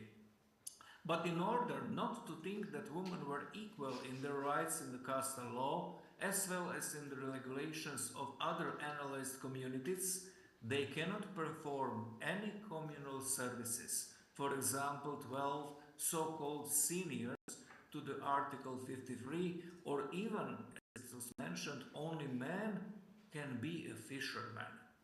The Veprinats law from 1507, there is a copy in Legolithic letters from the 16th century and has been preserved, but also a copy of a law made by priest, Cora, written between 1731 and 1739, and one copy made by Jacob Volcic in 1851. However, the text already contains provisions from year 1500, not only from 1507. For example, we have these provisions. Article 25, if someone knocks a scarf off the head of a woman or widow, he pays huge amount of money, 50 libras. Provision is reminiscent of the regulation of the old Slavic and the Croatian law preserved in Vinodol law from 1288, which is somewhat more precise. That provision explicitly states that it refers to intentionally throwing off the head covering, vazli voli, which means the accidental throwing off was not punished. Nevertheless, such regulation proves the special attention paid to protecting the honor of woman. The Vinodol law also distinguishes when the crime was committed by a man, who is punished more severely, or by a woman when the punishment is less. The Veprinats law contains only one regulation in which women are mentioned, but in order not to make a wrong conclusion, we must say that not all legal customs were written down in all these statutes. Some remained unrecorded, perhaps because there was no doubt about their content, rather than because they were less important.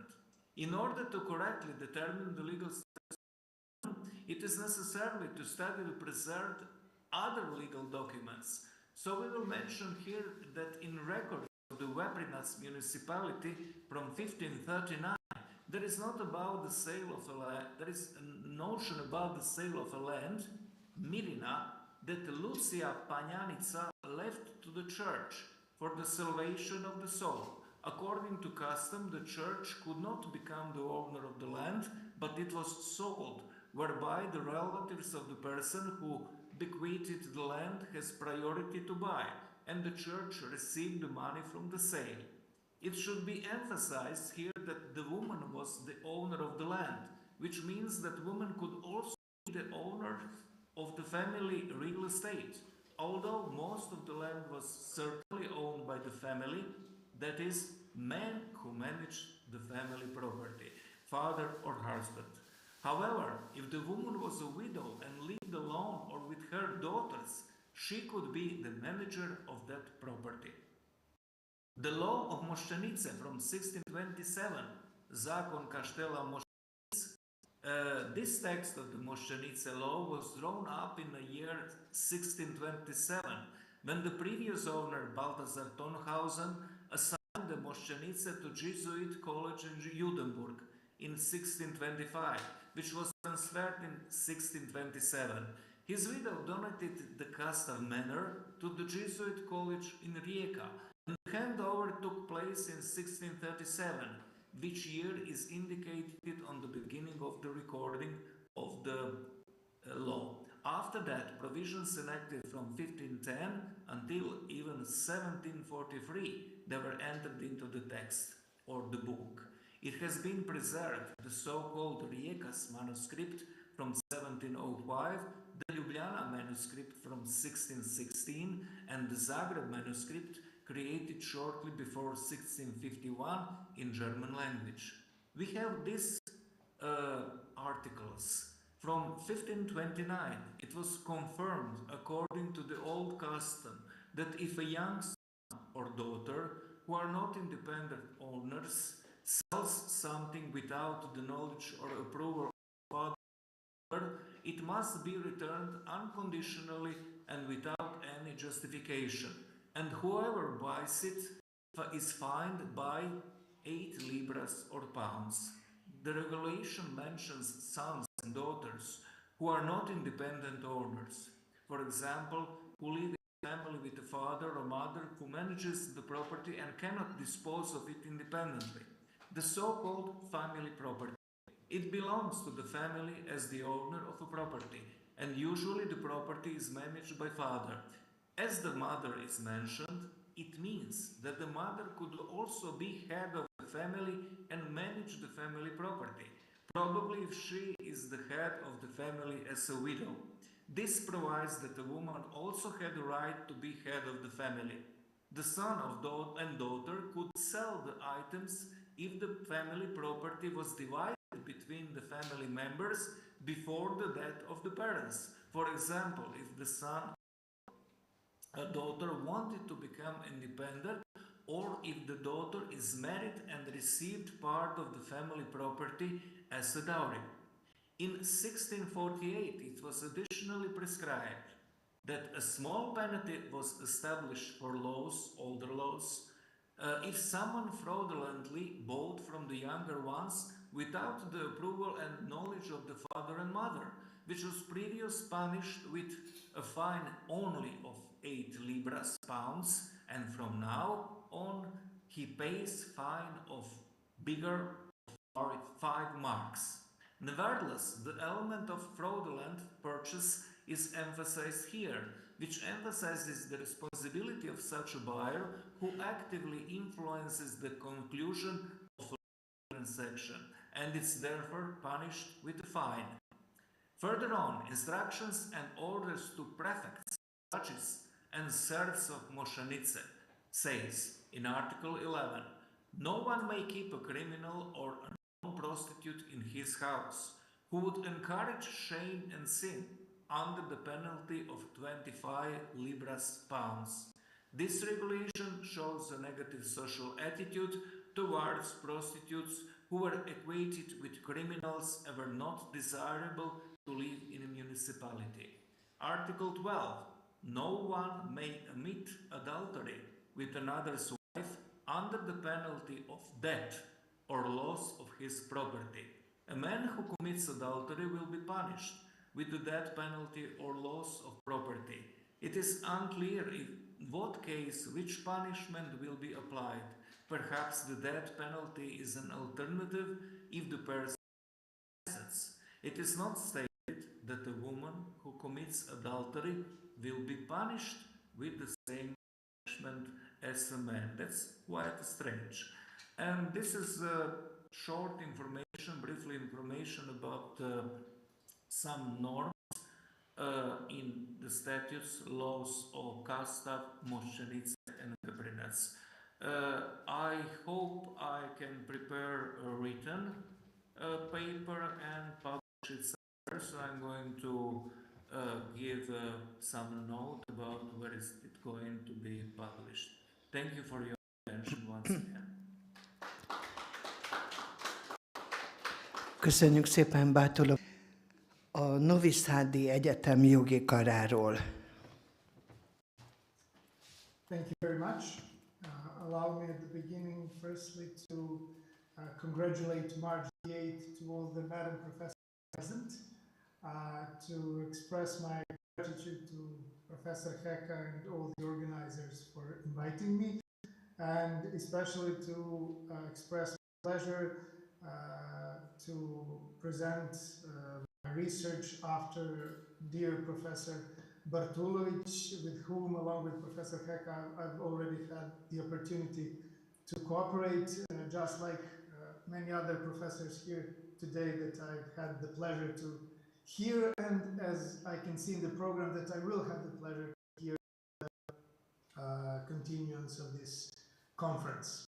The topic I chose for today is the results of a side research that I've encountered during the research on Mora Debitoris in Roman classical law. I've named it Dowry Default Digest as a combination of the topics and the sources that actually the source that I used in this particular research. Namely, there is a number of references in the sources of classical Roman law which are directly or indirectly dealing with Mora Debitoris. If all the texts on Mora Debitoris are divided in two categories, namely referring to the conditions for the occurrence of mora and the ones related to its consequences on the other, there is no doubt that most of the references to dos can be found in the first category. Nevertheless, the research was to shed some light on both of them and draw certain conclusions. Having analyzed the references to dos in the sources of classical Roman law, which are dealing with Mora Debitoris, one can make several deductions. In order for Mora Debitoris to occur, the debtor must not only fail to fulfill a possible due and actionable prestation, but he also needs to be responsible for the failure. However, Roman classical jurists enlist certain circumstances which exclude liability in advance. One of them refers to a debtor who is willing to because he cannot determine how much he owes. An example of this given in the digest is the return of dowry, dos, which is protected by the actiore uxorii. Given the doubts about the object of the prestation can arise in such situation, a procedure is necessary to clarify it. Unlike Cicero and Sevola, Gaius includes the case of dos re uxoria, to be precise, among the with the ex fide bona clause, which makes the issue of the basis of responsibility for the non-fulfillment all the more complex and interesting. Dowry appears to have been considered a legal matter from which both parties, which was the reason why not only dolus, but culpa as well was the basis of responsibility for non-fulfillment of dowry-related prestation. We are all familiar with the famous saying given by Ulpianus in Libro Primo Institution within the digest, which "Ius est ars boni et equi," and consequently the cases analyzed by Roman classical jurists were the ones they encountered in practice. The fact that all but two references to dos in Justinian digest, which are dealing with Mora Debitoris, refer to the wife and not the husband as the debtor, is a significant fact itself. This comes as no surprise. If the state of a marriage leads to a judicial dispute, it is far more likely that it will happen when it is husband who is obliged to return the dowry than at its beginning when potential wife's transfer of dowry happens in the context of mutual love, respect, and expectations for the future, and is far less likely to lead to a dispute. Nevertheless, although outnumbered, the two texts referring to the wife as the debtor led to probably the most interesting issue of this research. Namely, apart from the periculum est emptoris as the well-known exception to the res perit suo domino rule, it appears that the husband bears the risk of an accidental loss or destruction of the dotal thing. However, for the sake of clarity, it would be practical at this point to take a step back before entering the analysis. Casum sentit dominus, or probably more famous as res perit suo domino, is a general principle of Roman law, according to which the owner is the one who bears the risk of accidental loss or destruction of his estate. However, there is a controversial exception to this principle, to the extent that even the question of whether it is an exception is disputed, periculum est, also known as the risk of accidental loss or destruction of a thing that is an object of the contract of sale, and it is borne by the buyer. While there are many open questions that are the object of controversies in terms of the transfer of the aforementioned risk, such as the moment of transfer, the basis of the transfer, the manner of transfer, as well as the conditions of the transfer, and so on, they will not be analyzed today. Instead, I'll try merely to show that one can find an attempt by Roman classical jurists to identify the position of buyer in the contract of sale with the position of husband in the contract of dos. This issue is considered in two texts. The first one, by Ulpian, is a text in which he states that when the wife is late in handing over the dowry, and during the default the thing perishes in the natural course of things, she has no right to sue the return of dowry. It is a text in the 23rd book of Digest, third title, line 14. And aside from paragraph 14, and aside from the fact that this is one of the only two texts with a reference to dos in sources of classical Roman law, which are dealing with debtor's default in which the wife and not the husband is the debtor, one must first ask the obvious question. Why does Ulpian not speak of the creditor's right to compensation for the destroyed thing, the ordinary order of things, but instead he underlines that debtor has no right to have the value of the destroyed thing returned?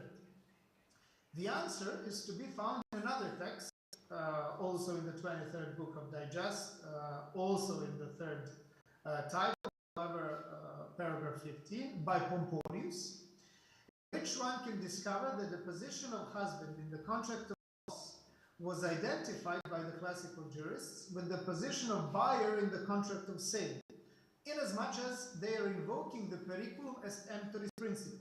Namely, Pomponius states that if the wife is responsible for the delay, unlike in the previous text, she has the right to be compensated for the value of the dowry, despite the fact that she did not even hand it over, in accordance with the principle that the risk of loss of the thing is borne by the buyer. Apart from the fact that the husband is called the buyer, the solution of classical lawyers, as it is surprising, especially if it is taken into account that the husband is responsible for the wife's, not his own, default. While this periculum est, if we can call it like that, approach can potentially raise the same controversies as in the case of periculus est emptoris, it would call for a research of its own.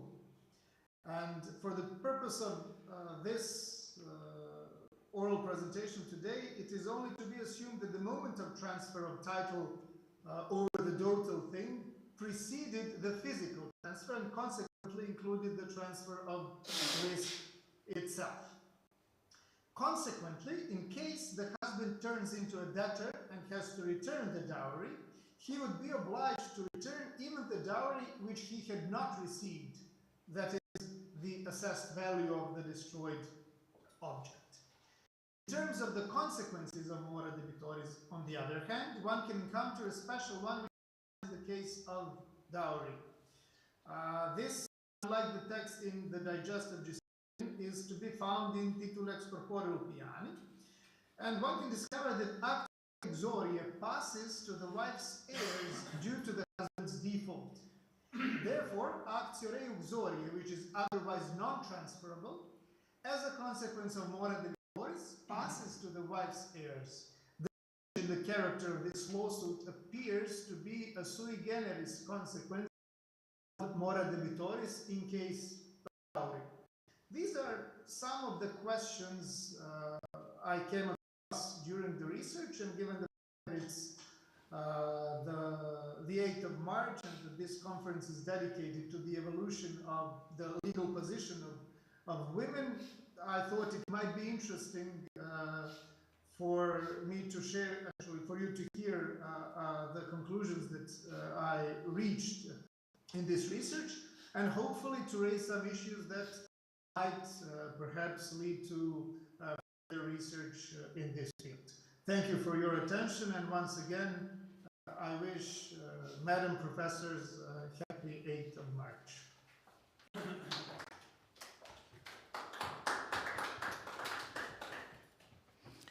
Köszönöm szépen tanár úr előadását.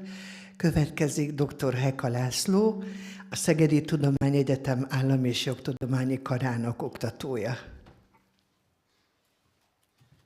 Köszönöm szépen. Tibor, segítesz? Tibor, help me. Igen, segítek. Mindjárt megkeressük az előadásodat. Jó, ez egy kis időt kér. Lehet, hogy ezek szerint mégse töltöttem fel, de mindjárt rakjuk egy pillanat alatt. Megkeresem a levelezésemben, hogy hol vagy.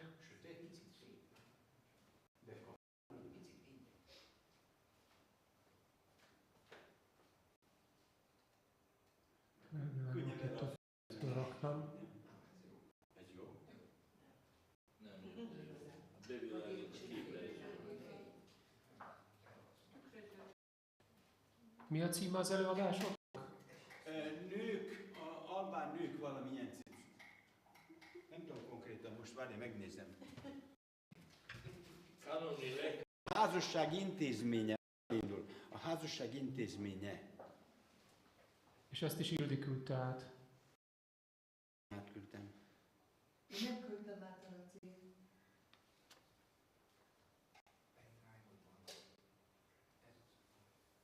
Ez jó. Hát január 30-i e-mailekig visszanéztem, és e-mail. Tibornak küldtem, tudod? Azért nem hoztam be. De itt van a gépen, tehát le tudom menteni, ha kell. Hát akkor mentsük át, én nem látok tőled az a baj e-mailt. Február 20-át nézem már. Hát, hogy ezt tetted, mert átnéztem a levelet, és nem látok tőled. Mindjárt még megpróbálok keresni. Mert ugye reggel én felraktam mindent, amit találtam. Mondtad, hogy nálad van, tudod, azért nem. Nekem nincs internetem.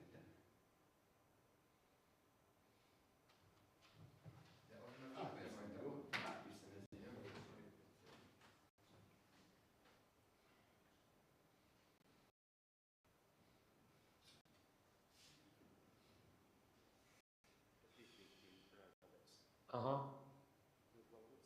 Persze. Mert, még egyszer, ez a...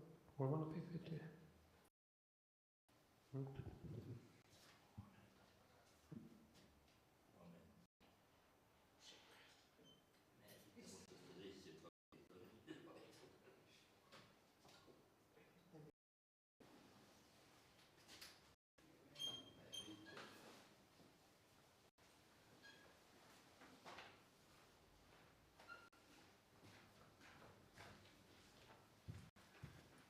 Draga Ines, jel se čujemo? Sa mojim PPT-om ima problema i onda bih radije da vi počnete, dobro? Da li me čujete? Da. Odlično, može, nema Ok. problema.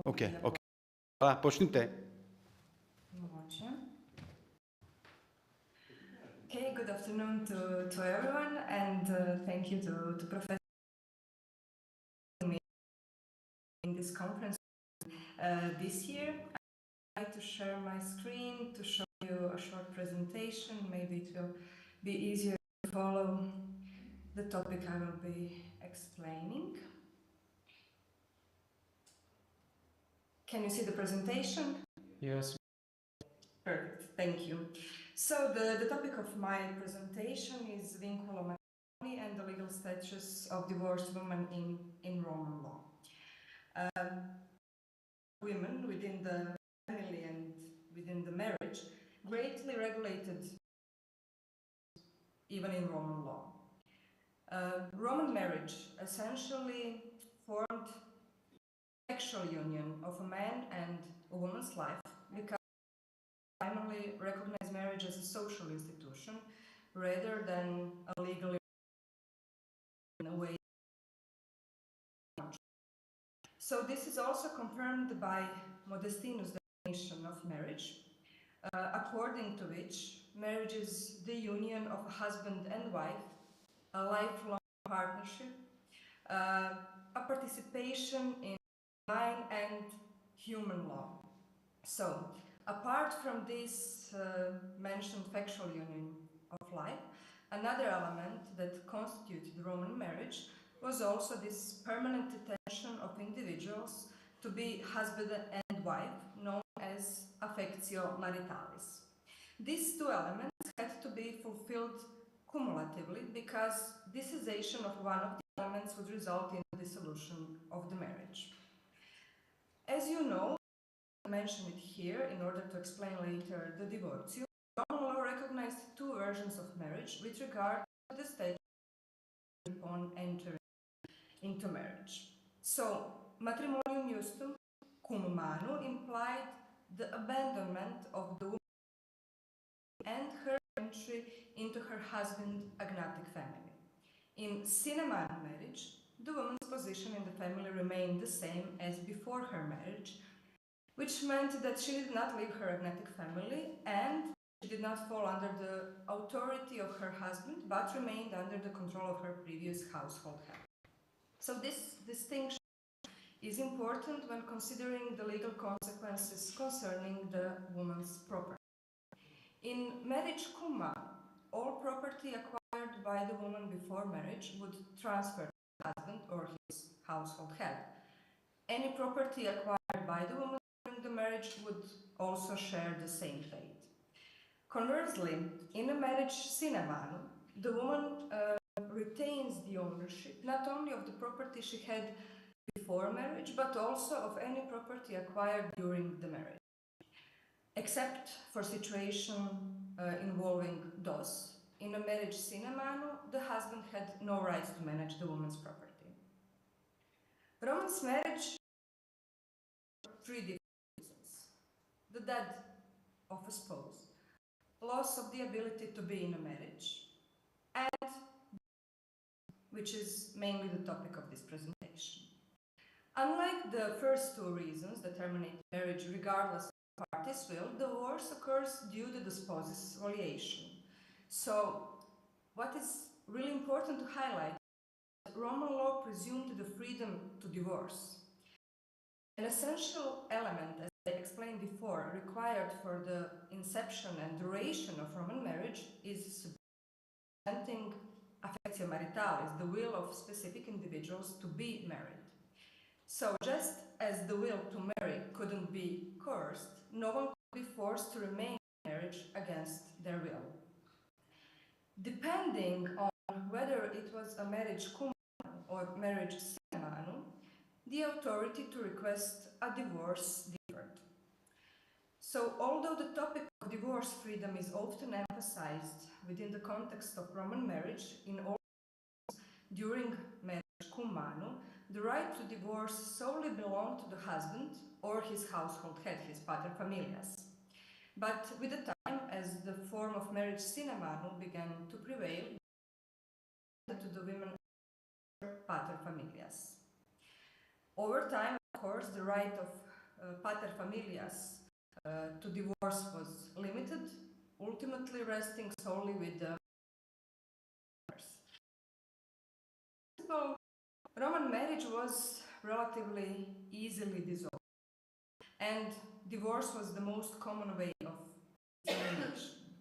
We can find in 231 before Christ Aulus Gellius that mentions that the first divorce occurred in that period involving Spurius Carvilius Ruga. So, assuming that this claim is true, the first marriage was dissolved by divorce 500 years after the founding of the city of Rome. And it involved this Spurius Carvilius Ruga, a statesman whose wife, although considered by her husband, she was infertile. Although the claim of being the first divorce is maybe questionable, the presentation of views on divorce suggests that actually divorce was of an exception to the rule frequently utilized by the Romans due to the ease of dissolution of marriage by divorce that I explained before. But some societal trends in the public led to frequent divorces. It became a trend to that extent that women often counted their years by divorces rather than by conjugal. So over time, due to these conditions and the influence of Christianity, justified and unjustified reasons for divorce were introduced. So according to some available data that we have, during the prevalence of manus marriage, the husband or his paterfamilias had the right to demand a divorce. Since they entered marriage on average 10 years younger than men, it was in practice more likely that their paterfamilias was still alive in their marriage. So consequently, if he arranged a daughter at a young age, due to the death of her, the woman could still seek divorce without the consent of her paterfamilias, even in her 30s. During the classical period, it is presumed that a woman had the right to demand divorce without explicit consent from her father, although it was more likely to be implicit consent, which was valid if the father expressed objection. In any case, the more frequent occurrence of marriage sine amando and the lack of control over the wife by the husband, women in were given the possibility of unilateral divorce as well as men until the 1st century before Christ, and slightly later the same right was enjoyed who were in a marriage human. In post-classical law, under the influence of Christian teaching, some imperial intervention occurred of divorce, and they prescribed justified and unjustified reasons for divorce. Nevertheless, due to this deeply ingrained attitude of Roman people towards the freedom of divorce, it was really impossible to completely prohibit it. So divorce, despite this of legally recognized reasons, was valid, but it property sanctions. So one of the first emperors that law was through his imperial constitutions, he explained reasons having sanctions for unjustified divorce. It was allowed to a man to unilaterally request divorce from an adulterous wife, a wife who poisoned or prostituted herself, and a woman who divorced her husband if he was a murderer, poisoner, or violated graves. At the same time, Constantine stipulates that alcohol, gambling, and flirting with other women are not considered justifiable reasons for a wife to divorce her husband, which suggests us that before this reform, these were the reasons considered for unilateral divorce. In the case of husband violating the law, beside the obligation to pay dowry in full, he lost the right to enter into a new marriage. And if he brought a new wife into the house, the first wife house of the new. On the other hand, a woman whose marriage was unjustifiably dissolved at her initiative would, of course, lose her dowry and the gifts given by her husband before the marriage, so donatio ante nuptias, and she was deported to an island. Valentinian III and Theodosius also reformed matrimonial law, and according to their constitutions, woman was justifiably allowed to divorce her husband if it proved that he was an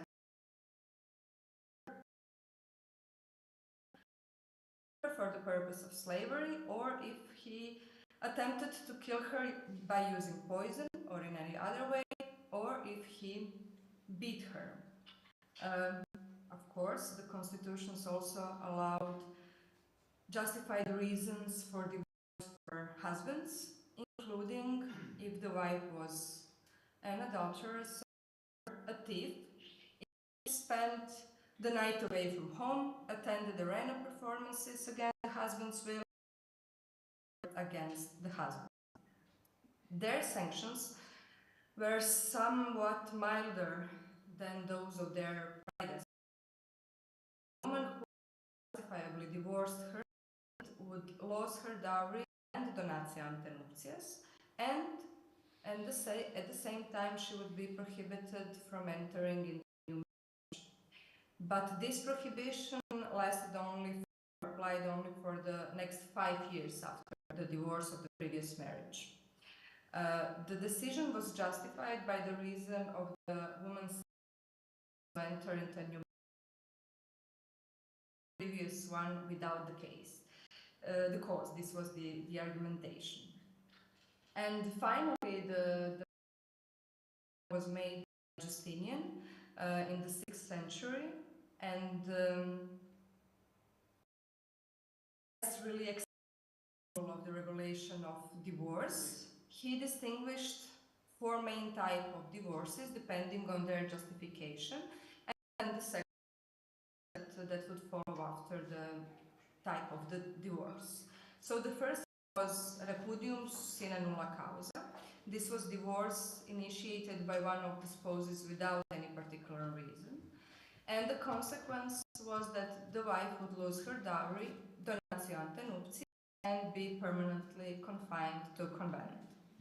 For a husband, there was an obligation to return the dowry, gifts given before marriage, as well as an obligation to give 1/3 of the gifts from their property. The second type was repudium ex justa causa, divorce by the decision of the court, due to the misconduct of the other party. The spouse divorce did so for a justified reason, and in that case the consequences were the loss of dowry, prohibition of entering into a new marriage, deportation, or expulsion. Divortium communi consensu, or divortium mutuo consensus, was mutual divorce by the request of both men, and the Romans used this until the of Justinian declared it, and after that his successor abolished the ban on mutual divorce. The final one was divortium bona gratia, requested by one party for justified reasons and without attributing blame to other spouses. Before I finish, I would just want to say a few sentences instead of a conclusion.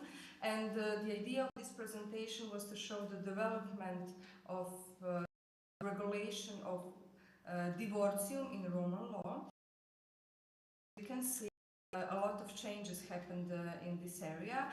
The idea of these changes was to somehow give to the woman great, especially when we concern her property rights and the rights over donatio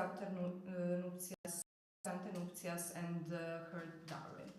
So I don't have any more time to explain this in details. Maybe if you have questions, you can write me an email or we can discuss it later. So I thank you for your attention.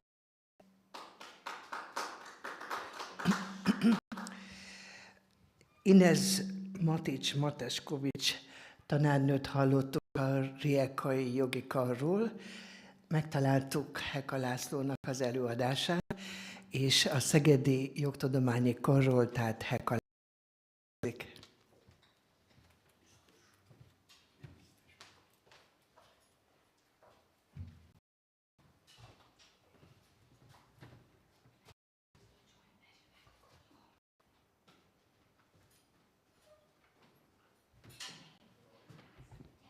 Köszönöm szépen a szót, elnök asszony.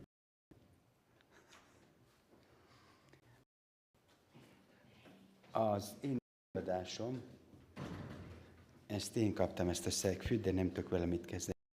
Az én előadásomnak a házassági intézménye, ahogy folytatnak az előző két kollégánkat, a Milan Milutin és a Ines, és ebben a témában tartott előadást.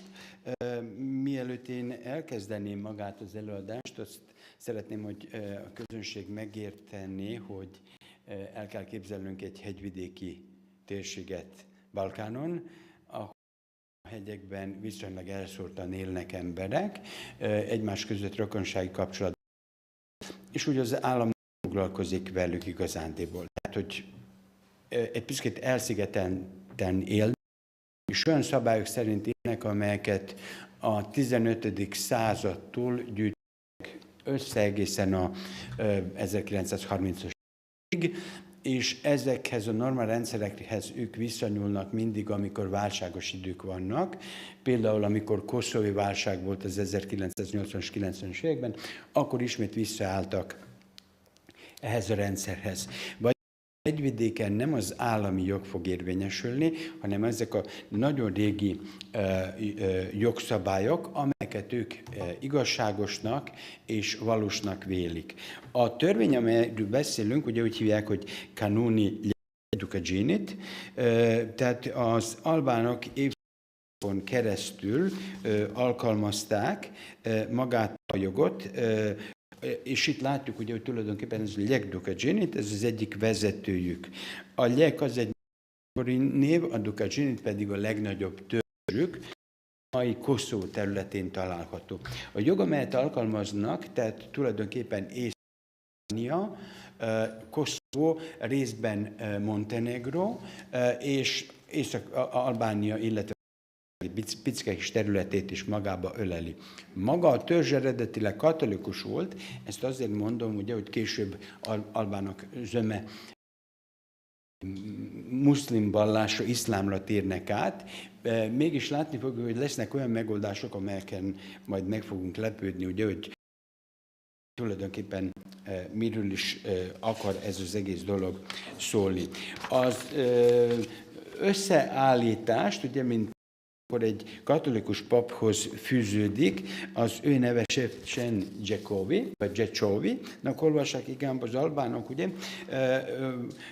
ferences szerzetésről beszélünk, akit ugye a jugoszláv, szerb akkori hatóságok ugye megöltek 1920-as, 30-as években, ezért a rendtársai kiadták, vagyis publikálták az általa összegyűjtött anyagot. Tehát még egyszer mondom, ő járt hegyről hegyre, úgymond, családról családra, és összegyűjtötte ezeket az anyagokat, amelyeket alkalmazták. Tehát nem érdekelte őket az állami törvény, hanem ahogy a mi öregek intézték az ügyeinket, úgy intézzük mi is. Sokszor fogok majd beszélni vér, és hogy eredetileg elmondjam, hogy mit akar ez a vér, ami a törvény állandóan fogja mondani, hogy ez az ő vérének ára. Az albánoknál, tehát itt a hegyvidéken, Koszovon, Észak-Albániában mai napig létezik a vérbosszú.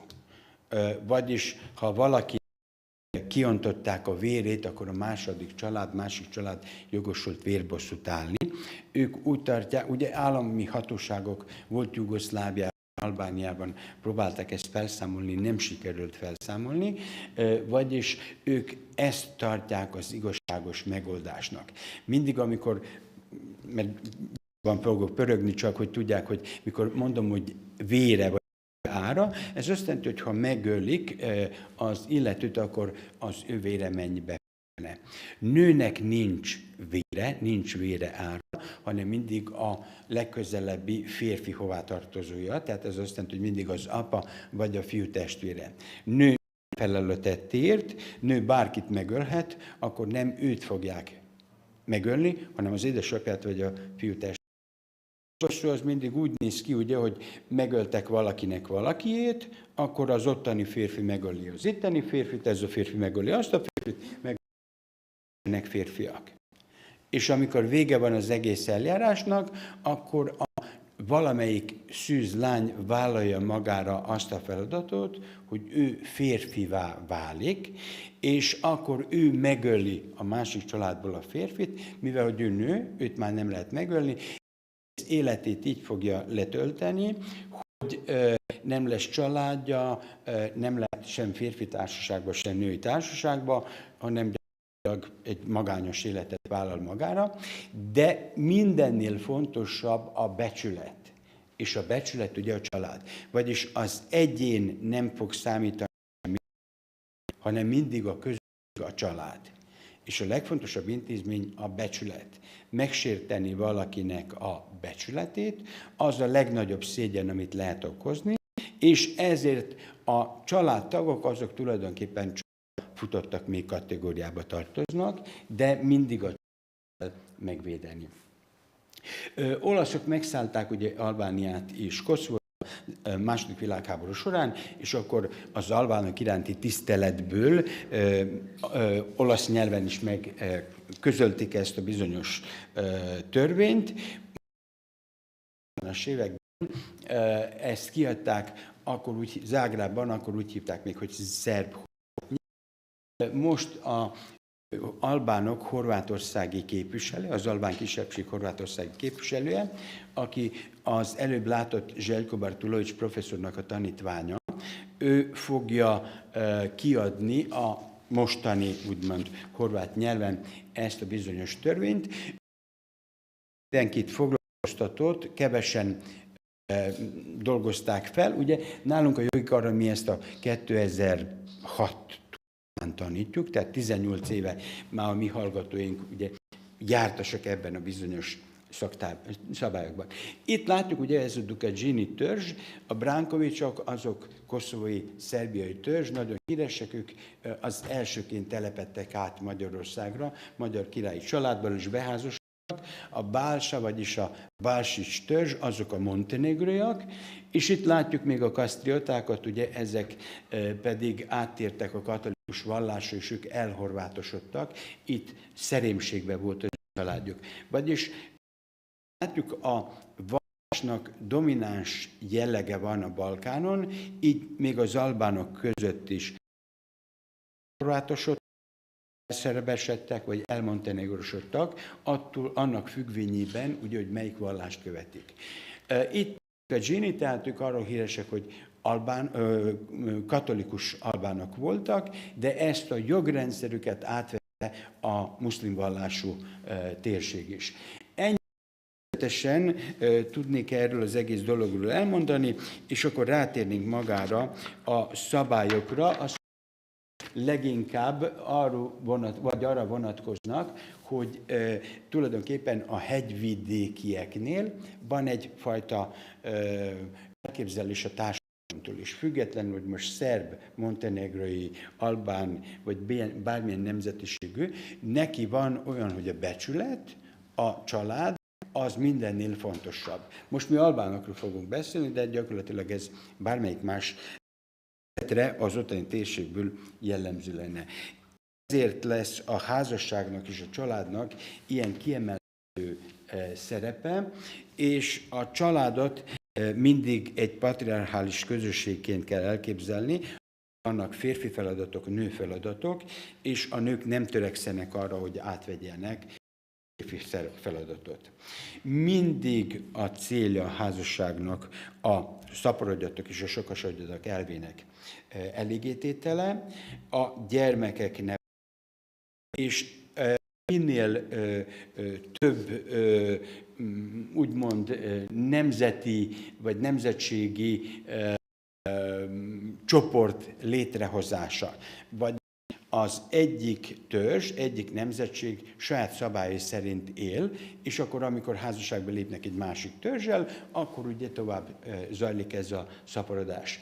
2030-ra, kb. 10-15 évvel ezelőtt, 2030-ra jósolták, hogy az albán lesz a legnagyobb balkán nemzet. Ezt én nem látom még megvalósítani, ugyanis mindenki attól fél, hogy az albánok egyesülnek, majd Koszovó, Albánia, Macedónia, Görögország, és akkor létrehozzák az úgynevezett Albániát. nem ez a motiválja őket, ugye, csak abból indul ki mindig a demokraták, hogy a keresztényeknél, a balkáni keresztény népeknél, ugye is a legnagyobbak bolgárok, görögök, bolgárok olyan 8 millióan, szerbek olyan 7,5, 10 millióan vannak, de amíg ott a népszaporulat ugye 1,5 gyerek szület családonként, addig az albánoknál 8-10 gyerek, a hegyvidéknéknél pedig ezt is überelik. Tehát a hegyvidéken még több gyerek születik. Ezért, amikor beszélünk arról, hogy család, akkor nálunk ugye mindig házközösség érteni. Amikor azt mondjuk, hogy albán nagy család, akkor ők 80-an, 100-an fognak élni egy. A lényeg, ugye a társadalomnak a lényege, hogy megvédeni magukat bármilyen támadás alól. Vannak olyan szokások, ugye, amelyeket mi hát ma gyakorolunk, hogy kezet fogunk, ugye? Tehát ez egy teljesen természetes dolog, hogy valakivel kezet fogunk. Hát azt jelzzük, hogy nálunk nincs fegyver. Tehát, hogy békében jöttünk hozzátok. Ugye? Náluk ugye a szokás az lesz, hogy belépsz a településükre, akkor az első, hogy a fegyvert át kell nyújtani. Albánoknál nincs férfi fegyver nélkül. Amikor kezet fog valakivel, akkor az tőle, hogy férfi vagy. Nőkkel nem fog kezet, most arról ne beszéljünk, hogy miért, de nem ezzel kapcsolatosan valami teljesen más dologról, jó, higiéniai dologról van háttér, van szó. Nem fog, amikor kezet fog, megkérdezni, hogy férfi vagy? A férfi vagy az azt jelenti, hogy van-e vérbosszú kötelezettséged, mert ha kötelezett vagy, és nem ölted meg még a másikat, akkor nem fog veled kezet. Akkor te gyáva vagy bármi más vagy. Így módon a fegyverét a házigazdának, és innentől a házigazda védi az életét. A család domináns szerepet tölt be, családnak van paterfamilias, vagyis a családfő, és van materfamilias, vagyis a nők főnöke. Mert ugyanígy, tehát a férfiakat és nőket egyíti, hanem lesz akkor a főnöke. A férfi dönt minden. A családon belül a nők fölött, akkor az asszonynak lesz ez a bizonyos domináns szerep, és akkor itt picit viccesnek fog hangzani ez az egész dolog, hogy a férfi köteles eltartani a nőt, de a nőnek például olyan jogai vannak, hogy amikor menyecske, a ranglétrán az utolsó. Vagyis neki bármelyik fiúgyermek parancsolhat. Ilyen rabszolga van, amikor megszületik az első gyermeke, akkor ő emelkedik a létrán, és amikor már idős lesz, akkor eljuthat odáig, hogy pipázhat. A pipázás egy nőnél az a legmagasabb szint, amit elérhet, ennél nagyobb szint csak, hogy lovagolhat. Tehát ez azt jelenti, hogy ő a nők a maximum, ennél tovább nem tud menni. Nekünk természetesen másképp szocializálunk, ez nekünk olyan furcsa, de náluk ez a teljesen természetes dolog, hogyha látnak valakit lovagolni és nő, tehát hogy akkor ő elérte az élete csúcsát. Nézzük meg, hogy mi van a nőnek, milyen jogai vannak, mármint a materfamilias, tehát a családfő asszony. Azt mondja, hogy ő rendelkezik minden tárgy fölött a házban. Ő kölcsönben ad és kérhet, és akkor látni fogjuk, hogy nagyon kevés dolog van, mert hogy a hegyen lesznek kecskék, birkák, esetleg öszvér, mert csak az öszvér tud felvinni cuccokat, mert ezek járhatatlan utak, és ezért mondjuk, hogy ő kölcsönben adhat, kérhet búzát, kenyeret, sót, túl vajat. Ennél több nem lesz nekik igazándiból, tehát nagyon szűkös körülmények között élnek. És a harmadik, hogy ő parancsot adhat a ház valamelynek, hogy, és itt van, vizet hozzanak, fát hordjanak, és elvigyék a mezőn dolgozó férfiaknak, emellett öltözzenek, szemetet gyűjtsenek, ássanak, arassanak, kapáljanak, vagy 80 fős vagy 100 fős családról van szó, akkor ez az asszony legalább 40 nőnek a főnöke. Tehát, hogy ő neki komoly beosztása van. Senkinek nem jut eszébe megszegni a szabályokat. Ugye? Például, amit én láttam, hogy egyetemen végzett nő is Tiranaba ment férjhez, ez a főváros albánoknál, oda ment férjhez, és bejött a férjének, és akkor azonnal fölállt, mert hogy a nőnek férfi előtt föl kell állni. A filmekben, amikor látjuk, ő hiába emel, stb. Mi abban a társadalomban szocializálódott, neki ez teljesen természetes, hogy a férfiak. Nálunk ugye ítélve, tehát ez egy megszégyenítő, vagy nem tudom milyen jellegű, ugye nő megcsókolni, nekik pedig ez teljesen természetes, mert így nőtt. Így folytatja ezeket a cselekményeket, vagy tartja fent az ilyen társadalmat. Férfiak vagy nők?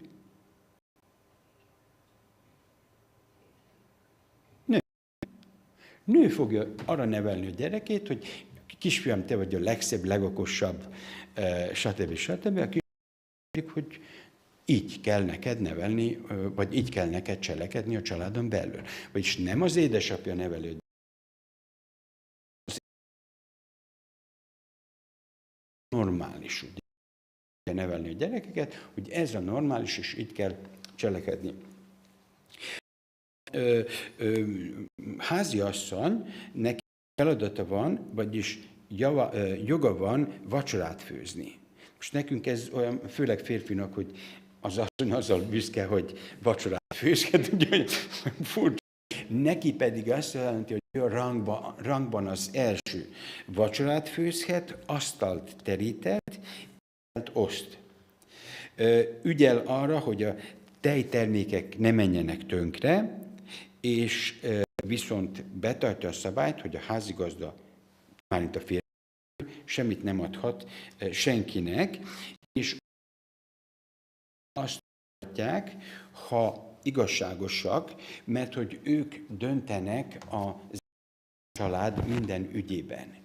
És ugye, ha saját gyermeküket, például valami vitába áll más gyerekekkel, akkor ő igazságot tud szolgálni, és nem részesíti előnyben a saját fiát, lányát.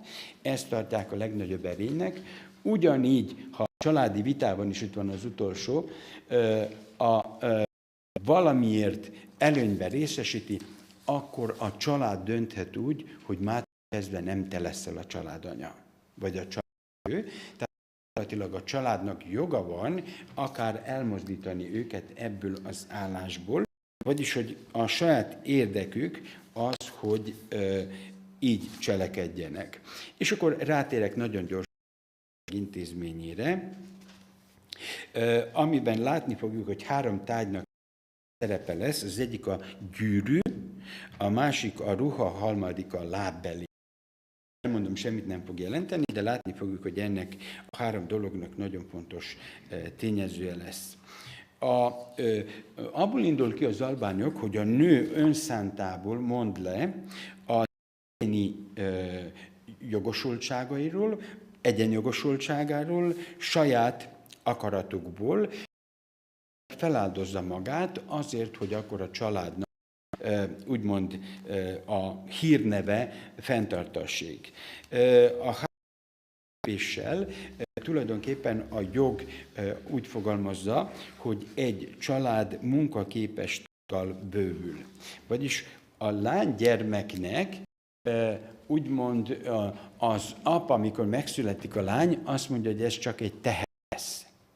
És akkor ez nekünk ilyen nagyon furcsának hangzik. Valóságban arról szól, hogy amikor ő eléri a 13-14 éves életkort, amikor már dolgoztatják valamiért, akkor ő át fog kerülni egy másik családba, és ott fog dolgozni. Vagyis a lány, tehát gyakorlatilag ugye csak fölneveli a család, és utána. Ezért lesz a házasságnál mindig egy pénz kifizetése, tehát a nőnek mindig lesz ára. Vagyis amikor házassági kötelék létrehozására kerül sor, akkor az albánoknál a kérő lesz a fő feladat, tehát a megbízott személyt választanak ki a két család közül, aki ezt a feladatot, hogy kérő legyen. Vagyis maga a házasság úgy történik, hogy ez a kérő először kipipálja a telepet, hogy ki jöhet szóban. Tudják, a kereskedők voltak azok, akik ezt a bizonyos közvetítő szerepet töltöttek be. Ők mentek egy bizonyos árulták a portékaikat, és akkor látták, hogy ott, mit tudom én, 30 kilométerre odébb a sivatagban van, szóba jöhet ehhez a fiúhoz. Ha összehozta a házasságot, akkor ez fedelmező volt, ugye a lánykérő. Itt is, tehát tulajdonképpen ő is fog kapni ebből egy bizonyos pénzt. Ő elvégzi azt a feladatot, hogy elmegy, és a vőlegény mindig írják a házasságot, ugye vőlegény édesapja nevében elmegy a lány édesapjához, és akkor megbeszélik, hogy ez mennyi ülne ez a lány. És akkor megbeszélik az időpontot, és este elmennek lánykérőbe. A vőlegény édesapja odaadja a pénzt, amit meg, és odaadja az esküvői, amiről beszéltem, a lánykérőnek. A lány kérője pedig odaadja a mennyasszony édesapjának. Tehát nem útján történik meg ez a dolog. Amikor a gyűrű elkerült a nő ujjára, vagy az édesapja átvette, onnantól kezdve a nő le van kötve, ha véletlenül nem házasságba ezzel a fiúval, akkor meg fog halni. Vagyis innentől, ebből a házasságból ő nem tud kilépni. Szerbeknél nagyon aranyos dolog volt, ugye ott vasárnap délelőtt az Isten tisztelet előtt, hanem Isten tisztelet előtt jött a vőlegény édesapja és a vőlegény a potenciális mennyasszony édesapjához. Történt az egész dolog, ugye, hogy hoztak asztalra, a szülei behívták. Mindenki tudta, hogy az akasz a fiúhoz, aki itt van, itt ül nálunk, ugye, és akkor a lány bejött, megnézte, és akkor, ha elvette az almát, akkor azt mondta, hogy okés a dolog, ha nem, azt mondta, hogy most mennem kell, ugye, akkor azt jelentette, hogy ebből a fritből, potenciális fritből nem lesz semmi. Nek tartották a visszautasítást, de mondom, hogy nem a lány utasította vissza, ők megállapodásáról van szó. Tehát a gyűrűnek első ízben, ugye mondtuk, hogy itt nagyon fontos szerepe lesz. Ha nem történt meg az eljegyzés, hanem más módon valaki más feleségét, akkor az mindegyik a vérbosszúra adott volna jogot. Itt leírtuk, hogy mi az, ami kizárja a házasságot. A vérrokonság, a második az elvált asszony, az már nem mehetett férjhez, harmadik a komaság. A komaság ez annyit jelentett, ugye, hogy két család között valamilyen sógor vagy más kapcsolat áll fenn. Albánoknál, és akkor nem szaporítom túlságosan, hogy ez is érthető legyen. Egy konferencián találkoztam egy albán emberrel, ugye, montenegrói volt, és akkor azt mondta, hogy ők a leghíresebb montenegrói albán család tagjai.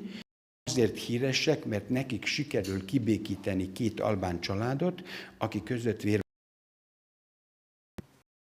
vérbosszúból való kibékülés nagyon ritkán fordul elő, de az úgy történik, hogy akkor a két családfő valami kis vagy valamivel megszúrják az ujjukat, és akkor belecsöppentek pár vércseppet egy pohárba, beleöntenek egy kis valami alkoholt, és egyik a másiknak megissza a vérét. itt ez az utolsó, mikor mondtuk, hogy véri általi testvéré válás, ez azt jelenti.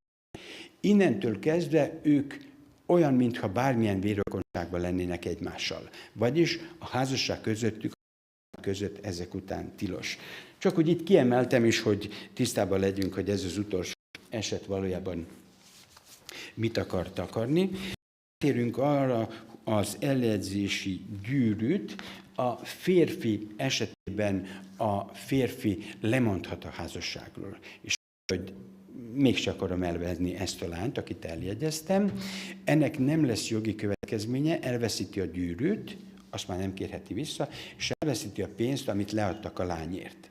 De nem lesz jogi következménye, viszont a férfi ebből nem léphet. És akkor ott a legvégén írtam, hogy a férfi ilyen esetben megölhette a nőt, és ezért nem el. Mikor most rákérdezünk, hogy ez hogy történhet meg, akkor még egyszer mondom, ezek elszigetelt enklávék, onnan nem fog kiderülni a hír. Nem fog tudni az állami hatóság semmit, hogy mi történt ott a hegyen, gyakran nem is jelent a gyermekük. Tehát, hogy nem fogja tudni az állam, hogy mi történt, és ezért van olyan, hogy gyakorlatilag a mai napjában nem tudjuk. Az előbb az Ines beszélt a vállásról, vállásnak esetében is ismerik. Az első eset, az látjuk, hogy a nem szület, abból indultak ki, hogy a nő, hogy ezt a hegyvidékén honnan tudták, hogy pont a nő a meddő, és nem a férfi, azt nem tudjuk, de ez volt az első eset, a második eset pedig volt, amennyiben a feleség megtalálta volna a férjét, ezt mondtuk, hogy minden esetben ugye a halállal büntették a mai napig, hogy tetten érés esetében lehetett megölni, a házasságkötésnél egyébként is. Házasságkötésnél adták a férjének egy golyót, hogy mi garantáljuk, hogy a mi lányunk az tuti, kóser, ha ő nem lesz megfelelő neked, akkor megölheted, ugye? Amiről beszélünk, ez egy picit szörnyen hangzik, de mondom, hogy gyakorlatilag ezek a dolgok is fennállnak. Utolsó eset mondtam, férjének úgymond felelőssége csak arra vonatkozik, ami a nő becsületét érti. Vagyis, ha a nőt volna, ugye, az vérbosszúval járó dolog, de itt a becsületsértésről van szó, tehát akkor a férjének kell, ha megütötte volna a nőt, vagy tudjuk, hogy ha a nőnek valaki a fejéről lerántaná a kendőt.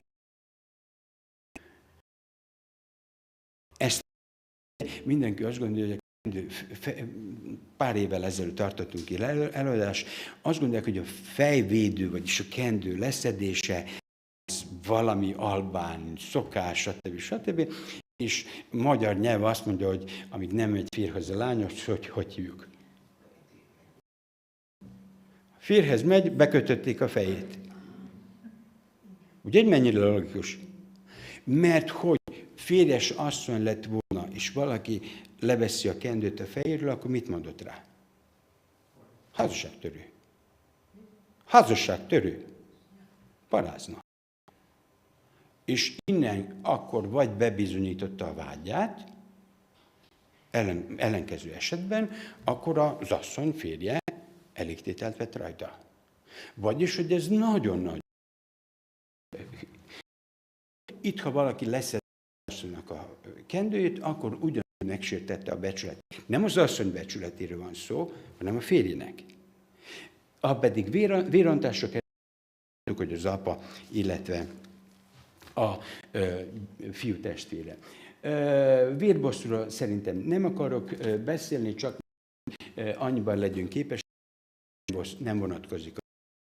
Bármit művelt el, bárkit megölhet, akkor az édesapját ölik meg, vagy a fiú testvérét, de a vérbosszú sajnos, mint tudjuk, a mai napig létezik, kb. 2000 család vagy érintve Észak-Albániában vérbosszúval. Fiúgyermekek nem járhatnak iskolába, mert hogy bárki megölheti 2 másik családból, és ezért mondom, hogy ugye az albánok ezt próbálják kiírtani, és általában ilyen békítés, de nagyon ritkán szokott erre járni. Nagyon szépen köszönöm a biztatásokat és a meghallgatást.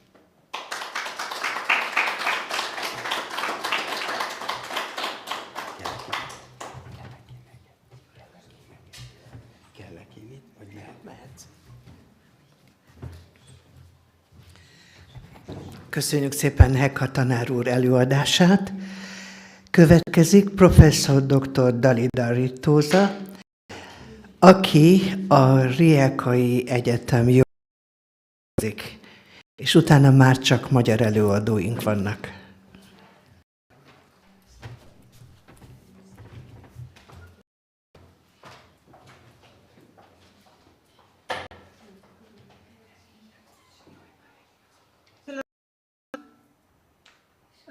First of all, I would like to greet you all and to thank Professor for his kind invitation. Unfortunately, I do see that we have some problems with connection.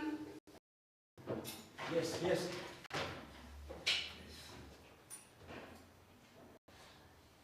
Dalida? Recite slobodno. Niste uključeni, you are not connection. Ja jesam, ja vas čujem i vidim, bojim se da vi ne vidite mene. To je uvijek tako kad se spajamo. Hajdemo pokušati sa prezentacijom, što kažete? Da vidimo da li će se ono uspjeti dignuti.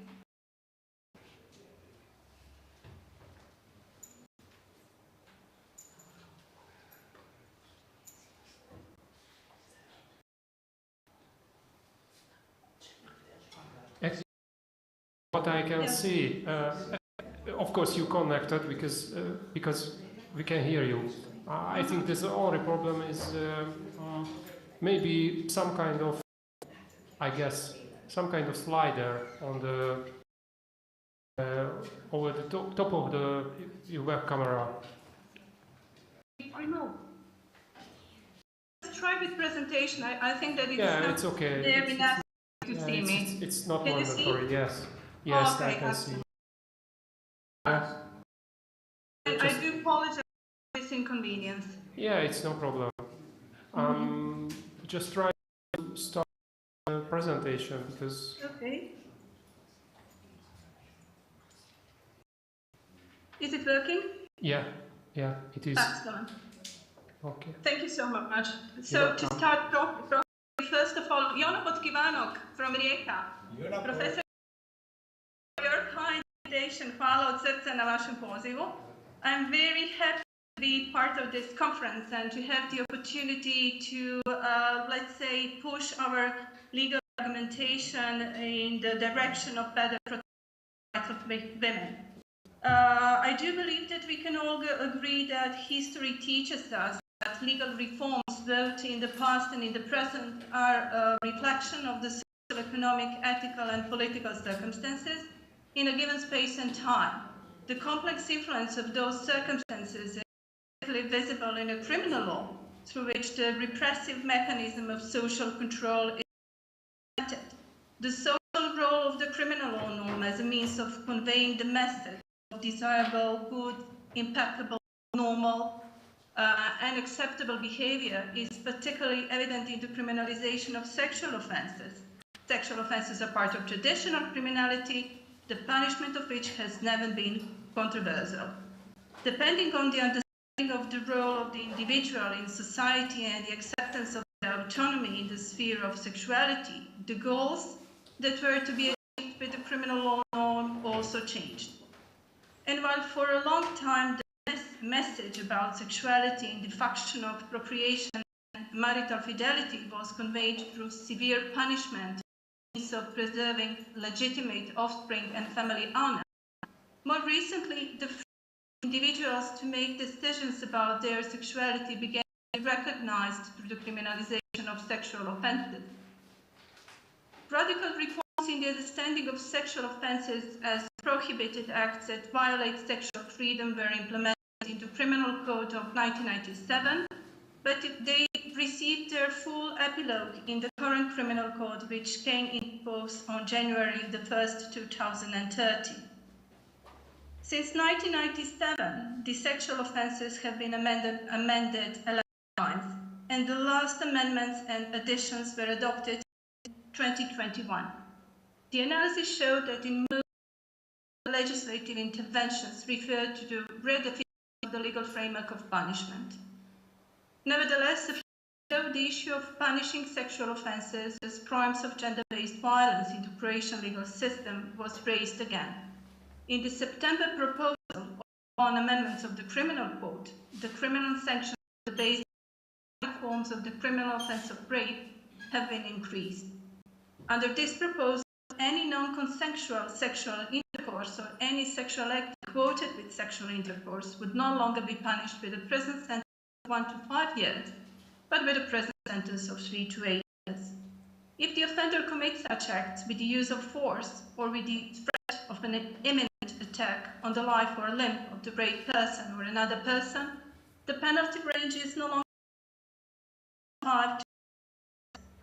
The proposal also expands the penal zone for serious criminal offences against sexual freedom in the same manner. Moreover, the lower level of punishment was raised from 1 to 3 years for sexual abuse of a child over the age of 15. A significant novelty is the normative formulation of sexual harassment, which can now be committed with just one act. If the offence is committed in a circle of persons, it is no longer necessary for there to be a special relationship of superiority or dependency between the offender and the victim, or for the victim to be a particular vulnerable person in order to enter the criminal zone. We had a public debate, and after receiving a certain level of criticism in the scientific discussion, the legislator did not relent in his intention to tighten the legal criminal law policy, but presented to the public with a new proposal to increase the penalty for a qualified form of sexual abuse of a child under the age of 15 and for a basic form of serious criminal offence of sexual abuse and exploitation. The lower punishment is increased from 1 to 3 years and from 3 to 5 years. Ratio legis behind the proposed amendments to the law is to ensure the continuation of legislative activities towards the suppression of domestic violence and violence against women, and to strengthen the protection of sexual abuse. According to the government, partial penalties are proposed for the aforementioned sexual offences in order to strengthen the general preventive of the punishment and to exclude the possibility of imposing community service, while the provisions on suspension could only come into force with a simultaneous application of the Institute of Mitigation of Punishment. The subsequent increase in punishment for sexual offences against children was justified by the idea that such a legislative is necessary to maintain the coherence of the system of punishment. The analysis of citizens' reaction during consultation has revealed that harsher criminal justice policy was additionally supported by the NGOs and 4 ombudsman offices. Only the judges of the Criminal Chamber Court of the Republic of Croatia expressed their criticism. While previous research has shown that public debate and NGO activism has had a significant impact on the law-making of past normative solutions in the area of sexual offences, the question remains recent civil pressure to increase penalties on a theoretically defensible basis. In order to shed more light on this matter, it is necessary to collect and analyze data on crime incidents and the severity of punishment of sex offences in the Republic of Croatia over at least, say, a 10-year period. According to the statistics of observed phenomenon, the sexual offences against adults have been more or less almost stable negative trend line. The basic and qualified act of rape have replaced their dominance in frequency in 2020. However, there is a great probability that this phenomenon has been caused by the legislative.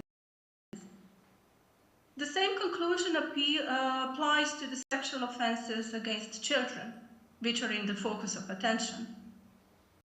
The total number of offences is steadily increasing as sexual offences prohibited in Article 158, paragraph 5 and 166, paragraph 5 do not exceed the number of more than 15 cases per year.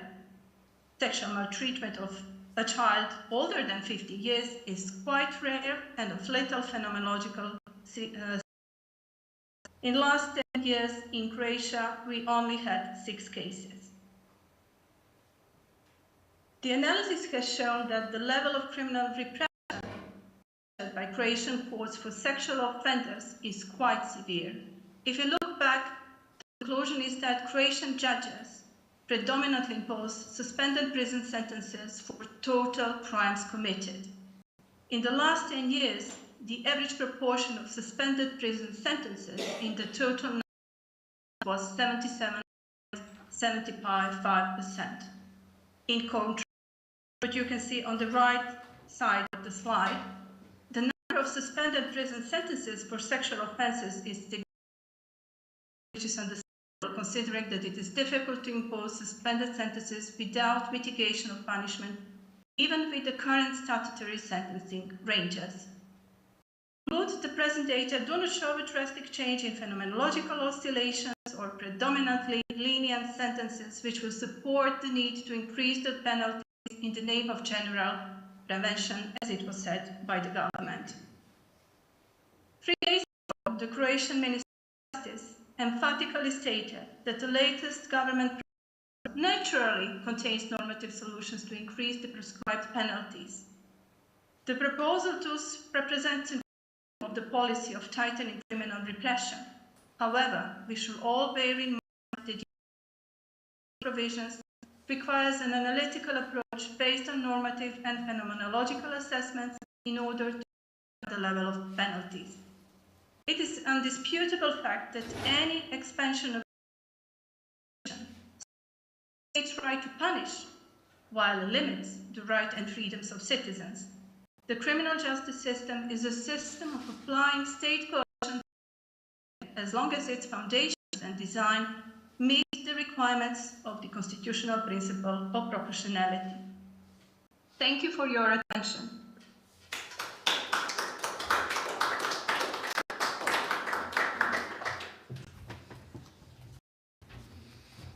Köszönjük szépen Dorida előadását.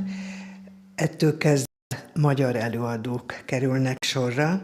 Elsőként dr. Otlec Anna, patofiziológus Szegedről, de hát a világ több részén kutatók, többek között az USA-ban és Svájcban. Köszönöm szépen.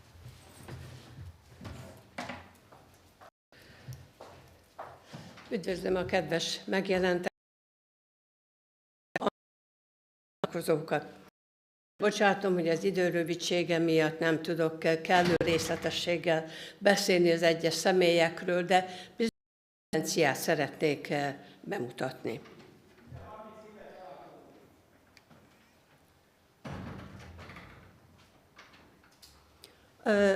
Az ókor országaiban tulajdonképpen a hölgyek igen aktív életet folytattak, és nagyon sokféle terület állt rendelkezésükre, matematikát, filozófiát tanulmányoztak, alkímiával foglalkoztak, orvoslással, parfüm, sör és gyógyszerkészítéssel is foglalkoztak, és a gyógyszerkészítők voltak tulajdonképpen az első kémikusok. Most az ókorból nyilván én nem tudok sok szemét előhozni, nem is akarok, de néhány név fennmaradt, akik tulajdonképpen valami nagyon jelentőset végeztek akkortájt. Egyik ilyen szemét Merit Ptah, aki egyiptomi hölgy volt, nőorvosként dolgozott, megtalálták a kő szarkofágját a régi Memphis helyén, nagyon régen, ugye láthatjuk időszámításunk előtt 2700 körül ért, és ő az, aki tulajdonképpen nagyon jelentős a régmúltot illető. A másik személy időszámítás előtt 26, egyiptomi orvossággal foglalkozó hölgy, az orvosok elöljárója. Erről tulajdonképpen nem sokat tudunk, hogy mit jelentett, de valaki még egy fontos személy volt akkortájt. Agla Nokié időszámítás előtt 1805, tehát nagyon régen. Első ismert női csillagász, aki a holdfogyatkozások idejét és pontosan már meg tudta határozni. Kleopátra, ugrunk egy nagyot, Egyiptom királynője, ő tulajdonképpen valószínűleg az orvosok segítségével összeállított egy könyvet, amivel a nőgyógyászati problémákat ismertette. Alexandriai Hipátia, ő egy rendkívül fontos személyiség volt, időszámítás után 374-15 körül. Egyiptomban született, görög csillagász volt, de Egyiptomban dolgozott, Egyiptomban tanult, ott járt igen komoly tréningekre gyakorlatilag, filozófus, matematikus és csillagász volt. Na most az ő tudása fantasztikus eredményeket hozott, tudnélik iskolát alapított, nagyon sokáig dolgozhatott, de ugye gondolkozó nő révén egy eléggé nagy bajt kreál saját magának, mert eretneknek és pogányüldözés eretneknek nyilvánították, és ő volt az első egyik tudós, aki foglalkozott az úgynevezett heliocentrikus világnézettel, tehát érthető módon abban az időben ez nyilván az egyház oldaláról nézve ez egy felháborító tevékenység volt, és végül még ugye meg kell, hogy jelöljem azt, hogy új platonista tanai miatt boszorkánnyá nyilvánították, az alexandrai püspöknek volt ez a lépése, kivégezték, előtte kegyetlenül megkínozták, műveit elégették, de maradt egy levele, aminek alapján tulajdonképpen föl lehetett deríteni visszamenőleg, hogy mi mindennel foglalkozott ő annak idején. Görögországban és Rómában nem volt szervezett orvosképzés. Ugye egy fontos információ számunkra, hogy Galénosz, ugye, aki egy görög származású római orvos volt, viszont elismerőleg nyilatkozott az orvosként működő hölgyekről, illetve nőkről annak idején. Na most itt tartunk már, hogy az 476-ig, ha elmegyünk előre, akkor tulajdonképpen van egy pozitív változás a világban, tudnélik, megalakulnak az első egyetemek, itt felsoroltam őket, nem kell mindegyikről részletesen beszélni, nem ezt akarom kiemelni, hanem az, hogy az olasz egyetemek nagyon készséggel befogadták a nőket, tehát a nők tanulhattak. Nagyon-nagyon sok orvos végzett itt, és orvosként dolgoztak az egyetem elvégzése után. Úgyhogy ez egy óriási lépés volt előre. Na most mi következett ezután? Az történt, hogy ugye teltek az évszázadok, és végül is igen, kicsit előre ugrottam, tudnélik, itt most ismétlem magam, a 10. század után létrejöttek az első egyetemek, megjelent az úgynevezett Trotula kiadás, ami 3 önálló műnek az együttese. Érdekes, ebben a 3 műben gyógyszerekről írnak, arab elképzelésekről, tudományos véleményeket írnak le, és az érdekes módon a szülés közbeni gátvédelemnek a technikáját is ebben ismétlik. Na most tulajdonképpen a 476-ot már az előbb említettem, ez tulajdonképpen Róma bukása. Na most Róma bukása után, és még azon tény következtében, hogy a Párizsi Egyetem megtiltotta a nők felvételét egyetemi tanulmányok végzésére, mértékben visszavetette a lehetőségeket a nők számára. Ami maradt, az tulajdonképpen a középkori klastromoknak a lehetősége, zárdák, ahol a hölgyek megtanultak írni, olvasni. lemásolták a görög tudósoknak a műveit. Tehát gyakorlatilag ez volt az egyetlen pozitívum, ami rendelkezésre állt. Nos, a középkort tekintve a bingeni Hildegard, ő nagy hírnévre tett szert, mert tanulmányozta a növényeket, tehát komoly botanikus volt, és nagyon sok tudományos írása maradt ránk. Ez tulajdonképpen azt hiszem, hogy a részek biztosan alaposan ismerik az ő személyét, mert ő volt az az első nő, akinek a művei fönnmaradtak a számunkra. Megyek tovább. Na most a középkor után, hát gyakorlatilag sok-sok évszázad telt el, eljutottunk a reneszánszig. Na most a reneszánsz gondolkodás, a humanista elképzeléseknek az érvényre jutása nagyon-nagyon fontos eszköz volt és lehetőség, hogy megváltoztassa az emberek gondolkodását, és ne a túlvilág boldogságáról beszéljenek, hanem az ember kerüljön a figyelem központjába, és maga a természet.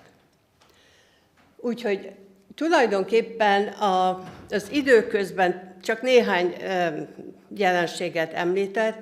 Harvey felfedezte például a szív- és érrendszert. Teljesen megváltozott a test, az emberi testnek az ábrázolása. Kiderült, hogy nem a mája központja a vérképzésnek. Tehát elkezdtek reálisan közelíteni az emberi szervezethez, az ember működéséhez. Ez gyakorlatilag persze eléggé lassan ment, sok-sok akadállyal, de jutottunk odáig, hogy az újkor kezdetén már a nők újra egyetemre mehettek, de nem mindenütt. Meg kell, hogy említsem Elizabeth Blackwell nevét, mert ő egy angol hölgy volt, aki Amerikában szerzett diplomát, de visszatérve az országában nagyon fontos szerepet játszott a társadalmi tudatosság és úgynevezett erkölcsnek a továbbfejlesztésében. Írt egy nagyon fontos könyvet, a Pioneer Work in Opening the Medical Profession to Women, ami gyakorlatilag nagy mértékben elősegítette azt, hogy fölhívja a figyelmet a nőkre, a nők tehetségére és fontosságára a társadalomban. Hugonai Vilmát csak megemlítem, röviden nem hagyhatom ki, hiszen ő volt az első nő, aki orvosi diplomával rendelkezett az országunkban, de az ő története kicsit bonyolult. Nagyon rövidre fogva, ő Zürichben szerezte meg az orvosi diplomát úgy, hogy megelőzőleg a férje és az apja engedélyt adott neki, vagy az ő számára, hogy beléphessen az egyetem fakultására. Ennek természetesen vége, hogy a házasság befejeződött, nem kapott anyagi támogatást, nagyon nehéz körülmények között tanult, de elvégezte az egyetemet, megkapta a diplomát, hazajött. Itthon nem fogadták el a diplomáját, hanem szülésznőként dolgozott. De végül is eljött az az idő, amikor egy királyi rendelet értelmében a nők is kaphattak orvosi diplomát, így fölszentelték 1897-ben, és utána, mint orvos dolgozhatott tovább. Itt egy másik hölgy, Henrietta Leavitt, aki csillagász volt. Az ő érdekessége, és ezt nem hagyhattam ki, mert hát gondolom mindenki szereti a csillagos égboltot nézegetni. Valamikor régen, mikor a város nem volt ennyire fényes, hát például gondolok a gyermekkoromra, akkor nagyon sok csillagképet lehetett felfedezni az égbolton. Most már sokkal kevesebbet. Na most ő egy magáncsillagász volt, de felkérték arra, hogy az úgynevezett változó csillagokat tanulmányozza. Na most ugye nem minden csillagnak a fénye változó, vannak stabil fényű csillagok. Na most ezzel kb. 2400 csillagot igen azonosított, figyelt, és a maximális fény eléréséig eltelt időszakot mérte, tehát magát a fényt, a maximális fényt, meg a hozzátartozó időszakot, és akkor tulajdonképpen rájött arra, hogy ezek a csillagok változó távolságban vannak tőlünk.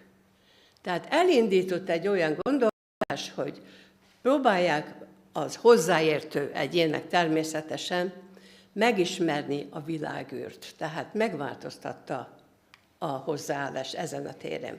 Következő személy, akit röviden szeretnék említeni, Marie Curie, aki Maria Sklodowska néven született, Párizsba ment, ott megismerte Curie professzort, összeházasodtak, és ez a rádióaktivitás nagyon forró időszaka, amit ő tulajdonképpen indítottak, illetve nem ők kezdték ezt a területet földeríteni, hanem Becquerel, aki 1986-ban felfedezte az uránsoknak a sajátos sugárzását. Na most Marie Curie és férje elkezdtek ezzel a témával foglalkozni, és Marie Curie tulajdonképpen jelentette, hogy felfedezte, hogy a tórium az uránhoz hasonló tulajdonságokkal rendelkezik. Az újabb sugárzó elemek, amelyeket felfedez, a polónium és a rádium. A sugárzó jelenség tulajdonképpen Marie Curie-től kapta a nevét, az, hogy rádióaktivitás. Nobel-díjat kapott 1903-ban, és kémiai Nobel-díjat is a polónium felfedezéséért és a rádium tulajdonságainak a megismeréséért és fém formába való előállításáért. 2 gyermekük volt, Irene és Éva Curie. Irene fizikus lett, és Joliot fölvette Curie-nek a nevét tiszteletben, tehát Irene Joliot Curie lett a neve, és férjével, Frédéric Joliotval a mesterséges rádióaktivitást fedezték föl, és ezért 1935-ben kaptak Nobel-díjat. Éva Curie pedig egy könyvet írt az édesanyjáról, ez Magyarországon 61-ben jelent meg, nekem is megvan, rögtön igyekeztem, megvettem ezt a könyvet, és itt látható, hogy most már kicsit szürkés fedőlappal, de létezik, és rendkívül érdekes volt számomra azt végigolvasni. A következő hölgy Pécsi Eszter, az első magyar mérnöknő. Nem tanulhattak Magyarországon a hölgyek egyetemen. Tehát szakiskolában nem tanulhattak.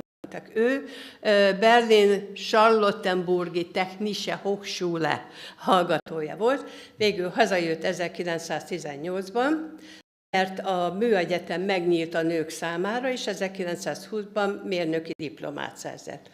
Na most ez aktivitása nagyon figyelemre méltó, mert nálunk például a Margit-szigeti Hajós Alfréd uszodának a csuklós vasbe éveit azt ő tervezte meg, ő tulajdonképpen statikus mérnök volt, és a másik, amit írnak, a bánhidai centrálénak a turbinai alapozása. Nyilván nem ez a 2 dolog volt, amivel ő foglalkozott, csak ezek kiemelkedő teljesítmények voltak.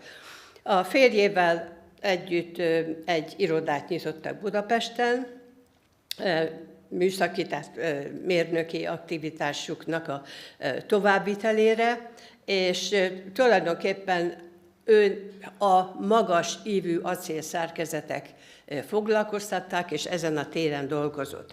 Na most itt politikai dolgok is történtek 1956 környékén, és ő 57, már a férjét érintették ezek elsősorban, 57-ben Bécsbe távozott, 58-ban pedig az USA-ba, és a karrier sikere megállás nélkül folytatódott. Idehozta ezt az egy épületet a sok közül, a Hotel Americánát, amiről szenzációsan írtak az USA-ban, és az 1965-ben elnyerte az év legjobb statikusa címet. Agybérzés érte szegényt, kiment, ápolta, hazahozta, és a Farkasréti temetőbe temették el. A másik nagyon nagy nevű híres hölgy, Telkes Mária, aki ugyancsak Budapesten szerzett diplomát, de elment az USA-ba, elutazott oda, és tulajdonképpen ott indult neki egy hatalmas karrierje. A Clevelandi Klinikai Biofizikai Kutatóintézetbe kezdett el dolgozni, és az első találmánya, amit fölírtam, mert ezzel hívta föl magára a figyelmet, a fotoelektromos készülék, ami az agyhullámok rögzítésére szolgál. Na, ekkor vált ő ismerté. 39-ben, miközben ő lett az intézetnek az igazgatója, tehát elég gyors karrier alakult ki a számára. Tulajdonképpen a napenergia felhasználásával akar foglalkozni már korábban is, de most érezte, hogy talán eljött ennek az ideje. Igen ám, de a 40-es években a háború miatt hogy mondjam, az anyagi támogatást nem erre a célra kellett fordítani, hanem nyilvánvalóan valami más irányba felhasználni. Úgyhogy ő is egy kicsit a helyét, és elkerült a Tudományos Kutatási és Fejlesztési Hivatalhoz, ahol pedig kidolgozott egy hordozható tengervíz sótalanító berendezést, és ezzel tulajdonképpen olyan ügyesen megalkotta ezt az egészet, hogy a katonai veszélyhelyzetek kivédésére kötelezővé vált a katonaságnál ennek a műszernek az alkalmazása. Tehát ha a sós tengervizet lehet sótalanítani, akkor meg tudják menteni esetleg a bajba jutott katonák életet. Élete folyamán 20 találmányt szabadalmazott, és tulajdonképpen a alkotása az a vezetésével megalkotott legelső vízzel töltött, kollektorokkal felszerelt szolárházak, tehát a napenergia felhasználását tudta oldani. A kérdés az volt, hogy hogyan tárolja az energiát. Ez volt a Glauber-só alapú fűtési rendszer, melynek alapján 10 napig napmentes időszakban lehetett fűteni a házakat. Ezt idézet, amit felhoztam itt, az amerikai újságban írták róla, megtalálta annak a módját, hogyan lehet a nap hőenergiáját az iparban és mezőgazdaságban használható elektromos árammá változtatni. Amerika egyik legsikeresebb asszonya lett, 52-ben elsőként kapta meg a női mérnökök életműdíját, és 1977 Napenergia Társaság Charles Greeley Abbott díját, ami az egyik legnagyobb díj Amerikában, és napkirálynőnek nevezték el. Ez az a bizonyos Doverház, és az ő fotója. Virginia Apgarról csak nagyon röviden annyit szeretnék mondani, hogy a híres Apgar pontszám feltalálója, és ez rendkívül fontos, megyek is tovább, tudnélik, az újszülöttöknek a kiértékelésére használták és használják. Az Apgar-teszt azt jelenti, hogy a bőrszín, a szívfrekvencia, a reflexek, izomtónus és a légzésfrekvencia adja meg azt, hogy ez a gyermek életképes-e és hogy mennyire. A maximum, ugye látjuk, hogy a 2-es az nagyon jó, utána csökkent az 1-es, és végül a 0. Egy egészséges gyermek 8-10 Apgar ponttal születik. A következő személy Rosalind Elsie Franklin. Ő brit vegyész és röntgenkrisztallográfus volt. Tulajdonképpen többek között, ami óriási eredménye volt, a DNS, a dezoxiribonuklein-sav, tehát a genetikai állomány röntgenkrisztallográfiás vizsgálata, melynek az lett az eredménye, hogy kiderült, hogy helikális, tehát spirális szerkezete van a DNS-nek. Ő nagyban hozzájárult ahhoz, hogy megismerjük a DNS szerkezetét. Elkövetett viszont egy nagy bajt, mert a Maurice Wilkins kezébe adta a fotót, a Maurice Wilkins meg odaadta James Watsonnak, és a James Watson pedig munkatársa valami ilyesmit próbál kihangsúlyozni, hogy a DNA helikális szerkezetű, spirális szerkezetű. És amikor meglátta ezt a fotót, ez biztossá tette. Na most a Nobel-díjat ők 3-an kapták meg, Watson, Crick és Wilkins, ami tulajdonképpen a nukleársavak molekuláris szerkezetének felfedezéséért és a DNS első 3-dimenziós modelljének elkészítésére adtak ki. Watson könyve meg 1970-ben, nekem is megvan ez a könyvem, mert is olvastam, és az a helyzet, hogy tulajdonképpen megemlíti Rosalind Franklint, de nagyon mellesleg. Szóval ez egy kicsit rosszul érintette az olvasót. Rosalind Yellow, ez egy orvosfizikus hölgy, élettani Nobel-díjat kapott 77-ben a rádióimmuno eszétechnika kifejlesztéséért. Én magam is használtam ezt a technikát valamikor régen, amikor elkezdtem Amerikában dolgozni. Ez egy olyan technika, ami rendkívül kis mennyiségű peptid hormonokat képes kimutatni, és ez gyakorlatilag ez aratott. Tehát mindenki ezt kezdte el használni a világban. És a másik pedig nagyon fontos eredmény volt az, hogy a vérmintákat megtesztelték ezzel a rádióimmunoasszé módszerrel, hogy nincs esetleg a véradónak valami komoly megbetegedése a háttérben. Tehát biztonságot jelentett. Lisa Meitner, atomfizikus, ő megint az a hölgy, akit egy kicsit mellőztek. Ő zsidó származású volt, Ausztriában, majd Németországban dolgozott Otto Hahnnal, rendkívül komoly kutatási szérián mentek keresztül, de mikor elindult a háborús időszak, akkor Dániába menekült, majd Svédországba, és éppen ő levelezésben maradt Otto Hahnnal, de nem vett részt fizikailag a kísérletekbe, csak a kiértékelésbe. És végül ő az unokaöccsével, Otto Frischsel felfedezte az úgynevezett atommag hasadást. Tudnék, Otto Hahn nem tudta megmagyarázni a jelenségeket, és a Lisa Meitner volt, aki tulajdonképpen megadta a kellő magyarázatot, és ami a lényeg az, ugye, hogy atommaghasadáskor óriási energia szabadul föl, és ezután elkezdték az atomreaktorokat gyártani, az atomfegyvereket elkészíteni. Otto Hahn 44-ben kapott kémiai Nobel-díjat, viszont Meitnert sokszor fölterjesztették Nobel-díjra, de egyszer sem kapta meg. Gertrude Elion, csak nem akarok részletekbe menni, csupán azt szeretném hangsúlyozni, hogy egy olyan kutatónő volt, aki a gyógyszerek felfedezését a hatásmechanizmusok alapján végezte.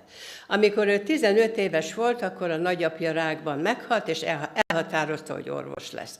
Hát ennél sokkal többet is elért, mert 88-ban Nobel-díjat kapott, ugyanis 45 szabadalmat fejlesztett ki a munkatársaival. A szabadalmak közül, ugye föl is tüntettem néhányat, antiretrovirális gyógyszert, immunoszupresszív szerek, antivirális gyógyszerek, mint az aciklovir. Külön kihangsúlyoznám, hogy az immunoszupresszív szereknek mennyire nagy a fontossága, amikor szerv átültetésről van szó, és a donor nincs közeli rokonságban a recipienssel. Tehát ennek egy nagy jelentősége volt. Egy hölgy, olasz hölgy, aki viszont a növekedési faktoroknak a felfedezéséért kapott ugyancsak Nobel-díjat, nem egyedül, hanem Stanley Cohennel együtt. Tudnélik, a növekedési faktor, nerve growth factor, és a epidermiális növekedési faktor, EGF, vagy epidermal growth factor felfedezéséért jutottak ehhez a hatalmas elismeréshez.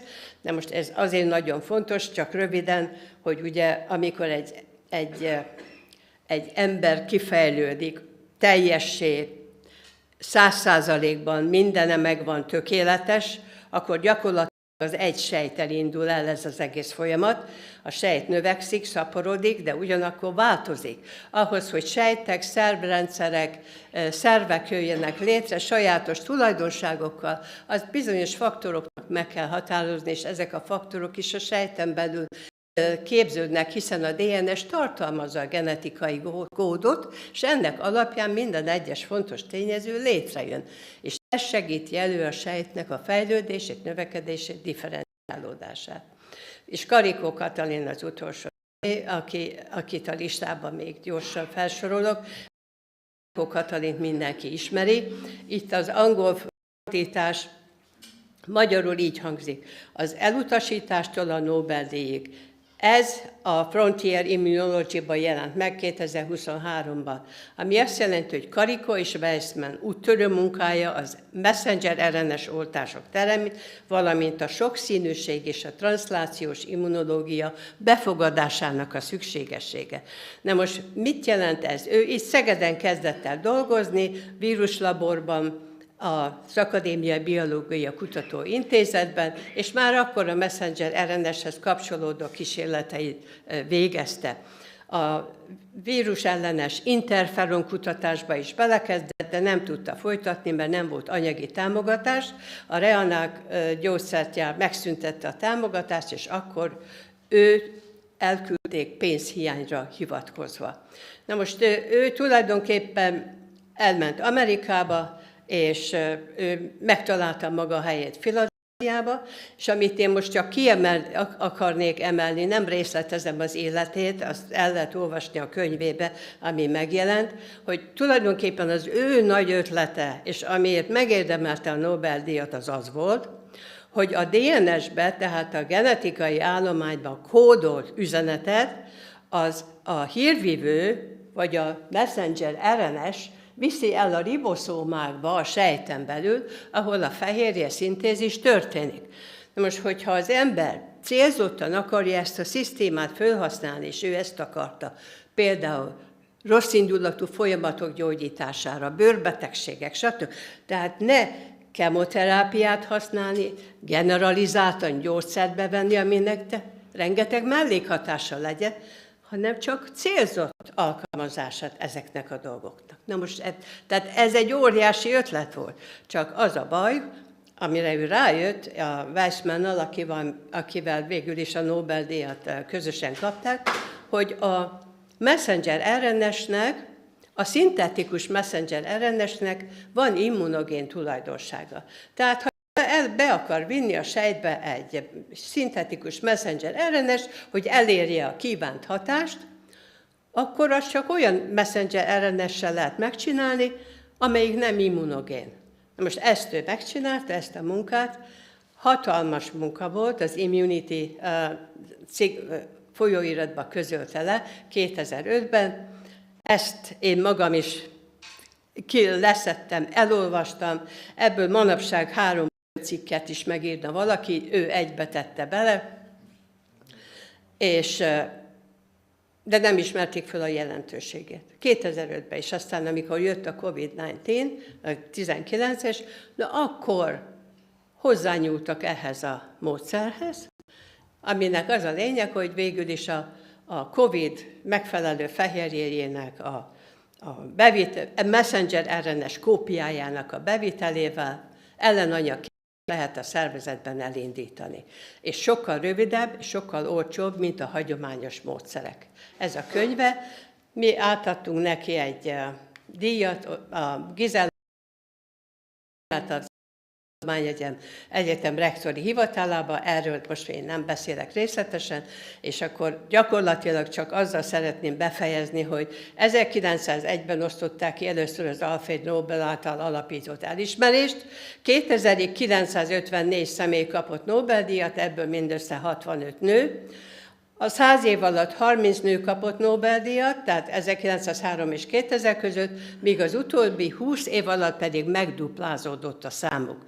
Tehát sok nő tudós van, ez egy általános megállapítás, akit nem ismertek el díjjal. A másik a megállapítás, amivel rendszeresen foglalkoznak világszerte, a nők alulreprezentáltak vezető pozíciókban. Na most ebbe a témába nyilván nem megyünk bőven bele, de itt befejezem. Köszönöm szépen.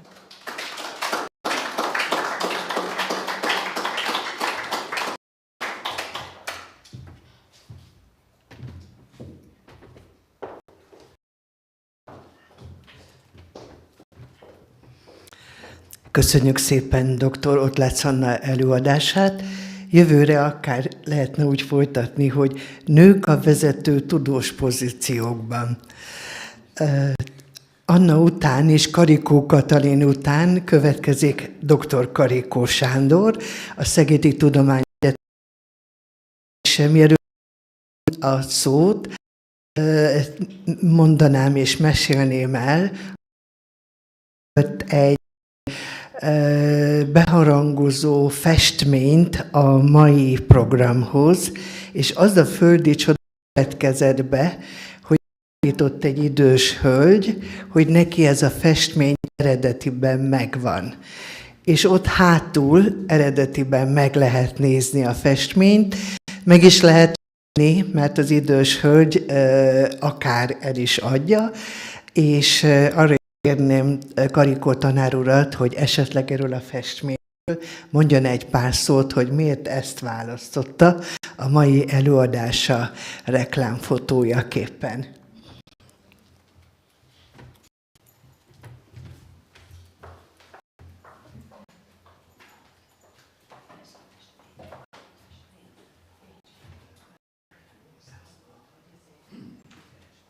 Köszönöm szépen. Tisztelt. Nem halljuk. Fölveszik. Tisztelt konferencia, kedves itt lévő, jelenlévő hallgatóság, és tisztelt online-on csatlakozó hallgatós. Az előző Anna előadóhoz lenne egy piciny kis megjegyzésem, nem negatív megjegyzésem, hogy nagyon tanulságos volt ez a végigfuttatása, de ezek a képviselők zömmel a természettudományban dolgoztak. Érdemes lenne ezt kiteljesíteni a jövőben a társadalomtudományokra, a bölcsészettudományokra, a filozófiára, és nehogy Isten, még egy ilyen kicsit mostoha sorsra jutott társadalomtudományban is, mint a neveléstörténet, hiszen ezt nem szabad elfelejtkeznünk erről. A neveléstörténet azért jelentős, mert ők a kisgyermekek és az ifjúság nevelésének a kérdéseivel foglalkoztak, és ez egy alapvető társadalmi feladatunk. Jó, hát ez csak egy kis megjegyzés volt, tehát mindenféleképpen én ezt nagyon pártolnám, hogyha folytatná ilyen szempontból, ilyen irányban is ezt a kutatást. Ami pedig a mi témánkat, vagyis az én érinti, hát a nő alkalmából nem is tudnék elképzelni egy hálásabb témát a nők problematikájával kapcsolatban, mint ezen belül egyet messze menően kiemelni, és ez nem más, mint a szerelemnek a kérdése. Hát ez egy örök téma, ez egy hálás téma, és hát erről szeretnék én most egy kis csokrot átadni. Természetesen ez rendkívül összetett, bonyolult, szerteágazó és gazdag irodalommal, szakirodalommal rendelkezik, tehát itt meg kell elégednünk egy korlátozott bemutatással, és hát itt önkényesen én 4 koncepciót fogok röviden bemutatni, de nem azzal a szándékkal, hogy akár csak megfejtenénk a szerelemnek a lényegét, mert hát van egy olyan elképzelés, és ebben sok igazság van, hogy a szerelem az a legrejtélyesebb érzelem és állapot, aminek a lényegét nem is tudjuk mi fölfogni, és a rációnk, a gondolkodásunk nem jut el oda, a lényege a titokzatosság és a rejtélyesség.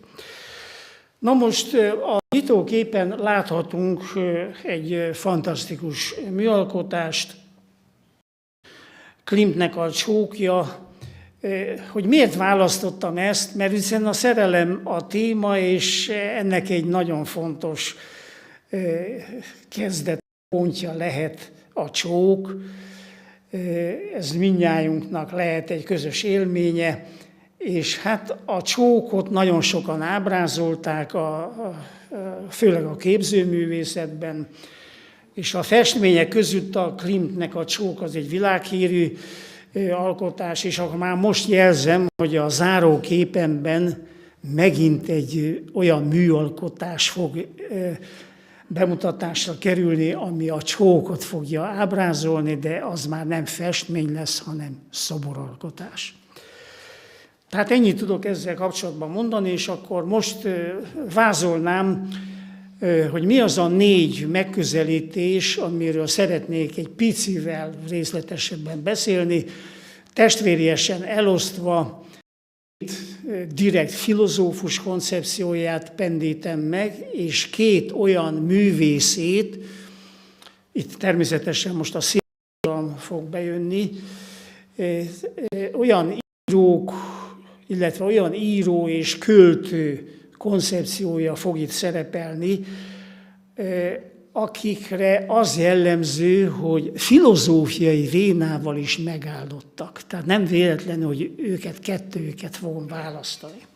Nos, ez a rövid bevezető után akkor azt hiszem, hogy mehetünk.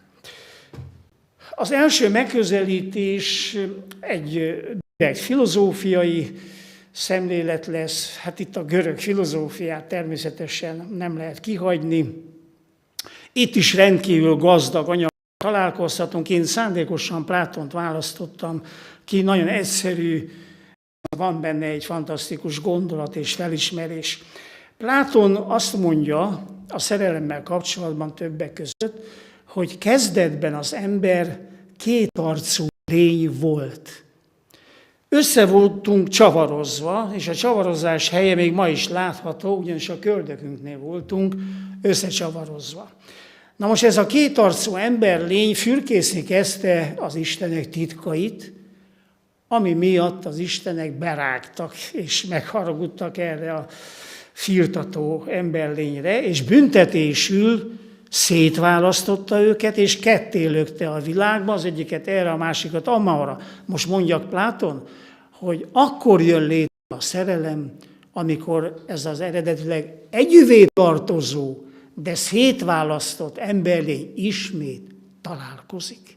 Ez lesz a szerelemnek a megszületése, a szerelem pillanata.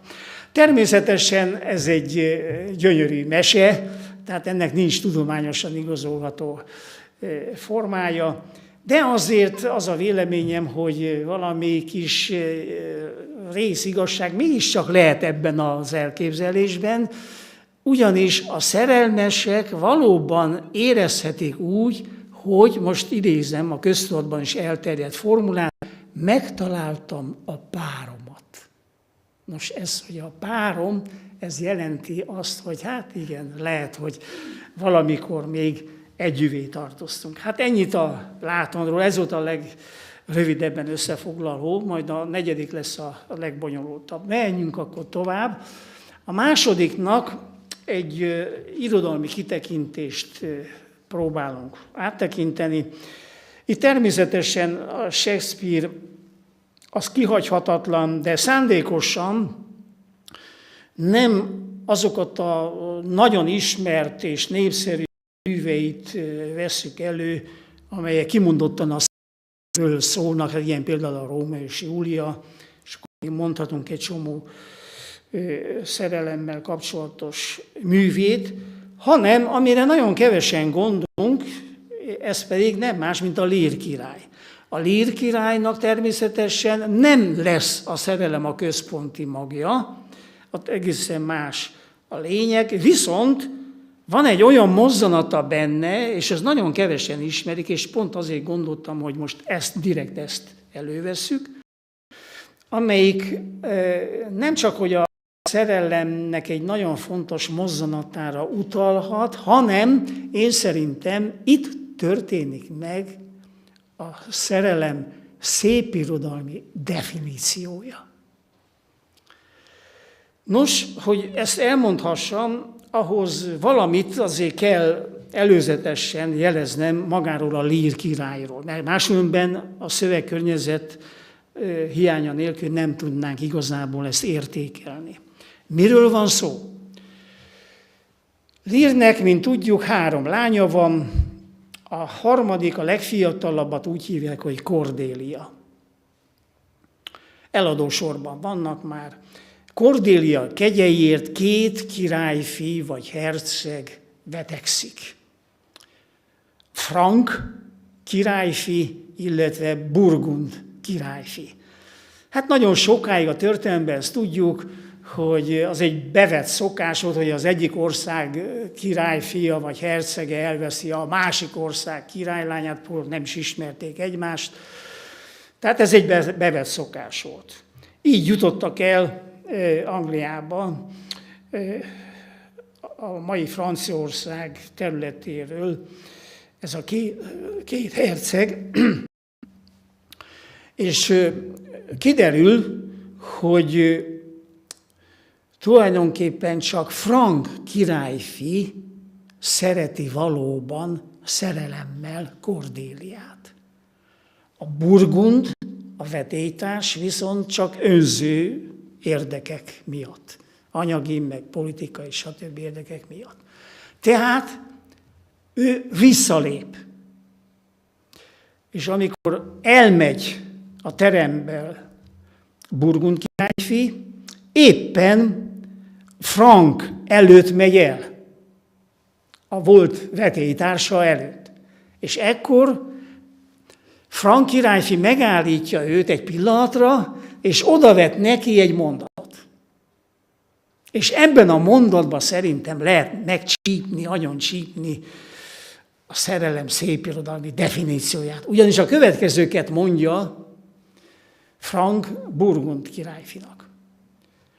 A szerelem csak akkor szerelem, ha nem zavarjuk össze valódi pontokkal, amelyek kívül esnek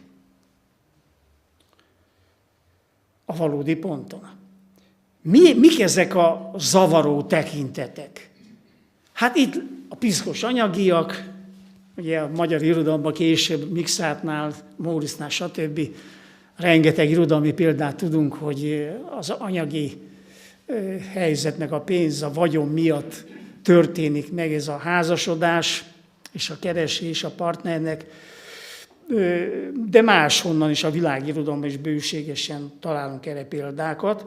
Tehát vagy valamilyen anyagi vagyon, vagy pedig valamilyen politikai érdekekből történik meg ez az együttlét. Ezek lesznek a zavaró tekintetek Shakespeare szerint. És akkor mi lesz a valódi pont? Ezt utána, ezt nem írtam oda, de utána így folytatódik ez a szöveg, hogy Cordélia önmagában is kincs. Tehát ez mit jelent? Azt, hogy önmagáért, magáért leszünk bele szerelmesek, nem pedig valamilyen külsődleges szempontok, zavaró tekintetek miatt. Tehát még egyszer elmondom, ezt nagyon, nagyon szép megközelítésnek tartom, és rövid, könnyen meg tudjuk jegyezni. A szerelemben megmutatkozik az, hogy az ember a valódi pont alapján választ partnert, és elhúsogatja, elzavarja a különböző zavaró tekinteteket. Nem pontosan idéztem, de meg lehet nézni majd a drámában. Összefoglalóan azt tudom mondani a Shakespeare-i koncepcióról, hogy nekem szubjektíve nagyon szimpatikus ez a megközelítés, és úgy tudnám összefoglalni, hogy ez a szerelemnek a szépirodalmi romantikus meghatározása. Ebben annyit tennék még hozzá némi kritikai éllel, hogy sajnos manapság, főleg ugye a fiatal nemzedékben, a szerelemnek ez a romantikus felfogása, mintha kihalóban, kiveszőben lenne. Ugye van egy magyar filozófus, aki azt mondja, hogy a mai a fiatalokra vonatkoztatva mondja, hogy a mai szerelmeseknél a gyors szex, és utána más nem érdekli semmi. Ez lenne az ő szerelmi hozzáállásuk. De mindegy, ebben nem akarok belemenni. Lényeg az, hogy ez egy egyértelmű, szerintem romantikus kiállás a szerelem mellett, és hát én ezt, mikor még tanítottam, akkor én ezt tudtam ajánlani a saját hallgatóimnak, hogy fontolják meg ezt a részt. Nos, akkor menjünk tovább, jöhet a harmadik megközelítés. Itt most megint egy szépirodalmi példa fog következni, ugye József Attila. József Attilát nem lehet kihagyni, ennél a témánál sem, hiszen hát ilyen versekre gondolok, mint az óda, amely egyik csimboraszója, csúcsa a szerelmi költészetnek, vagy a Flóra című verse.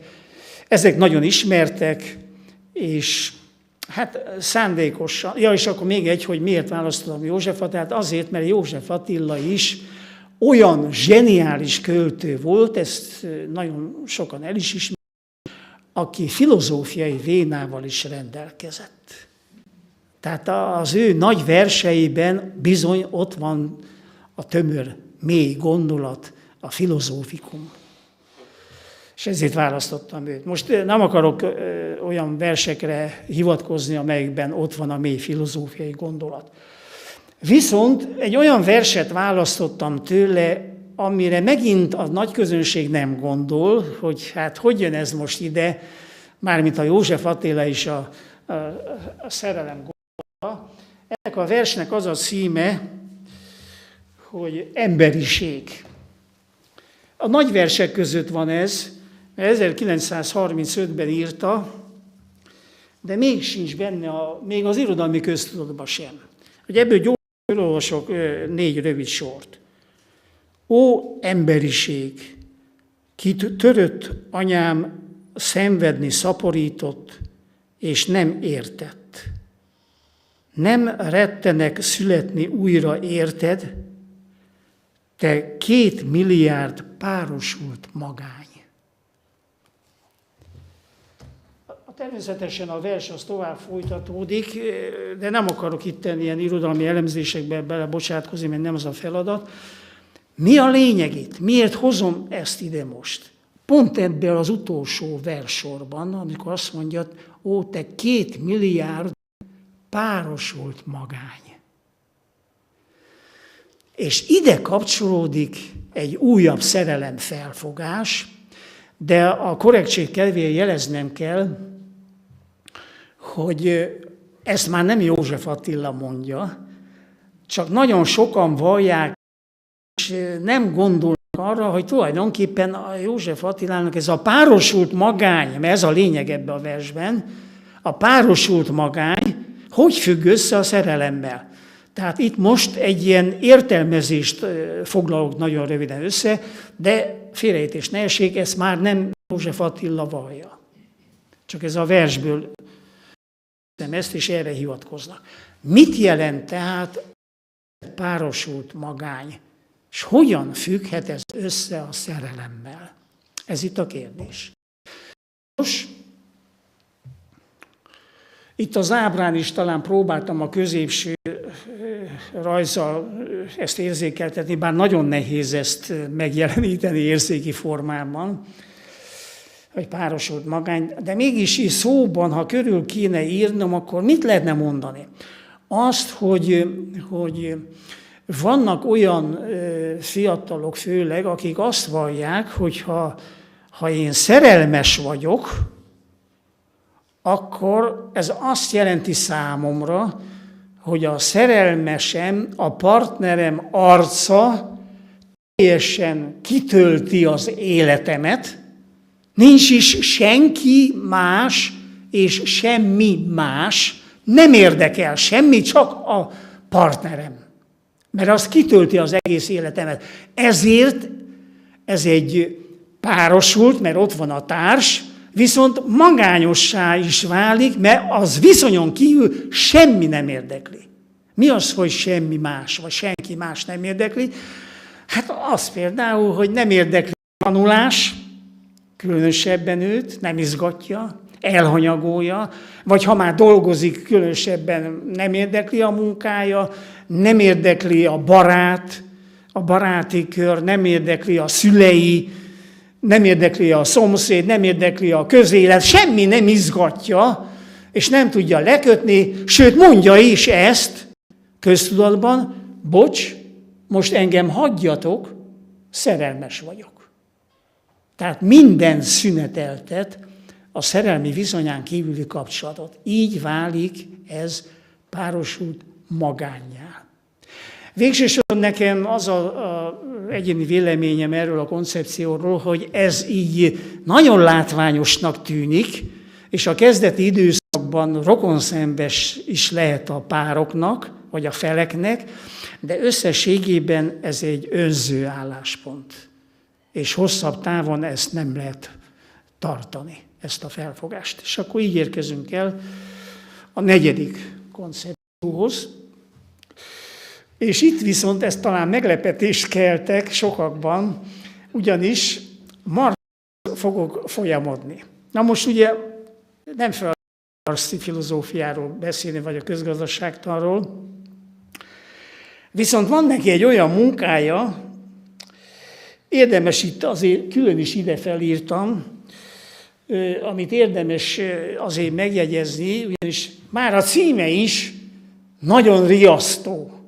És tényleg nem érte az ember, hogy a szerelemhez hogy jön hozzá ez a munka, hogy a gazdasági, filozófiai kéziratok 1844-ből. Ez a mű címe. Megjegyzem, ezt nagyon fiatal korában írta, 26 éves korában írta maga Marx, és fantasztikus, tömény filozófia. Hát ez egy zseniális munka. Ilyen korban, ilyen fiatal korban valaki ilyen mély könyvet tud írni, hát szinte egyedülálló. Még a filozófia történetben is. Na most ebben a gazdasági, elemző, mélyen szántó értekezésben rábukkantam egy mondatra. És megint azt tudom mondani, amit a Shakespeare gondolattal kapcsolatban megjegyeztem a Lír királyból, hogy ott én szerintem tetten lehet érni, nyakon lehet csípni a szerelem szép irodalmi definícióját, itt viszont csőstől megkapjuk a filozófiai értelmezését a szerelemnek, amit persze nem muszáj nekünk elfogadni, de minden esetre én szerintem nem tanulság nélküli a marxi felfogás. Na most mit mond tehát ebben a szövegkörnyezetben maga Marx? Azt mondja, hogy ez a szerelem olyan viszony, amiben megmutatkozik az, hogy az ember a legegyénibb létezésében egyúttal mennyire közösségi lény. Teljesen világos, hogy itt két dolgot kell megmagyarázni. Hogy jön össze a szerelemmel az a kitétel, hogy ez a legegyénibb világ? Tételezés. 2. Hogy jön össze, hogyan függhet össze a szerelem azzal, hogy közösségi lény? Hát ezt a kettőt kell megmagyarázni, és ezt a magyarázatot én gyorsan most megpróbálom, de félreértés ne essék, itt is ugyanazt mondom, amit József Attilával kapcsolatban jeleztem, hogy ezt már nem ő fejti ki, hanem ezt már én értelmezem és magyarázom, csak innen indulok ki. Jó, tehát itt is erre vigyázzunk a korrektség kedvéért. Amit tehát meg kell magyarázni első pontként, hogy mit jelent a szerelem kapcsán az, hogy ez a legegyénibb világa, tételezése az embernek.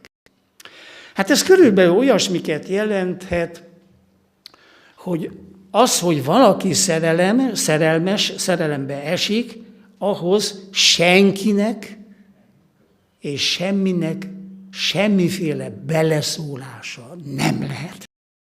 Vissza a zavaró tekintetekre Shakespeare kapcsán. Nem. És miért nem? Mert ez a legmagánéletibb jellegű tartománya az ember létnek.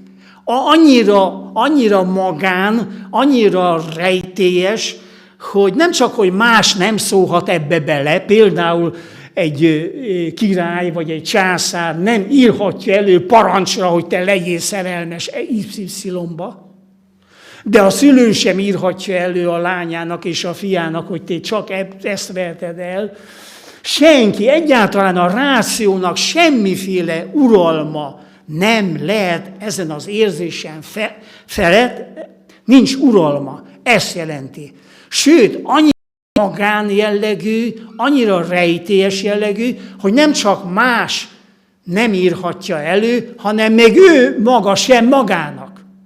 Tehát ilyet nem lehet elképzelni, hogy azt mondja valaki, hogy mondjuk egy 20 éves fiatal, hogy na most megyek buliba, és akkor én akkor este 10 órakor legyek szerelmes. Ilyen nincsen. Tehát nem írhatja elő önmagának sem az ember az, hogy kibe, mikor és hogyan eshet szerelembe. Ez a szerelem, ez olyan rejtélyes érzelem, amiben ott van ez a teljes, abszolút titokzatosság. Nincs a rációnak semmiféle uralma fölötte. És az a helyzet, hogy mindnyájan ugye szeretnénk szerelmesek lenni. És mégis milyen érdekes, élnek közöttünk olyan emberek, akik nem lesznek szerelmesek. Hát nincs az előírva, hogy minden ember szerelmes legyen.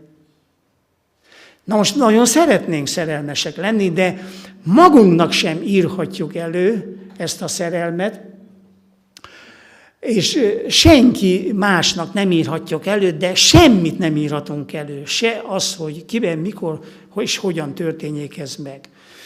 Tehát benne van ez a teljes, abszolút rejtélyesség és a teljes titokzatosság. Akarjuk akarjuk, hogy szerelmesek legyünk, rét akarjuk, görcsösen akarjuk, de nem biztos, hogy leszünk, mert a szerelem vagy jön, vagy nem jön. És ha jön, akkor elmegy a rációnk, elmegy az agyunk, szoktuk mondani. Ha pedig nem jön, akkor meg hiába akarjuk. Nem leszünk szerelmesek. Na, ennyit tudtam mondani az elsőről. Hát ez most csak egy ilyen kis irodalmi rész, hogy tulajdonképpen ez még ide tartozik a legszubjektívebb világhoz, tehát a legegyéni, legmagánéletűbb jellegű tartományhoz, hogy tulajdonképpen ez a szerelem az én felfokozott állapota, ennek van egy pozitív és van egy negatív hatása. A pozitív hatása az, hogy a szerelmes rácsodálkozik a saját értékeire, meg a társa értékeire. Itt tudatosul majd benne. És ez egy jó dolog, ez egy pozitív dolog. A negatív dolog pedig, hát sajnos, amit ugye mindjárt ismeretünk, vagy legalábbis elméletileg ismeretünk, ez a féltékenység, és itt megint egy fantasztikus irodalmi példával érhetek a Shakespeare-től az Othello. Mondja a főhős, hogy idézve, sírok, de szörnyű könny ez, égi bú, mert ott sújt, ahol szeret. Csak ez már, mint tudjuk, a történetben túl késő. Tehát ezzel kapcsolatban nem nagyon tudok semmit sem mondani. Pszichológiai, lelki folyamatok is játszódnak le. Abban bizonyos vagyok, hogy maga a féltékenység az egy torz érzelmi állapot, amit a legjobb, ha el tudunk kerülni. Jó? Menjünk tovább. Hát ez most azért kerül ide, hogy most már a második marszi tartópillért magyarázom, hogy mi az, hogy a közösségiség, hogy közösségi lény. Na most félreértés ne essék. Ha csak a két szerelmest nézzük, akkor is a közösségiség gondolata valahogy bejön. És hogy jön itt be? Hát itt láthatunk egy fantasztikus festményt, jobb oldalt, Ferenczy Károlynak a Vörös hátteres női akt. Ezt a valóságban is a Nemzeti Múzeumban láttam, állandó kiállítási tárgy, fantasztikus. Ez a kép, ez a fotó, ez vissza sem hozza, hogy milyen fantasztikusan gyönyörű a valóságban ez a festmény. A szép bordó redőkben teljesen kiemelkedik ez a gyönyörű, aranyos, világos, sárga női test, ami már önmagában is fantasztikus. A kompozíció is egy egyedülálló festmény, azért választottam. Na most hogy jön ide a közösségiség? Úgy jön ide a közösségiség, mert hát valamit kellene beszélnünk a szexről. Ennél a témánál azért, tehát a szerelem témánál a szexualitás az egy természetes és logikus következmény és mozzanat. De a közösségiséghez jön ide. Mi a célja a szexualitásban, a partnereknek. Hát elnézést, hogy ezt most ilyen direktbe kimondom, ugye az, hogy eljussunk az élvezetig. Igaz? Na most így sajnos a férfi társadalom ellen kell egy ilyen megfogalmaznom, ugyanis a férfiak egy része még a szexuális viszonyában sem törődik annyira a közösségiség kritériumával, mert nem törődik a partnere érzésével, csak a saját kielégülésével. Egy szociológiai felmérésből idézek, most hát ez nem az én fogalmazásom, hogy az ilyen férfi szexuális viszonya annyit jelent, hogy nem törődik különösebben a nő érzéseivel, gondolataival, hanem csak egyszerűen ledönti, rágurul és kész.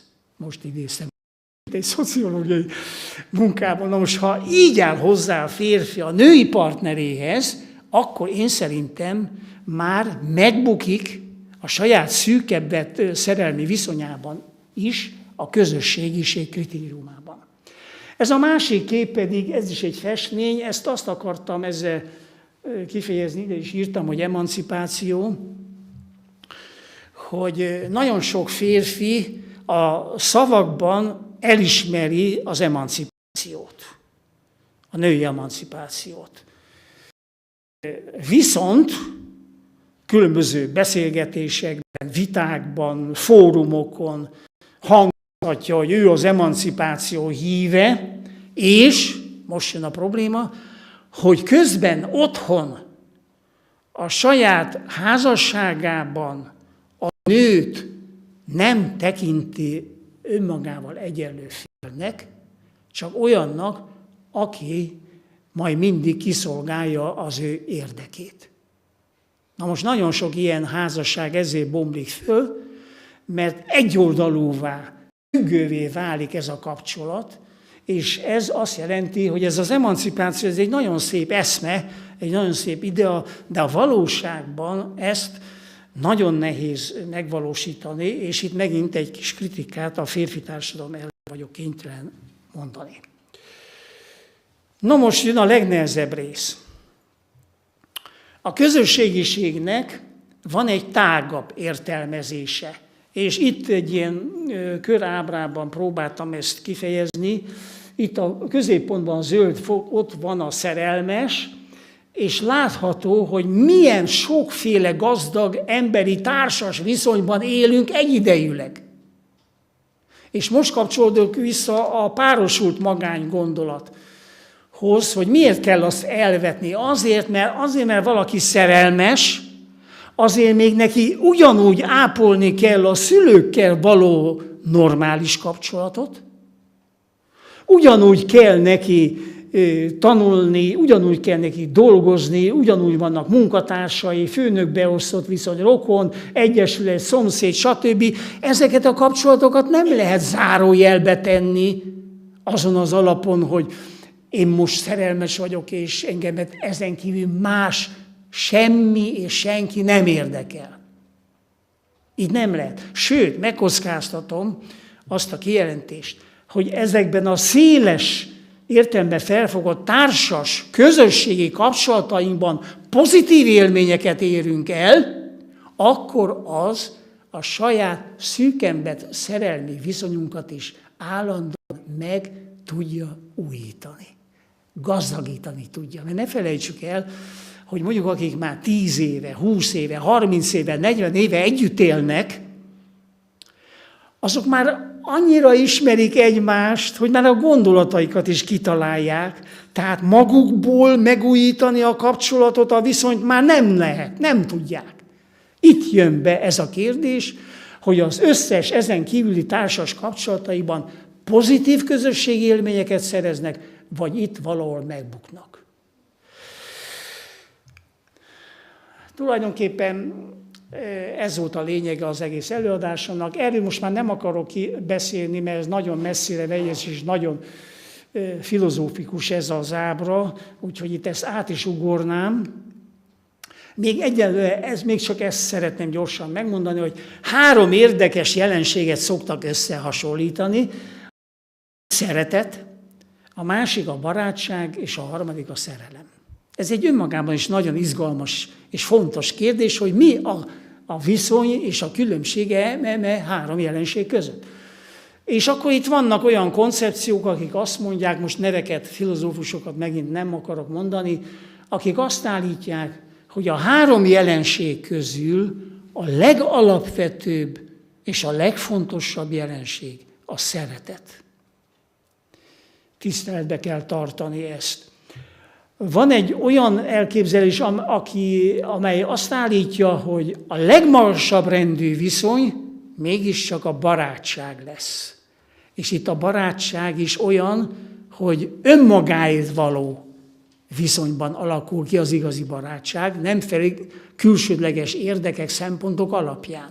Rengeteg ilyen együttélést ismerünk, amire azt mondjuk, hogy baráti, és közben nem igazi baráti. És a szerelem, hát az meg egy különleges érzelmi állapot, egy rejtélyes állapot. Most ezt nem azért véstem ide föl, hogy én most itt eldöntsem, hogy most melyik elfogadhat. Hát mindenki azt fogadja el, amelyiket akarja. Tehát mindegyikhez tudnánk mondani reális és józan érvet. Jó? És ezzel tulajdonképpen én el is érkeztem az utolsó diámhoz. Mint ígértem, megint jön egy képzőművészeti adalék, egy példa, a Radennek a híres csók jelenete, amire itt fölhívom a figyelmet, az, hogy ebből a rideg márványból hogy ki lehet hozni ezt az érzést, hát ez a zsenialitás. Mi hétköznapi emberek ilyet persze természetesen nem tudnánk csinálni, de a művész az pontosan abban különbözik az átlag embertől és fogyasztótól, hogy először is kitalál egy olyan dolgot, amire nem is tudunk mi gondolni. A legbizarabb dolgot találja ki, a legfantasztikusabb dolgot és a legkreatívabb dolgot. Nem kell messzire menni, elnézést, hogy egy másik szegedi példát is ide tudnék ezzel kapcsolatban idézni. Az ugye nem a szerelemmel kapcsolatos, hanem a politikával, de innen nem messze van itt Szegeden az 1956-os szobor. Melokko Miklós. Mindenkinek ajánlom, hogy ha még nem nézte meg, akkor menjen ide. Ha én hozzám jön más városból, vagy főleg más országból vendég, kutató, barát, stb., mindig viszem ide a szoborhoz. És megmutatom. Mert hogy jön ez ide? Hát 1956-os eseményről ezt kitalálni, hogy így ábrázolja ezt a fantasztikus magyar történelmi részt, hát álmunkba se gondolnánk. Neki ezt ki kellett találni. Ez zseniális kreativitás. És a második, hogy nem csak kitalálja a művész, hanem meg is tudja csinálni. A rideg anyagban, vagy a festék anyagban. Hát így tudtam ezt jelezni, ez ugye Párizsban van. Párizsban van a híres múzeum, és akkor ott lehet ezt megtekinteni. Az előző nyitóképen látható festményünket, a Klimtnek a csodálatos csók festményt, azt meg Bécsben lehet eredetiben megnézni. Nagyon szépen köszönöm a türelmüket és a figyelmüket.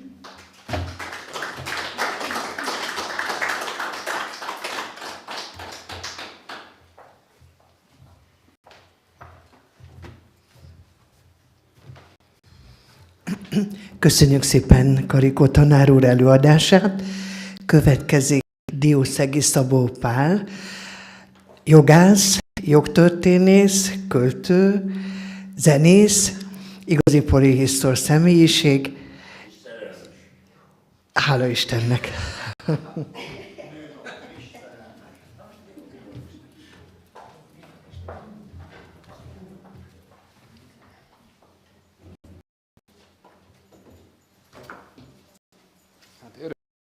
Üdvözlök mindenkit, és a Karikó tanár úr után is jó megszólalni. El is gondolkodtam, hogy egy másik tehetnék ide be a diasorra. Kimaradt egy számomra nagyon fontos megközelítés, ugye nem vetkőzhetem le, hogy történész vagyok, és középkorral is foglalkozok jócskán, ugye a trubadúr szerelem. Tehát az a típusú szerelem, ugye az el nem érhető, beteljesületlen szerelem, amit szerintem itt a teremben mindannyian átéltünk valamilyen formába. Mi olyanok vagyunk, ilyen kreatív betűírók, hogy ezt le is írjuk. Hát több verses kötetem erről szól, és hát azt mondják a kritikusok, hogy ezek a hiányversek az erősségeim, nem az úgymond, amikor ott van a beteljesült szerelem. Hát ki tudja, a sors ezt szabta nekem. Tehát ezt nem mi döntjük el, ezt nagyon jól mondta a tanár úr, hogy nem mi döntjük ezt el, hogy egy szerelembe beteljesülés az hogy valósulhat meg, vagy hogy nem. Mai alkalommal folytatnám, vagy legalábbis egy izgalmas középkori magyar történelemben lévő hölgy alakját vázolnám itt fel, akit nem nagyon kell bemutatni, viszont így összegyűjtve az információkat, árnyaltabb képet kaphatunk róla. Géza nagyfejedelem István ugye édesapjának a feleségéről, Saroltról lenne szó. Hát nagyon izgalmas személyiség, már amennyit így feljegyeztek róla. Géza uralkodásáról talán egy picit úgy, hogy elhelyezzük, hogy ebbe a politikai helyzetbe a Sarolt milyen ügyesen föltalálta magát, és hát tudta az országnak a politikáját is vezetni, és nevelni a gyermekeit, azt kiházasítani, István mellett odafigyelni. Szóval ez egy nagyon komplex és szerintem egy nagyon figyelmet érdemlő hölgy alak. Ugye ezekkel a probléma az van, hogy nagyon keveset írtak le, nagyon kevés említés van róluk, nem annyira volt a krónikások számára, látják, fontos, hogy ezt megörökítsék. Ha francia történelmi krónikákat olvasnánk, ott biztos, hogy lenne alapos leírás. Közép-Európában úgy általában a középkornak a kutatói ezzel a nehézséggel küszködnek, hogy nem tartották a krónikások, az írástudók fontosnak, hogy róla is beszámoljanak, és nekünk kell, meg nagy történész generációk sorának rekonstruálgatni, rakosgatni előről, hátulra azt a 3-4 latin mondatot, amit ugye az ember ugye össze tud gyűjteni. Tehát forráshiány időszak. Térképet, hogyha rátetszenek nézni erre a 10. századi Európára, amiben hát Magyarország, illetve a magyar fejedelemség még Géza uralkodása, vagy Géza uralma alatt vagyunk, belekerült, látható, hogy igen szövevényes, és egy nagyon fontos tanulságot mondanék én Géza fejedelem kapcsáról, hogy szakított nagyon bölcsen az apjának a politikai irányváltásával Európában. Ugye addig a magyar politika, Árpád-házi külpolitika az a folyamatos hadjáratokról szólt, helyeztük magunkat, pozícionáltuk az Európa térképére, az európai nagyon jól helytáltunk, ezeket később ilyen kalandozó hadjáratoknak nevezték, de ezt a mai történettudomány már nem így vallja, erre most én nem térek ki. A lényeg az, hogy 2 fontos sarokkő, amit szerintem mindannyian ismernek, Géza időszakában megtörtént, hogy az egyik a nyugati irányú hadjáratoknak a szimbolikus lezárása volt, ugye az augsburgi vereség 955-ben. A másikról már nem annyira tudunk, az pedig keleten a Bizánc elleni háborúk lezárulása, Arkadiopolis csatájának vagy hát jelentette. Ez azért fontos Géza uralkodásával kapcsolatosan kimondani, hogy ő felismerte azt, hogy ez nem tartható, hogy egyszerre nyugattal és kelettel ilyen komoly katonai akciókat is tudunk vívni, és elismertetni magunkat, és egy nagyon fontos döntést hozott, hogy leállt ezeknek a hadjáratoknak a szervezésével, engedélyezte a törzseknek is az önálló akcióit, hiszen ezek a kalandozó háborúk, vagy szövetséges háborúk, nevezzük inkább így, egy másik külpolitikai államnak a szövetségében a magyarokat hívták segítségül, és ebbe ők jelentősen részt vettek, Géza ezt leállította, és azt mondta, vagy az látható a döntéseibe és a cselekedeteibe, hogy ő inkább a diplomácia felé próbálta erősíteni Magyarország helyzetét, és hát ebbe a kulcs folyamat az a kereszténységgel való hozzáállás, illetve a kereszténység. Hát nem mondom, hogy felvétele, mert a magyarság találkozott a kereszténységgel, de úgymond hivatalossá, vagy hát ezt állami szintre emelte. Tehát nem ilyen megtérésekről van szó, hanem állami szintre emelte a kereszténységgel való kapcsolatunkat. Ez Gézának az érdeme. És ennek nagyon jó eszközei a különböző dinasztiákkal, családokkal való házassági kapcsolat. És akkor itt lehetne itt szintén erről is beszélni, majd fogok is néhány szót, hogy ebben sarolt Géza oldalán milyen fontos irányokban nyitotta a magyar államnak a kapcsolatait. A nyugati nagyhatalmat, a német-római császárságot, ezt lehet, hogy itt lehet is mutatni ilyen. Nagyon jó ezzel a kis pointerrel. Ezt jól ismerik. Én bizánc kutató vagyok, középkorban inkább, a görög nyelvű anyagok érdekelnek, ugye ott a térképnek a sarkán látható, hogy Bizáncnak ez az időszak a fénykora. Úgy is mondják a bizánc kutatók, hogy ez a makedón dinasztia, vagy a makedón reneszánsz, hogyha ilyen kulturális vagy terminusokat használunk, annak az időszaka. A bizánci kereszténység és a nyugati kereszténység, tehát a pápai állam ekkor nem vált el hivatalosan, tehát még a nagy egyház szakadás előtt állunk. Ritusokban ennek a leváltásában jelentős mértékben eltért a két egyház gyakorlata, és nyilván a politikájukban is elég fontos vannak. A bizánci pozíciókat nézve igen nagy lépés előnyben van a császár. Ezek olyan időszakok, a magyarság honfoglalásának az időszaka, ugye egyáltalán amit tudunk a magyarokról, vagy a törzsekről, a neveit, azt nem a latin forrás őrizte meg, hanem a bizánci. Tehát annyira jól ismerték őket, majd erről is beszélek, hogy vezérek jártak Konstantinápolyban, és a császár keresztelte meg őket, meg is maradt erről az ábrázolás. Tehát Bizáncnak a szerepét nem szabad, hogy mondjam, elbagatelizálni itt Európa keleti felén, és bizony nagy kérdése volt a bizánci császárnak is, hogy a magyar állam hogy dönt, kihez próbál csatlakozni. Egy nagyon kemény külpolitikai szorításban már látják, tehát már ekkor, nem a mai helyzetre gondolok, nem a 20. századi háborús helyzetben, mindig két nagy hatalom erővonalai mentén, vagy szövetségi tengely mentén van beszorítva ugye a magyar politika.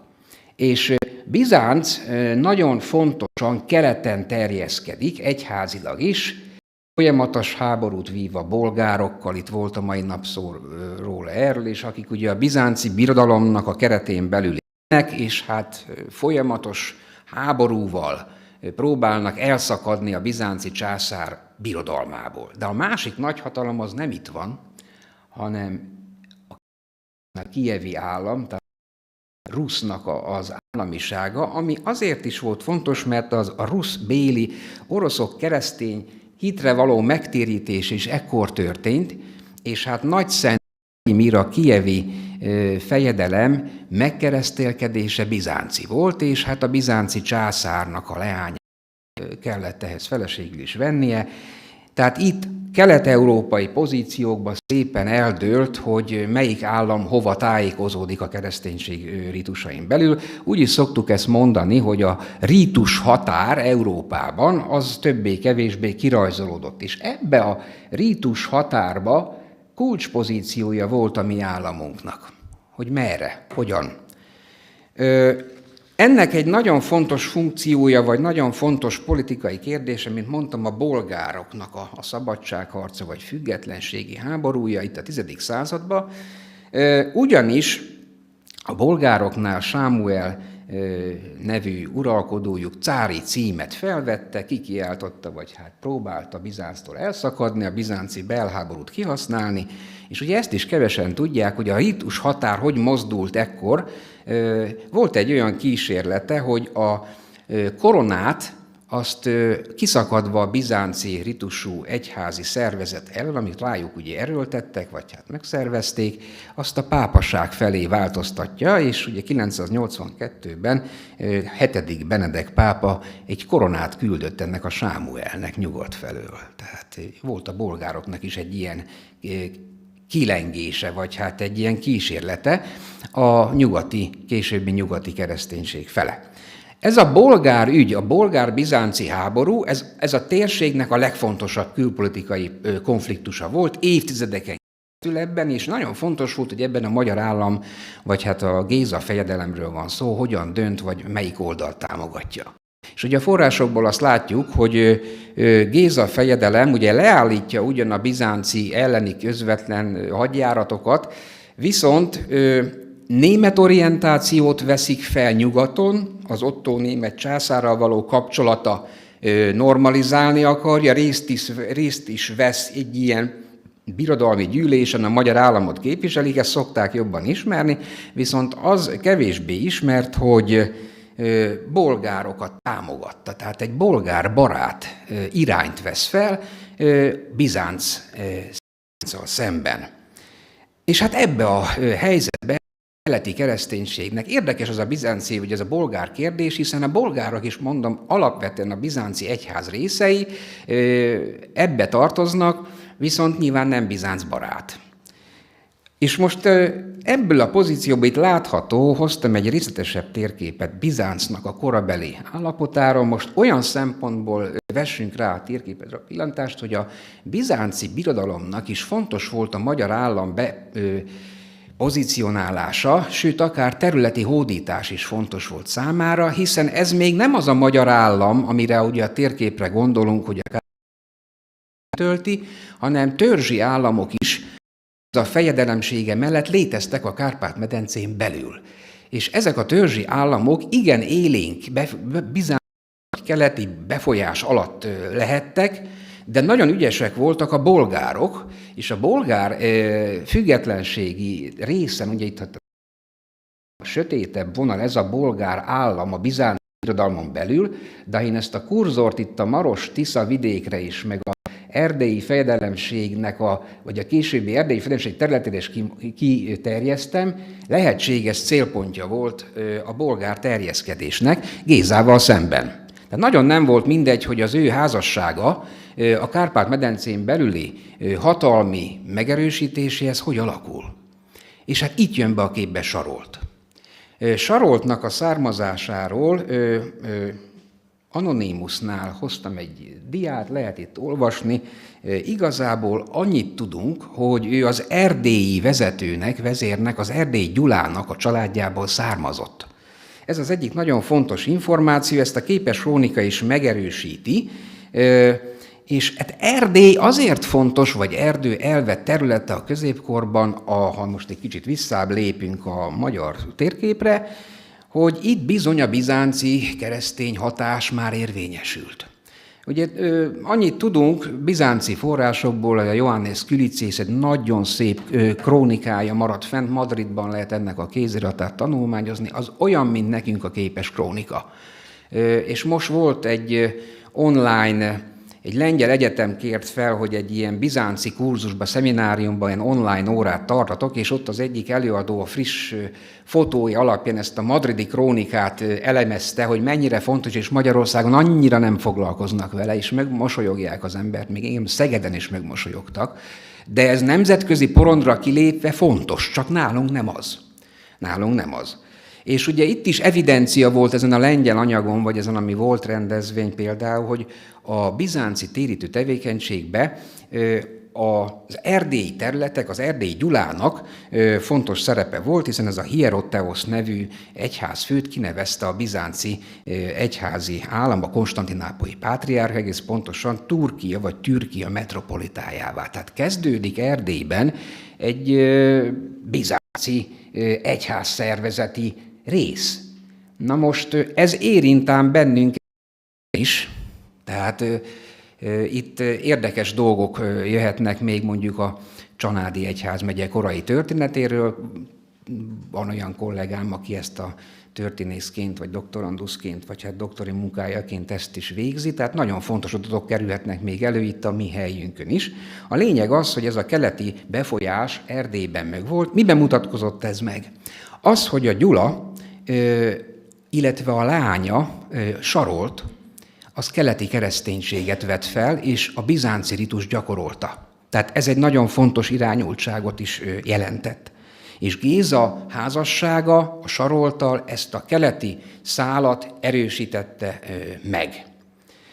Azt is, hogyha megnézik a dián, amit az előbb mutattam, lehet, hogy ezen lépek, volt egy testvére is Saroltnak, egy Karoldnak hívták a forrásban, tehát 2 hölgyről van szó, és ő a nővére lehetett, nem nagyon sokat tudunk sajnos róla, viszont a nagyobb politikai befolyása a Saroltnak. Nagyon érdekes a neve is, itt nyelvészek is ezen sokat kutatták, hogy mit jelenthetett ez a név. Ugye a Saroltba a sar vagy szár szótag, ez a fehéret jelentette.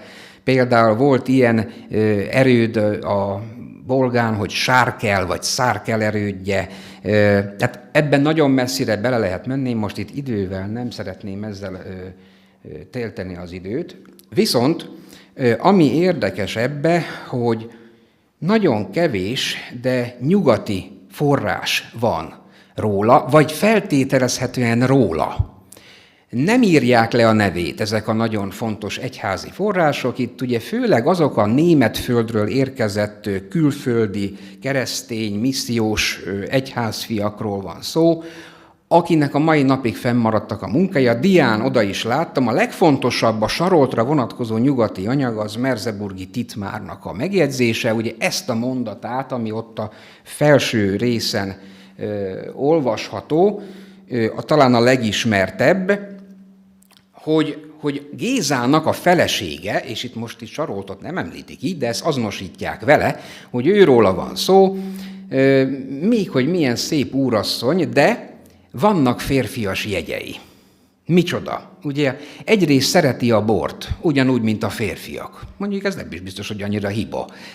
A másik, hogy ami itt szóba került a mai napon, ugye az, hogy katona módjára ülte meg a lovat. Tehát a lovaglásnak a módjában nem az a női lovaglás, amit ugye ma ismerünk, vagy hát még a 19. században biztos, hogy gyakorolták, hanem férfi módra lovagolt ez a Beleknegini, ez a szép úrasszony, és hát ugye azt is látjuk, hogy az a német krónikás, az a német Titmár nem olyan jó véleménnyel lehetett a Géza mellett lévő feleségről, mert ugye azt írta, hogy ilyen pletykákat írt le. Tehát igazából ez a mai kategóriában ez egy ilyen pletyka hír, vagy ilyen sztori hír lehetne, hogy hát megölt ott hirtelen haragból egy embert is. És ugye hát nem is keresztényi forrás lenne, hogyha még ilyen intenciót is hozzáírt a szövegbe, hogy bizony jobban tenné az ilyen hölgy, vagy a nő, hogyha orsót forgatna, és a lelkét ilyen türelmes dolgokon megfékezni. Tehát mindjárt ott van ugye, amit a mai nap is úgy szépen megmutatkozott az adásokból, hogy bizony a középkori nők helyzete is bekényszerített volt egy bizonyos szerepbe, és ha ők annak nem feleltek meg, vagy túl önálló volt, vagy nem illeszthették be abba a szigorú társadalmi hierarchiába, akkor ugye kapott ilyen negatív mondatokat. És ugye hát ez is egy Saroltról igazából a magán viselkedéséről csak ennyi maradt volna fel. Most gondolják el, hogyha itt a teremben ülő hölgyekről is csak ennyi mondatot írnának. Ezért milyen, nem tud mondani hozzá semmit, nincs kontrollanyagunk, hogy tényleg mi az, hanem ezt lehet rágni, ezt a latin mondatot, sokat vizsgálgatták. Ami érdekes, talán még az a név, az a Beleknyegini szláv név, ugye, aki még oroszt is tanult, még ebbe én is beleesek, ugye, az ugye látható, hogy ez ilyen hercegasszony, a knyász, knyegini szó ered, de az eleje, az a béle vagy bélű, az fehér, ugye az orosz nyelvbe is. Tehát, hogy így nevezi meg egy ilyen fehér hercegnőnek mondja Géza melletti hölgyet, amit ugye nagyobb részt, hát mondjuk így, hogy azonosítanak Sarolttal. A Saroltnak nagyon fontos a befolyása, amit ugye leírtak ezek a keresztény, itt utazó, átmenetileg itt lévő, Géza udvarában tartózkodó egyházfiak. Egy másik fontos ilyen forrást idéznék, még mielőtt itt a családfájára rátérnék, Querfurti Brunót. Nagyon jó, fontos forrás, ezt egy jó, hát már lehet, hogy 10 éve is van annak, ezt én lefordítottam, a teljes Bruno levelet II. Henrik német királyhoz, ebből a magyarok csak egy pár mondat vonatkozik, de nagyon fontos megjegyzései vannak erről az időszakról. Gézát egy kicsit úgy bírálja ez a keresztény forrás, ez egy térítő püspök, az életét áldozta tulajdonképpen, keletre tovább utazott, tehát elment a rusz fejedelem, ez a besenyők között is egy nagyon életveszélyes és nagyon vértanú halt személyről van szó, és azt mondja, hogy Géza idejében az egész királyságot a kezében tartotta. Tehát Gézának az irányításába azt mondja, hogy az a feleség, ő se írja le a nevét így, hogy Sarolt. Hogy az a hölgy, az a nő, az egész uralmat szinte a kezében tartotta, és azt mondja, az egész országot egy férfi kezével tartotta hatalmában, illetve ez a keresztény hit, ez nem felelt meg Querfurti Bruno ízlésének. Ő ugye nyugati ritusra hoz tartozott, és azt mondja, hogy ráadásul ez a kereszténység, amit Géza udvarában tapasztalt, az olyan keresztény hit a pogánysággal vegyülve. Tehát ez még nem az a teljes kereszténység, ideális állapot, amit mi itt az asztal mellett mondjuk egy könyv mögött gondolnánk. Az nagyon hosszú folyamat volt, a magyarság teljes keresztségének az elérése. Idézem Querfurti Brunót, azt mondja, rosszabb kezdett lenni a barbárságnál ez a tétlen bágyat kereszténység. Tehát itt egy negatív, elmarasztaló kritikát írt erről. A vallási szempontra még itt tovább vetve, van adatunk arra, vagy legalábbis feltételezés, hogy Sarolt ebben milyen szerepet játszhatott. Hiszen ugye mondtam, hogy Géza fejedelem politikája az a kereszténység tekintetében is nyugat felé irányult, és hát van egy keleti ritust követő felesége. Hát ezt akárhogy nézzük, azért nem lehet otthon sem szerintem úgy lejátszmázni, hogy az asszony ne tegyen hozzá megjegyzést, pláne, hogyha ilyen hölgyről van szó, aki így elég önállónak tűnik a férje mellett, meg a viselkedésében is. Én ezt azért is említeném itt Sarolt és Géza fejedelem kapcsán talán jobban, hogy az a keleti és nyugati kereszténység együttes jelenlétét mutatja jól ebben az államban. Tehát nem kizárólagosan a római kereszténység hatása dominált Géza fejedelemség, hanem mind a kettő egyformán. Ez később Szent Istvánnak is bizonyos mértékben tovább örökítette ezt a vonalat. Tehát itt is egy picit a tankönyvek, meg ezek a közkeletű munkáknál azért óvatosabban kell olvasgatni. Ez a kettős hatás egyformán érvényesülhetett, tehát Róma és Bizánc vallási hatása. Egy nagyon jó példát lehet itt mondani, például ugye a veszprémi területekre vonatkozóan Géza fejedelem ezt feltételezés szerint ugye Saroltnak adta, és Sarolt viszont ez már nem feltételezés, egy körkápolnát és egy görög ritusú rendházat is létrehozott, és ez a híres veszprémbölgyi apáca monostor, ami azért érdekes a magyar egyház történetben is, kicsit úgy nem nagyon illeszthető be ebbe a nagy Róma felé irányulásba, mert ez bizánci. És görög nyelven maradt fent, ennek egy átirata van, és ott el lehet rajta azon is vitatkozni, hogy most ez az alapítás, ugye ott van egy Stefanos nevű személy megnevezve, mint aki Hokkai Králész, Pászész, Ungriász, ahogy írja ez az alapító neve, hogy egész Turkiának, egész Ungriának a királya, a králésza, hogy ez most Géza fejedelem, vagy voltak olyan kutatók, hogy ezek a Gézának a fiának Istvánra vonatkoztatták, ebbe én most nem nagyon mennék bele. Abba viszont nagyon szívesen belemegyek a hátralévő időbe, hogy a külpolitikában, amit mondtam, a Saroltnak milyen meghatározó szerepe lehetett, pont a családi gyerekeknek a kiházasításában. Ugye annyit tudunk róla, hogy az első szülött, vagy az első gyermeküket, egy leányt, az közvetlenül a Lengyel Királyságba házasították ki, Mieszkó fejedelem fiának, ez a később vitéznek nevezett Boleszlávhoz. A nevét nem tudjuk, viszont ez a házasság, ott látható is a diának a jobb sarkán, utóddal is járt, tehát született ebből a házasságból egy gyermek, akit még a nevét is tudjuk, Beszprimnek vagy Veszprém hercegnek nevezzük, és ez érdekes névadás majd lesz nekünk is. És itt megint előjön ugye a nőknek a szerepe a házassági kapcsolatban. Ennek a házasságnak a történetét is tudjuk. Nevezetesen az, hogy a lengyel férj, aki még ekkor nem volt uralkodó, nem fogadta el ezt a gyermeket törvényes fiának, házasságtöréssel vádolta meg a leányzót, és egyszerűen hazazavarta a gyerekkel együtt. És Beszprém herceggel Saroltnak ez a lánya, ez Magyarországra került, és ott hát könnyen érdekes dolog lehet, hogy a területnek a névadásában a Beszprém vagy a Veszprémbe ez ugye meg is őrződött, nem tudják így igazolni, de hát eléggé nekünk is, tehát hogy mondjam, igazolhatónak ez tűnik. Tehát ez a házassága a lengyel dinasztiával, vagy a lengyel királysággal nem nagyon sikerült. Nem nagyon sikerült. Boleszláv új feleséget vett magának, még 4 házassága volt összesen, tehát igazából ez egy epizód volt a Saroltnak a lánya. Géza és Saroltnak a második lánya alakult nagyon jobb sorba. Amit mondtam, ugye a bizánci-bolgár háborúban Géza a bolgárokat támogatta, és ez abban mutatkozott meg, hogy a bolgár Sámuel cár fiához, a bolgár trónörököshöz adta feleségül az egyik lányát. Nem tudjuk a nevét ennek a leánynak.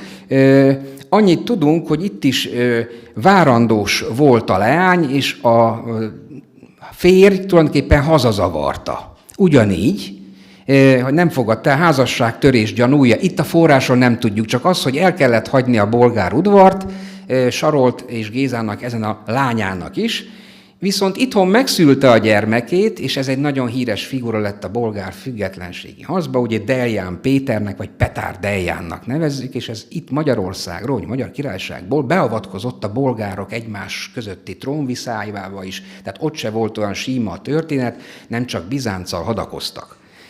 És ugye ekkor jön a Sarolt-Géza házasságba egy más, ugye a legjobban ismert, ugye a Vajk fiú, ami a magyar krónikás forrásban maradt fent. Tehát egyedül a latin forrásokat célirányosan összegyűjtjük erre. Ma azt gondolnánk, hogy teljesen bizonyossággal Vajk az Géza és Saroltnak a gyermeke, majd erre mondok érdekességüket az eladás végén, de most maradjunk ebbe a közkeletű, általánosan elfogadott adatban, és ugye hát a Vajk név ugye az a későbbi Istvánunkat takarja, ez volt ugye a trónörökös, az első fiú, tehát Sarolt ilyen szempontból tényleg teljesítette a dinasztiáknak adott úgymond kötelességét. 2 lányról tudunk még, ez egy régebbi anyag, nem is tüntette fel, ugye itt a bolgár szálat le is maradt erről az ábráról.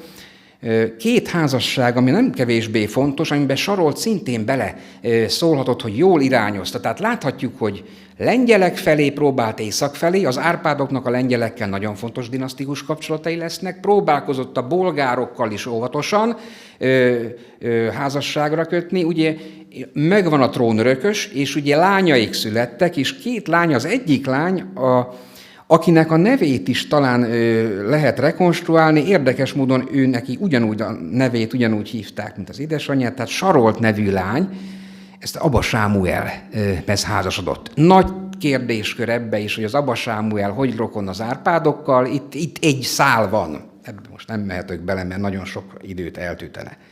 És van még egy 4. gyermek, Sarolt és Géza lányából, a velencei irány, ugye az Orzeoló család, és hát Orzeoló Ottó felesége lett, ez ugye a velencei Dózse. Most, hogyha ezt úgy nagyon azt mondanánk, hogy húha, ez nagyon független állam, ez Bizánccal nagyon jó kapcsolatokat épített a Velencei Köztársaság, kiváltságai voltak, tehát egyfajta Bizánc fele történő dinasztikus politikának is lehet ezt mondani. Tehát ez volt a legfiatalabb gyermek. Na most, ami még itt talán szeretnék visszatérni, az a keresztény államoknak a szerepe a bolgár-bizánci háborúba, ugye, és itt lehet, hogy ezt a térképet hoznám újra még vissza, hogy Nem tudjuk a forrásból, hogy István gyermekkorságában, vagy gyermekségében Saroltnak, ha az édesanyja volt, akkor mi a szerepe. Tehát azok a források jellegüknél fogva, ezek ugye később a Szent Istváni aktáknak a részei, tehát István szentély avatásának a dokumentumai nem tértek ki erre, nem ez volt a központi funkciója, hogy mondjuk az édesanyjának István, a gyermek Istvánnak az édesanyjától mit tanult, a nevelésében milyen befolyást gyakorolt vagy gyakorolt-e. Nincs róla adat.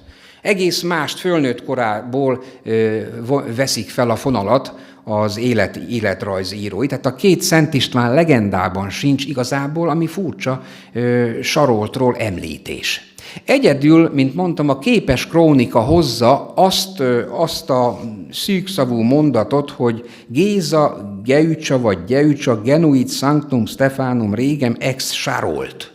Tehát ő expressis verbis leírja, hogy ez Saroltól van, ugye Szent István. Most itt visszatérve erre a Bizánc barátság és Nyugat barátságra, két államot, az erdélyi Gyulát, ez Saroltnak a rokonsága. Géza halálával István kerül a hatalomra, elismertette a hatalmát. Istvánnak az első dolga, azokon területszerző háborúba, az erdélyi Gyulának az államának a katonai megtörése, illetve van ez a dél-erdélyi területű Keán vezérnek, ez egy bolgár vezérnek, vagy bolgár kapcsolatokkal bíró területi törzsi államnak a legyőzése. Ha belegondolunk, ez Sarolt életében mit jelenthetett, hogy az ő erdélyi dominanciáját, illetve ezt a ortodoxiát István letöri, nem tudjuk. Lehet, hogy akkor már meghalt. Nincs róla időpontunk például Saroltnak is a haláláról. Tehát nincs róla adatunk.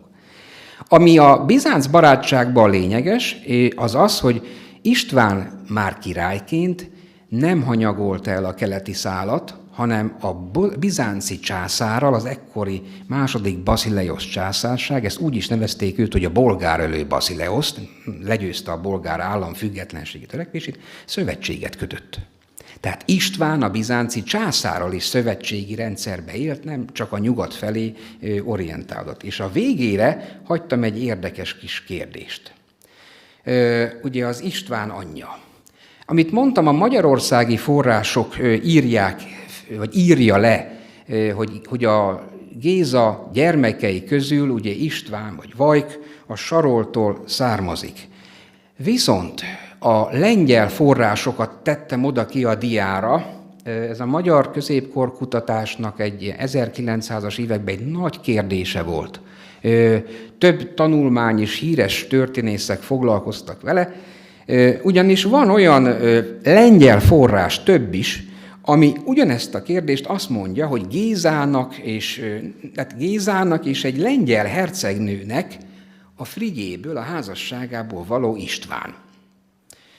Meg is nevezi ugye a forrást, ott fel is tettem a dián, ugye ennek a Mieszkó fejedelemnek, ennek a Meszkónak vagy Mieszkónak van egy nővére, ez az Adelaide vagy Atleiden nevezetű hölgy, hercegnő, aki ott írja is, akit Jesse Rex Ungarié accepitinuk szórem, tehát akit feleségül vett Jesse, ez Géza, Magyarország királya. Na most ezek itt a dián látható is, hogy melyik lengyel krónikáknak az anyagaiból való ez a szöveghagyomány, és ami nekem érdekes, az az, hogy a lengyelek legfontosabb középkori krónikája, Jan Dlugos-féle krónika is ugyanezt hozza. Tehát a Dlugosban az olyan, mint nekünk a képes krónikán körülbelül a lengyeleknek a Dlugos. Tehát egy nagyon alapos, nagy, többkötetes középkori krónikaszöveg. Kár, hogy ez nincs meg egyébként magyarul, elég csak ilyen nagyon kivonatban. Valamiért Dlugos nem szeretik a magyar történészek, mert nem passzolhatók bele ebbe az évszázados elméletökbe. Tehát nagyobb a ház épületét képletesen mondva, jobban le kell bontani, hogy erre is felépítni lehessen valamit. Ezt nem szeretik, tanszékek se egyébként Dlugost. A lényeg az, de attól függetlenül, ha szeretik, hanem Magyarországon átmegyünk a határon túl, a lengyel konferencián az alapforrás. Hát itt ezt is tudomásul kell vennünk. Na és a Dlugos is ugyanezt írja, hogy ez az Adelheid nevű hercegnőtől való István. Ez felveti azt, hogy ugye Gézának volt egy másik házassága is, tehát nem csak a sarolt házasság, hanem egy másik házassága lehetett, és ugye a gyerekek közül nem tudjuk a forrásból ugye pontosan eldönteni, de származhattak tőle is. És ugye hát itt ez a századfordulót, neveket ott van, Karácsonyi Jánost emelném ki, szerintem a szegedieknek, történészeknek ezt nem nagyon körül bemutatni. Egy fő érve volt, és még a híres Szent István könyvében is, amit ott odahoztam, 1904-ben Budapesten jelentettek meg, Szent István király élete, a korabeli esztergomi egyházi sajtó újdonságként hozta, hogy bizony a Karácsonyi mennyi új dolgot hozott Szent Istvánunkkal kapcsolatosan, például az édesanyjának a kilétének a tisztázását is. Tehát nem tudjuk bizonyítani, mert nincs annyi fontos adat, ez egy forrás ennek a másik származásnak is a bizonyítására. Láthatjuk, hogy a történészek már a Karácsonyi idejében is, főleg a Pauler Gyulát raktam oda, az ő véleményét, hogy hát ő mesének tartja, kései lengyel krónikák meséje, az Adelheid történetet nem fogadják el. Ugyanígy az alsó dián is látható, hogy a Karácsonyit mennyire meghurcolták ezzel, hogy honnan veszi, de ez forrás, tehát a kutatónak számára ugyanolyan forrás. Nem is szeretnék tovább ezzel, csak egy ilyen gondolatébresztőnek szerettem volna zárni, hogy Szent Istvánunkról, illetve Gézáról se tudunk mindent, és azért vannak ebbe új dolgok is, de azt mindenesetre szerettem volna, és köszönöm a lehetőséget, hogy Saroltról ilyen pici adatokból, de valamit egy picit jobban megismernénk, hogy milyen fontos volt az ő szerepe a korai magyar állam kereszténységében. Köszönöm szépen a figyelmet!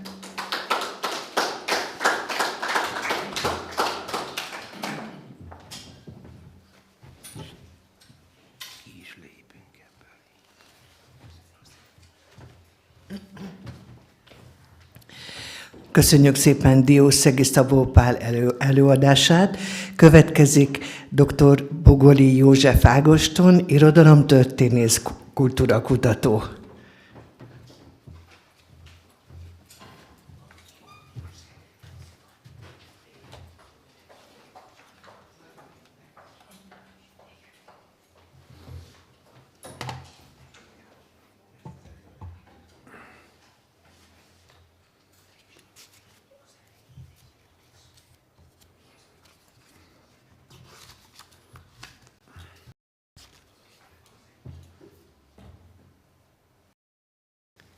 Hölgyeim és uraim, tisztelt hallgatóság! Címe: a szerelmi költészet szerepe a szociális képességek és az érzelmi intelligencia fejlesztésében. Most valójában a férfi költőnél a muzsa a nő, ez egy konvenció. Hát a női költőnél lehet, hogy a muzsa a férfi, de a mai világban semmi se biztos. Ezért mondom az elején, hogy a megközelítésem az történetileg konvencionális, a 21. századi újabb ideológiákkal most nem foglalkozunk. Az irodalommal karöltve a szerelem filozófiájának és a szerelem szociálpszichológiájának a szociális képességek és az érzelmi intelligencia fejlesztése területén kivételes szerepe van. A szerelem sokszor nincs jelen, de szükséglet, igény. Tehát azt lehet mondani, hogy a szerelem sokszor hiányérzeti vonzatokban él. Amikor viszont elönti a világot, a belső világot, akkor vallomásként jelenik meg. Annyira erős vallomásként, hogy szinte felszabadító erejű. Mindnyájunk számára emlékezetes William Shakespeare-nek az Adj nekem testnek a kenyér című költeménye.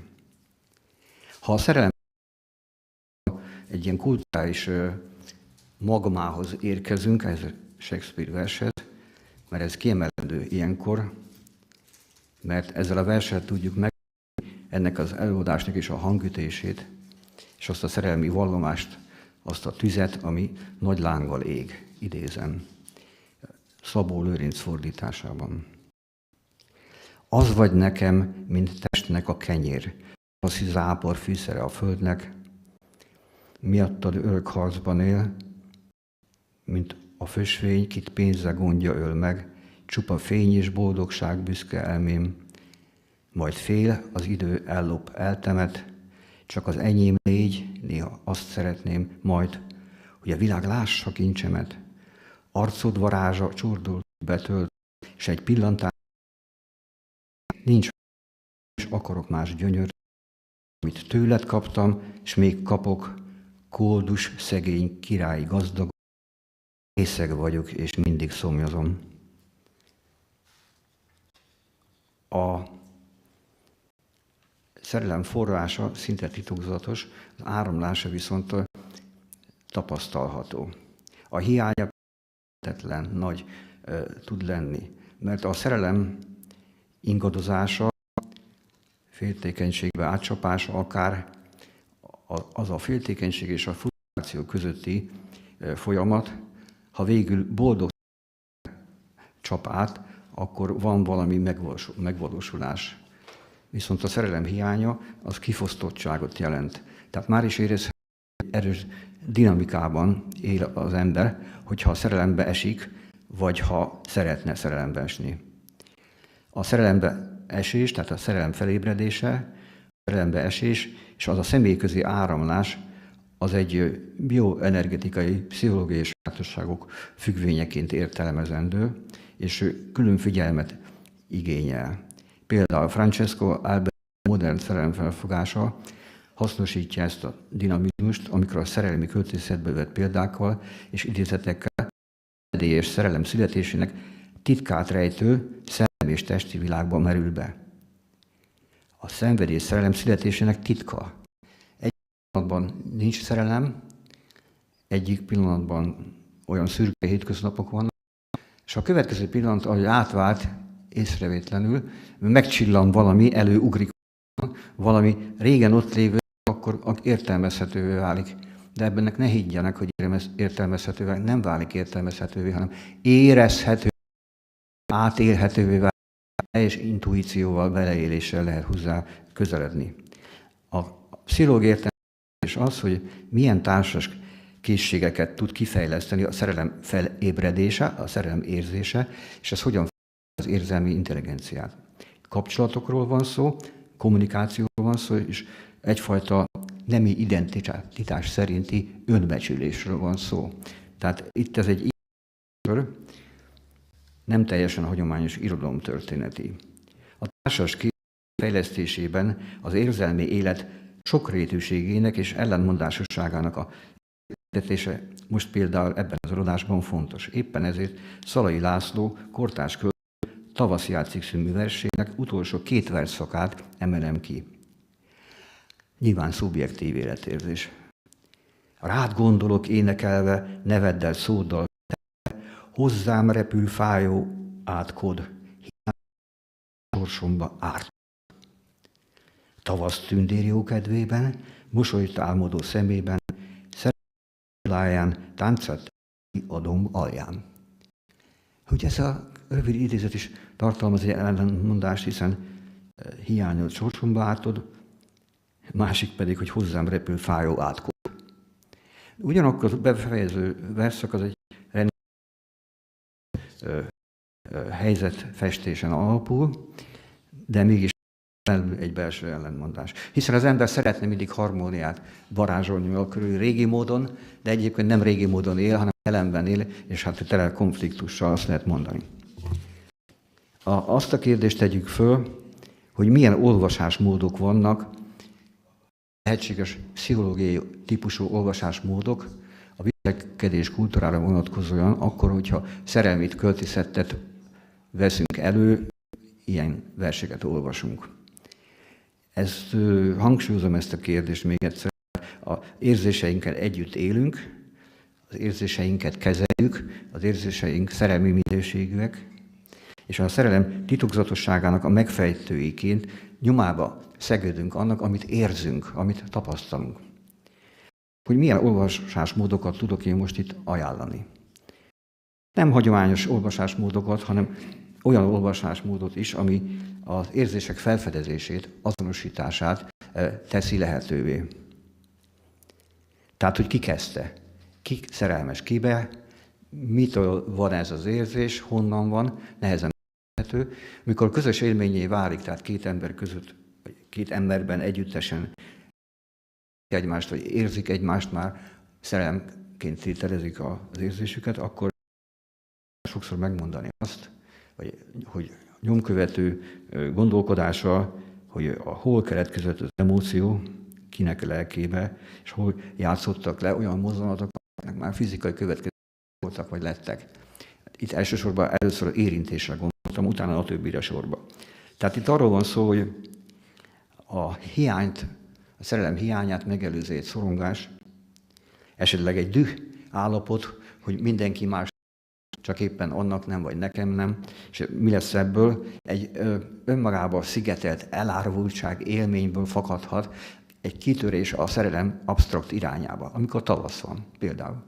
De ha nincsen, akkor válik valami, egy hangulatvilág, egy rezgésvilág, elönti a szemét a keserűség, a becsapottság érzése, egyszer csak átmegy egy jókedvbe, találkozik valakivel, és akkor megcsillan minden, és egy ilyen összhangzás, egy ilyen pillangóhatás érvényesül, és egyszer csak megszűnik az aggódás, nem az elégedettség még egyébként a kielégültség se fog következni, hanem eltűnik a hitetlenkedés, és egyszer csak ott van a lelkesedés. Ahogy ez az idézett olasz szerző írja, pillanat, amikor keletkezik a szerelem, az valami kis lelkesedés. Abból pedig létrejön egyfajta izgatott belső érzés, hirtelen tér zavarodottság, feszültség, aztán öröm és boldogság irányába, a fluens, tehát az áramlás átmegy abba az irányba. Megszűnik a keményszívűség, még annál is, akinek eredetileg ez a keményszívűség, az adottsága, és létrejön valami szubjektív reménykedés. A megbántottság feloldódik, a türelmetlenség valamilyen szempontból csökkent, helyzetbe kerül, és a két személynek egymásra vonatkozó fontosságérzete teljesen erővel megnyilvánul. Majdnem úgy néz ki, mintha csak ketten lennének, vagy maradnának ebben a ontológiailag értelmezett világba, mert a szerelemnek van egy metafizikája. Nem csak az, amit Arthur Schopenhauer hangsúlyozott, hogy a gyakorlatilag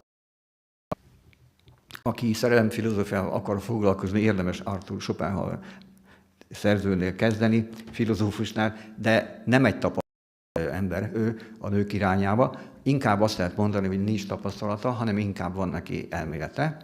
És a Nemi szerelem metafizikája című könyv ilyen szempontból a kapcsolati szerelemre kíváncsi, nem fog találni, de egyébként a gondolatmenetei azok rendkívül megfontolandóak. Nem beszélve arról, hogy a 19. század második felétét áthatotta, például Revickire is hatott, lehetne sorolni.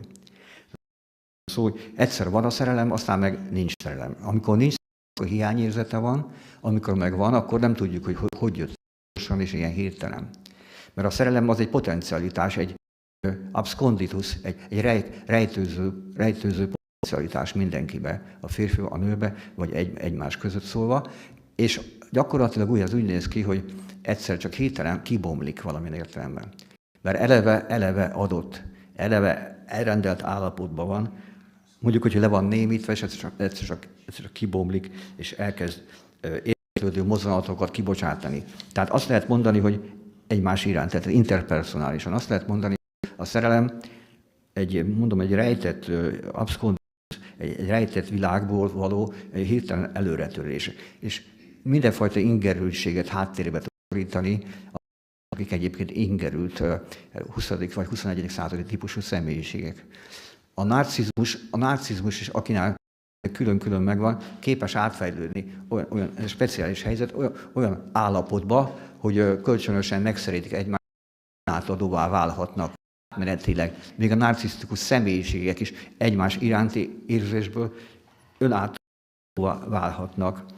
A magány megszűnik látszólag, a lebénultság, a egyénre, személyre szigetelt lebénultság megszűnhet, és még az is lehetséges, hogy a kettő együtt, a két ember együtt egy védelmezési világba kerül, hogy egymást meg tudják védeni.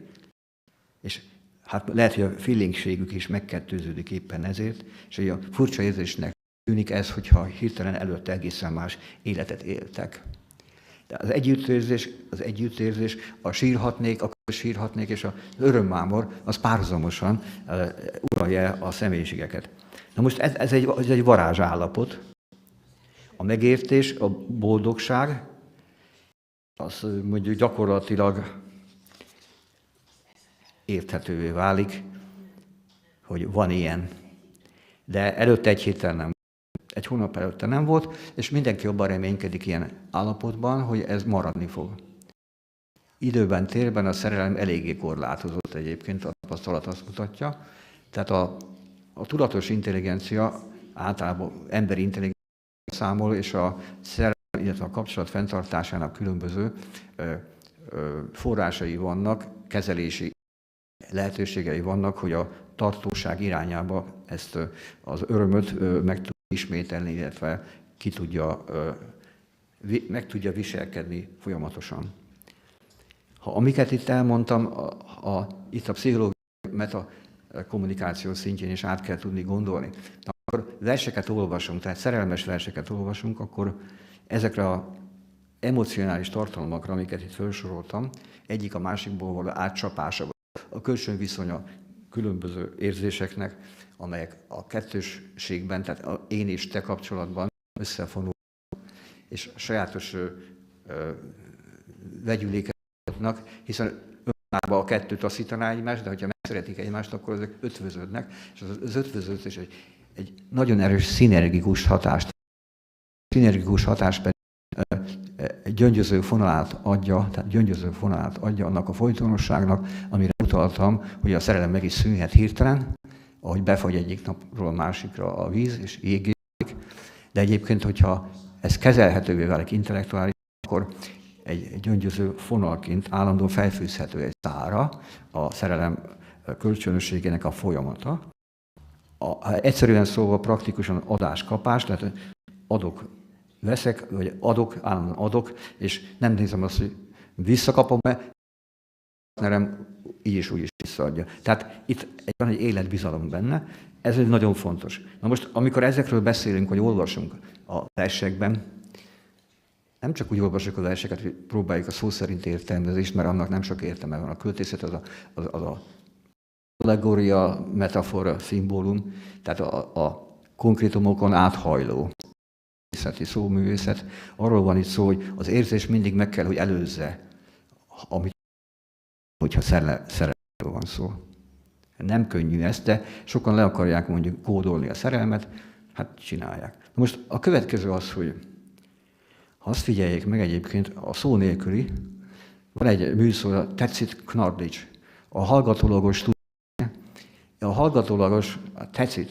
hallgatólagos viselkedésmód, amikor csak nézem, csak befogadom a testet, a mozdulatot, a sóhajt, a rejtett óhajt megelőző mozdulatot teszek, hogy a másiknak az jó legyen. Na most ez egy olyan rátartás, vagy olyan fajta szociális képesség, ugye lényegében ez szociális képesség központú.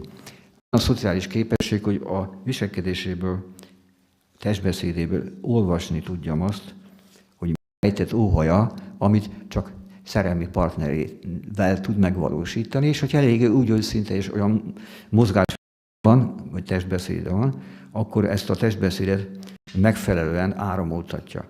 Most a megfelelő áramoltatást, azt kicsit olyan hülyén hangzik most, hogy megfelelő, de hogy arányosan. Tehát helyzetfüggően kontaktus, mosoly, itt mosoly, rejtett mosoly, önkéntelen apró jelzések, adott esetben nem tetszés nyilvánító asszertivitást tükröző grimaszolás is lehet.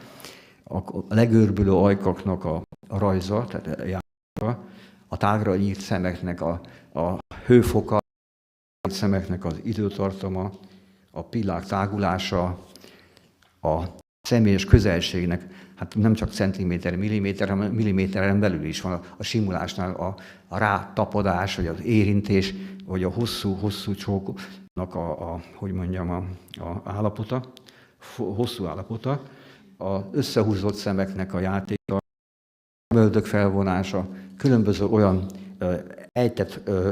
ejtett és rejtett mozdulatok, amelyek a költészetben, versekben is megnyilvánulnak, hogyha ugye itt van egy-két költő köztünk, magam is, Pali is, itt van hölgy is, aki verseket ír, tehát arról van itt szó, hogy, meg hát te is itt vagy, ugye? Aki most arról, hogy amikor írunk valamiről, akkor az kívülről van mondva, mondjuk egy kicsit magyartalanul fogalmazva, de ha belülről érezzük, akkor szinte látjuk is, halljuk is, tapasztaljuk is, érezzük a óhaját, a sóhaját, a finom mozdulatát, azt is, amit nem fejezett be, azt a mozdulatot, az is, amelyik nem következett, de láttam. Na most ebben óriási helyzeti energia van, fizikai értelemben is, mert minden lehetséges, ami még nem volt. És mindent lehet egy kicsit másképp csinálni, mint ahogy a konvenciók írták elő, vagy ami eddig bejött. Tehát arról van szó, hogy a jelzésértékben nem is hinnéd a legkisebb dolgoknak, akkor, hogyha intimitási körön belül grammatomsúlynyi mennyiségű pici mozdulatoknak távlatos jelentése van, egy érintés vagy egy csók eset.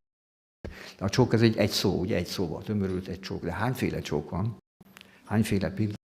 Hányféle pillanat? És az, ami csípőre tett vonogatás, és más az érték.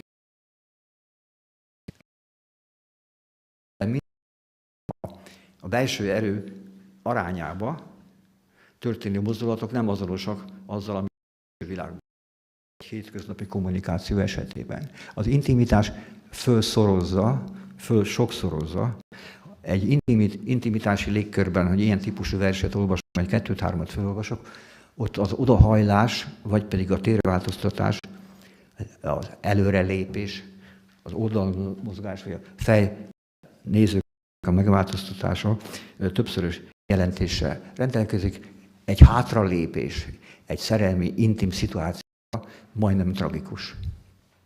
És még mindig nem a taszításról van szó, hogy válnak a hátranyomásáról, vagy valami erős hang, vagy a karbatett lezáró jellegéről. Tehát ezek, amiket megfogalmaztam szóban, azokat önök el is képzelték, remélem látványszerűen, hogy itt egy mozgásdinamikáról van szó, mégpedig az érzelmek mozgásdinamikáról, ami versbe szőhető.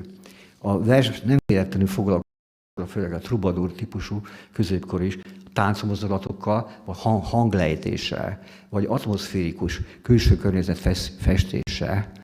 Itt nyilván madarakról van szó, vagy valami olyasmiről van szó, ami hordozza az érzelmeket, és symbolizálja, allegorizálja ezt. Az ölelésnek az azt jelenti, hogy kimutatom a szeretetemet, alapvetően azt jelenti, hogyha másik földi csillagrendszerből jönne, és nem is tudnám mi, akkor azt kéne nekem mondani, hogy miért ölelünk, nem azért, mert fázunk, hanem lehet, hogy valaki azért csinálja, de egyébként nem, hanem azért, hogy a szeretetünket. Hogy köszönetet tudjak mondani a másiknak, hogy köszönöm, hogy jó él, és mivel kimutatom az együttérző közeledésemet, hát ez egy intim dolognak számít, főleg férfi és nő között. Hát itt arra van szó, hogy ha gesztusokat alkalmazunk költészeti, ez a mikrofon volt? Ha a P-bet, ha poétikai szempontból említem, akkor a P hangra, igen. Hogyha poétikai szempontból említem, akkor a gesztusai, nem is könnyű a kéz gesztusait poézisbe vonni. A simogatást nem tudom, hogy lehet versbe foglalni. Érzékeltetni lehet. Akkor a felelmet mutatói, vagy mutogatás, annak a vizualizációja, ha valaki verset ír, azt mondom, hogy gyere ide, van egy úgynevezett gyere ide gesztus, nem akarom angolul mondani, gyere ide gesztus. Na most ezt különbözőképpen lehet mutatni is. Ugye az a hagyományos az ilyen, amikor a lányok így mutatják az utcán, és mondja, hogy gyere oda. Párizsban, amikor mentem, akkor először nem tudtam, hogy miért mondja, hát mindig menjek csak oda.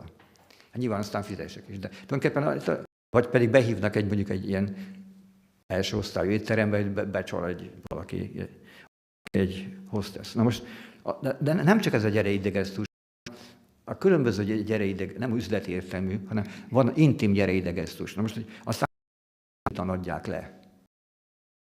Hát, hogy mondjam, konnotatív értelemben, rejtetten. És hidd el, képzeld el, akár a saját tapasztalatban, hogy a rejtett mosoly, ami csak neked szól száj sarkából, csillogó édes sarkából, és a szempilla gödréből a sugár kilövel, akkor az gyakorlatilag lehet egy... Az öregek azt mondanák, hogy felhívás a táncra, de ezt hagyjuk. Nem operett ez, hanem előadás, tehát arról van szó, az úgynevezett gyereidegesztusnak van egy olyan finom játéka, ami hát zenei, és érzelmet is tud közvetíteni.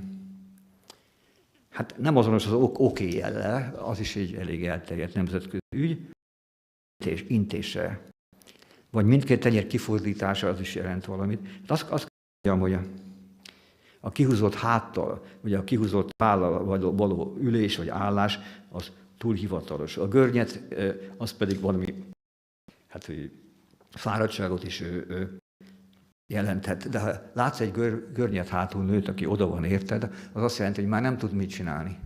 Már szinte összeroskad attól, hogy nem foglalkozol vele, és maga alatt van, hát akkor olyan mozgással közelítjük, aki nem utasítás, csak úgy viccesen mondom, hogy fel tud oldani ezt a görbületet. Tehát arról, és leginkább még hanggal is fel tudod oldani, ugye nem résztányéra, de föl tudod, és nem kiabálással, nem visítozással, hanem suttogással, kedvességgel, vagy esetleg valami bizarr nevetéssel, amivel át tudod hangolni a női szemét. Vagy a női személy áthangolja a férfit. A remegő hang és a remegő hangnak a intonációja és bizonyos rezgései, azok egymásra férfi és nők között varázslatosan tudnak működni. A sóhaj és a beszédtempó nagyon fontos. Na most, aki verset ír, a metrikummal, illetve a szóhangzással, a szóhangzásnak a zeneiségével létre tud hozni a hangsúlyon és a szórenden túlmutató értelemben olyan hangnemet és hangszint, amivel a vers tehát utánzó módon létrehoz egy szituatív helyzetet, amit csak az élet tud produkálni, mert az életben ezt úgy ölelünk, sóhajtunk, és szóköz kihagyás van, tehát csönd van. Vagy szóköz, ezt viccesen mondom, hogy szokott gépelni, tudja, van szó. Tehát, hogy gyakorlatilag a költészetnek a gépiessége, hogy egy nem írógépen, már a számítógépen gépelünk, ha akar valaki verset írni és hasznosítani szeretné az előadásomat, akkor gondoljon arra, hogy talán arra is gondolhat, hogy ezek a mondatai megtermékenyítik őt olyan értelemben, hogy hangnemet és hangszint szinte zenei szerzőként kell tudnia komponálni, és szinkronba kell lennie a színekkel általában. Tehát olyan fajta gondolati szóképet kell tudnia elővarázsolni a papír fölött, vagy a számítógép fölött, ami szinte megemeli azt a valóságot, amiben ül egy szobában. És hallania, látnia, hanem mozgásában, erőfogyásában is kell érzékelnie az érzelmet, vekedésében is kell pulzáló értelemben ebbe elmerülni. Mert akkor lesz érzéki szövege, mert a szerelmi költészet az érzékiségnek egyfajta modalitása, amit átteszünk egy síkra. Intellectuális.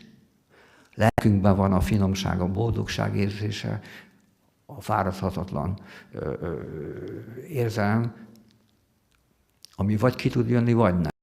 A költő valamit kiereszt, és legtöbbször akkor írja meg a legjobb szerelmes versét, amikor ott hagyta a szerelme. Tehát nem mindig konkrét, nem adekvát sokszor a helyzet. Ebből adódik az a fajta energia, ami egy határozott hangnál szereplíra, mert éppen bágyat, megcsalt férfi, vagy tönkretett bágyat, megcsalt nő.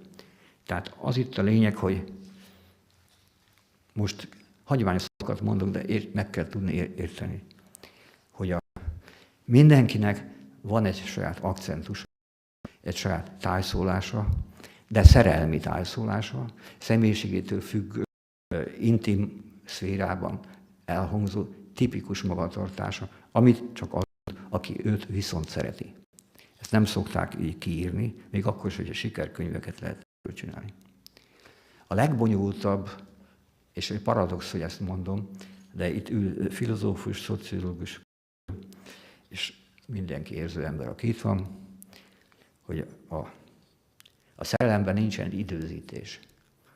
A sich selbst, ahogy mondaná Kant, tehát, vagy Kant, hogy belülről jön minden. Tehát az úgy nincs, próbálsz időzíteni, vagy bejön, vagy nem. Fázisek, csúszás, minden lehetséges. Mindig figyelj arra, hogy ne te legyél az első, mert úgy is megelőz az életet. És akkor nem is kell sem dumálni, kapcsolod össze a kettőt, és akkor hát egy energetikai csatlakozó, szinergikus hatás jön létre, és nagyon fontos a szünet. És nagyon fontos a csend. Egyik se időzíthet, de amikor létrejön önmagában, in statu nascendi, képviseli a teremtés erejét. Figyeltek, mit mondtam? Tehát a születés pillanatában a teremtés erejét tudja hozni rajtad keresztül. Csak tágteret kell neki tudni adni, és akkor csöndbe kell maradni. Mert a csönd azt jelzi, hogy nem az, hogy most gondolkodsz, meggondolod, hanem az, hogy átadod magad annak a helyzetnek. Az a helyzet pedig nem annyira tőled függ, az már régóta el voltak osztva a szerepek. A személyes közelség, ugye ez az intimitás, és a közös térhasználat folyamatában, ha valaki például olyan eset ír, hogy eleve eldönti így észben, hogy van egy konklúziója, hogy intimtáret akar létrehozni, akkor valamilyen zárt tért komponál, írja meg a versét. Hogy szól? Befordultam a konyhába, az egy nagyon régies fordulat. Miért lehet mondani a zárt tér, hogy a strand kabinjába? Hát érdekes. Az más erotikus képzeteket, hanem azt a belső teret azt lehet tudni létrehozni. Leginkább úgy mondanám, a belső térhasználat, hogy belső lelki, atmoszférikus térhasználat. És ezzel zárnám az előadásomat, hogy mire hívtam fel figyelmet, annyi minden másra fölhívtam a figyelmet, egyre nem, hogy tudni kell tagadni is. Tehát nemet mondani, nem a szerelmet megtagadni, hanem hogy körülbelül úgy egyensúlyozni. Tehát úgynevezett asszertív viselkedés a személyes érzelmi életbe, annak az erőfokára nagyon kell vigyázni, mert ugye a belső viszonyrendszer az nagyon érzékeny. Nem sértést okozva, de gyakorlatilag meg kell tudni találni, hogy az önérzet nem csorbulhat, a lelki finomságok kölcsönösségének mentén, hogyha bontakozik a kapcsolat, akkor nagyon jó, de hogyha valamilyen más feszültség, vagy elnyomó, vagy nem tudom, milyen szörnyűségek vannak a magánkapcsolatokban, azt jobban. Tehát gyakorlatilag itt az asszertivitásnak mindig van szerepe. Fölültem Shelley egyik művére, ahol az asszertivitás nagyon finoman jelenik meg, azt figyeljétek meg, hogy ő vele mi történik, hogy elutasítják. De ez az elutasítás csak az utolsó sorba jön, a vers utolsó sorába jön. Shelley, a szerelem filozófiája, fordította Szabó Lőrinc. Forrás folyóba ömlik, folyó az óceánba, az egeknek folyton özönlik, vegyülő suhogása. Magány sehol, isteni jel a rend, hogy minden tünemény keveredjék valamivel. Miért ne veled én? A hegy csókolva tör égbe, habot hab ölel, szorít átfog, egymást ringatva becézve. Hajlongnak a virágok, a földet a nap sugara, a hold, a tengereket. Minden csókol. És te soha engemet. Nem nyomasztó a szerelem felszabadító hatású, a reneszánsz líra legjobbjai pontosan tudták azt, hogy mikor, hogyan lehet, milyen hangon, milyen hangszeren egyre finomabban megnyilvánítani a szerelmet a középkoron túl, És azért fontos történetileg látnunk, hogy hogyan udvaroltak, milyen udvarási skillek voltak, milyen képességek voltak, akár a reneszánszban. Francesco Petrarcánál, aki 1304-től 1374-ig élt, lehetne tanulni, hogy a 15. századi latin humanista költők milyen módon, egészen még a 16. században is, mennyire egyenértékűen a tudósokkal, ugye a tudósok azok leíró tapasztalati emberek, az érzelmeknek voltak a költői, a fejedelmi udvarok életében hogyan éltették a plátói szerelmet, hogyan tudták a Cortegiánónak megfelelően a petrarkista költészetet tovább éltetni, ennek magyar példái is vannak. Hogyan működtették majd ezeket a konvenciókat, de egyébként hogyan tudták talállékonyan állandóan a költői formákat megújítani, hogyan tudtak a versoroknak drágakő csiszolású formákat adni, hogyan lett egy formaérzékenység, hogyan alakult ki. Például volt egy Tomitando padovai professzor, akinek volt egy stilisztikai. Az milyen érdekes volt. Tehát azt hagytam ki, most, ami a legérdekesebb lett volna irodalomtörténészként, vagy világirodalommal foglalkozóként, hogy hogyan támad föl a reneszánsz szerelmi költészet. Azonban azzal fejeztem be, hogy Shelleynek számára volt egy nagyon nagy elvárás. Itt mindenki csókolt mindent, a természet, a lágy örén mindenki jól érezte magát, csak őt nem csókolta senki, és mégis olyan szépen írt a szerelemről. Tehát azt lehet mondani, hogy maga a szerelmi érzés az egyéni magányérzeten is túlmutat. Tehát a szerelem hiánya az is akkora töltet, paradox, amit mondok, a szerelem hiánya akkora töltezik, hogy abból is ki lehet húzni az ellenkezőjét, a magányból ki lehet húzni a társas jólétet, csak azt kell tudni, hogy meg lehet tanulni, milyen társadalmi skillekre képes van szükség, udvarlásnál, hagyományos szóval, vagy a partnerhez való közelítésnél, és ugye arról szól az eladásom, hogy a szerelmi költészet tanulmányozása, vagy ilyen típusú versek írása a legnagyobb magányhelyzetben is valamint túllendít pszichológiai értelemben, és jótevőjévé válik